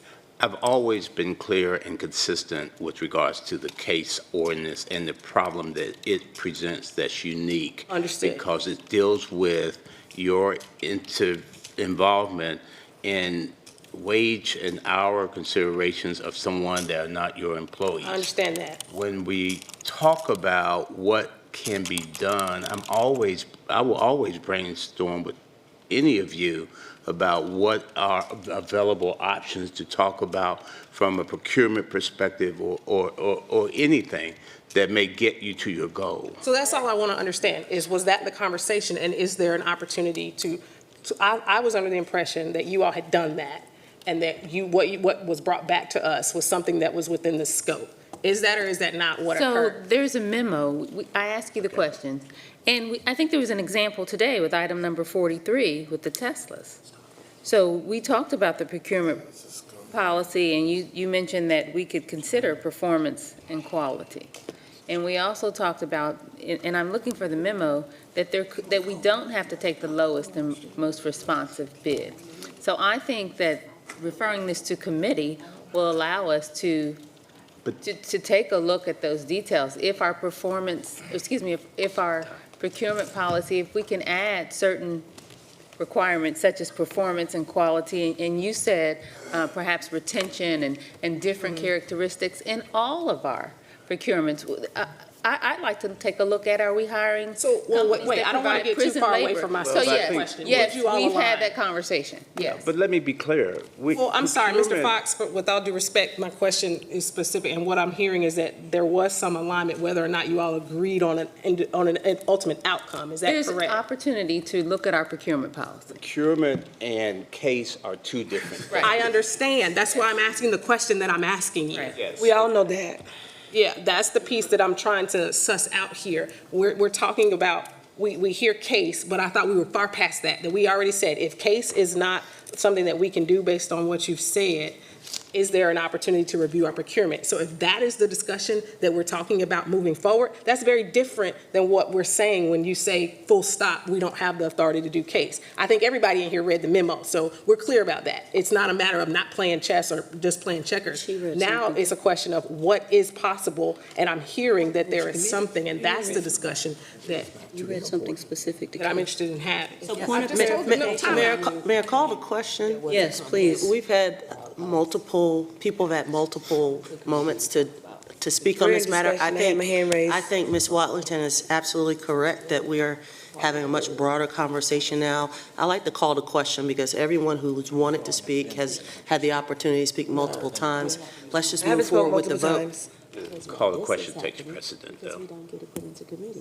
Yeah, so we have to vote on that. It takes two-thirds of the committee, question. or two-thirds of the council. So let's just vote. Y'all do what y'all want to do. I'd like to make the motion to call the question then. Second?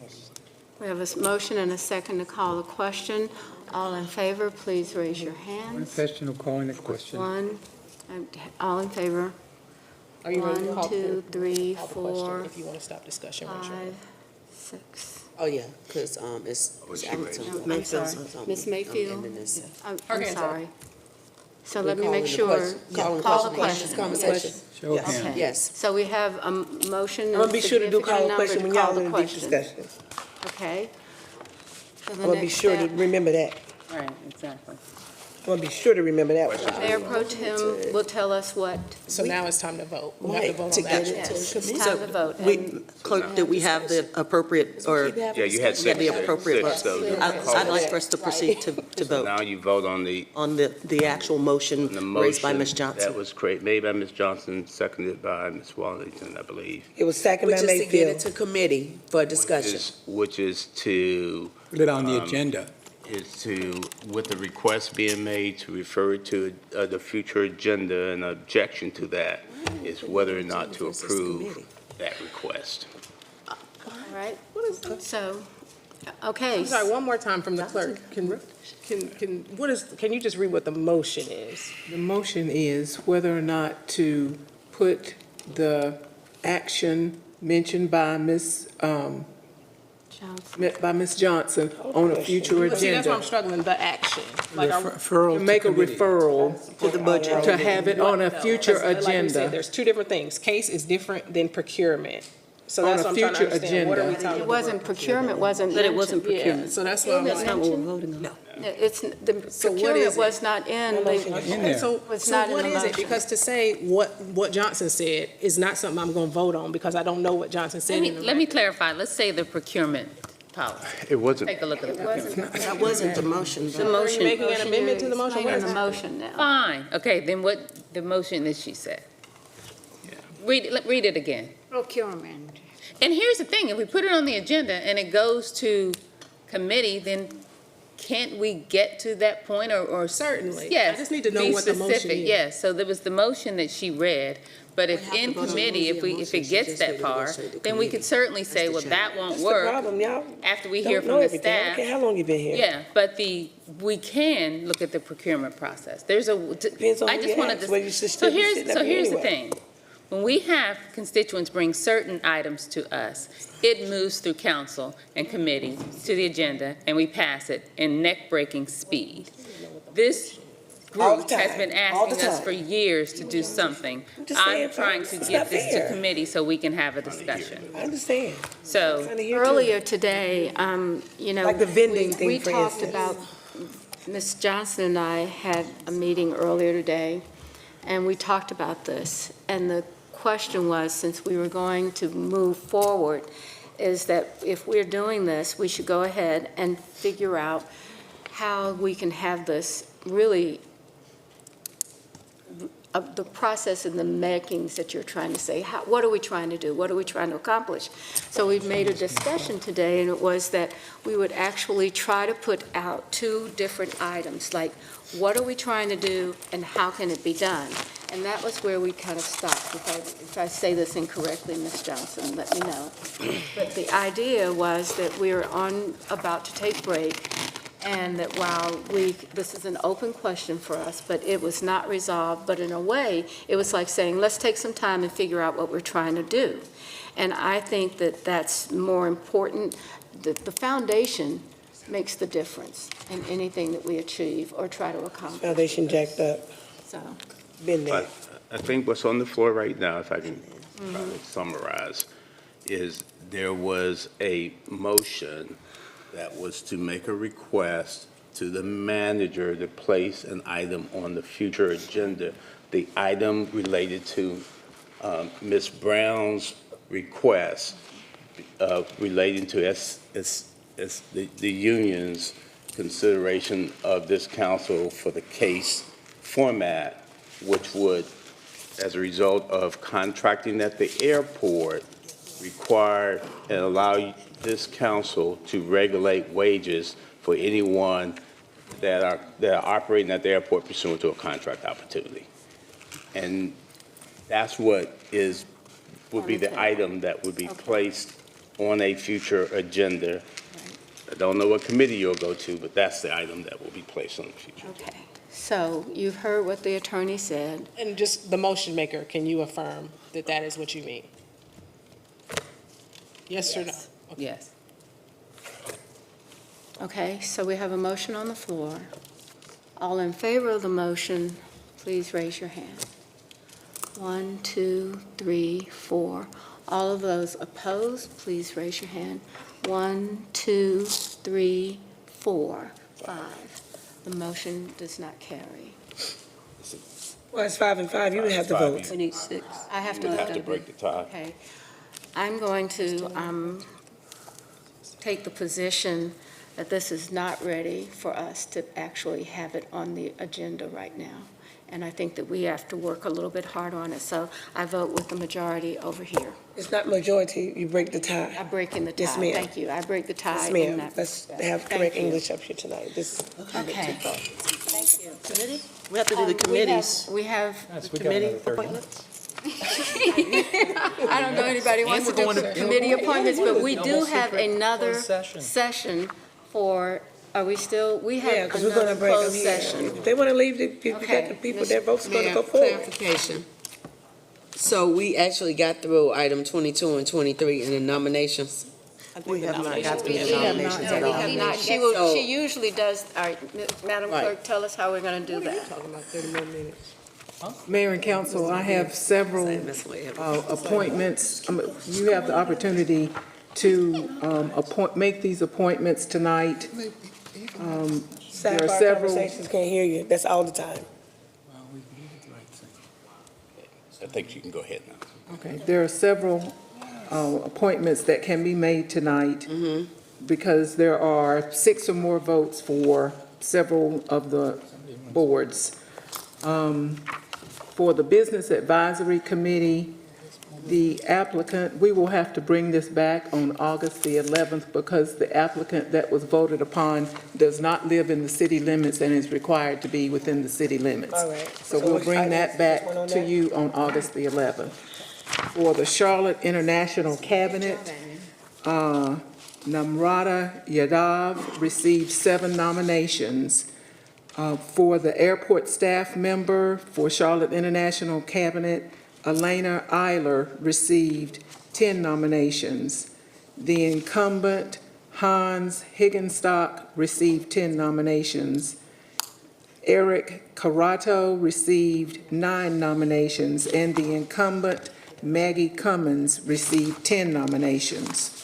For the Charlotte Mecklenburg Public Access Corporation, Logan Rollins received 9 nominations. For the Charlotte Regional Visitors Authority, the incumbent, Larkin Eggleston, received 10 nominations. For the General Travel category for CRVA, Pascal Alvarez received 8 nominations. For the Community Relations Committee, the incumbent, Charlene Henderson, received 9 nominations, and Angel Morris received 8 nominations. For the Historic District Commission, Ann Stanley received 10 nominations, as did the resident owner of Wesley Heights, Christopher Allred, received 10 nominations. For the Mint Museum Board of Trustees, Cheryl Palmer received 8 nominations. For the Planning Commission, Clayton Seeley and Aaron Shaw, the incumbents, received 7 and 9 nominations respectively. For the position on the Planning Commission recommended by the school board, Rebecca Wilding received 8 nominations and is also an incumbent. For the Public Art Commission, David Gall received 8 nominations. And for the Stormwater Advisory Committee, Dave Kanan received 9 nominations. And as I said, the Business Advisory will come back to you on August the 11th. Move by acclamation, all who receive 7 or more Second. votes. I have a motion and a second. Is there any further discussion? Hearing none, all in favor of the motion, please raise your hand. I think that's unanimous. Is anyone disapprove? Okay, so with that, we now to have the closed session. Mr. Yeah, Madam Mayor, the motion to go into closed session is to go into closed session pursuant to North Carolina General Statute 143-318 11A6 to consider the qualifications, competence, performance, character, fitness, conditions of appointment, or conditions of initial employment of an individual public officer or employee or prospective public officer or employee. So moved. I have a motion and a second. Second. All right, all in favor, please say aye. Aye. All right, and we'll go back into. And who opposed going to closed session? Me, but I'll go. Okay, thank you. I sure do. This is I how. oppose it, most definitely.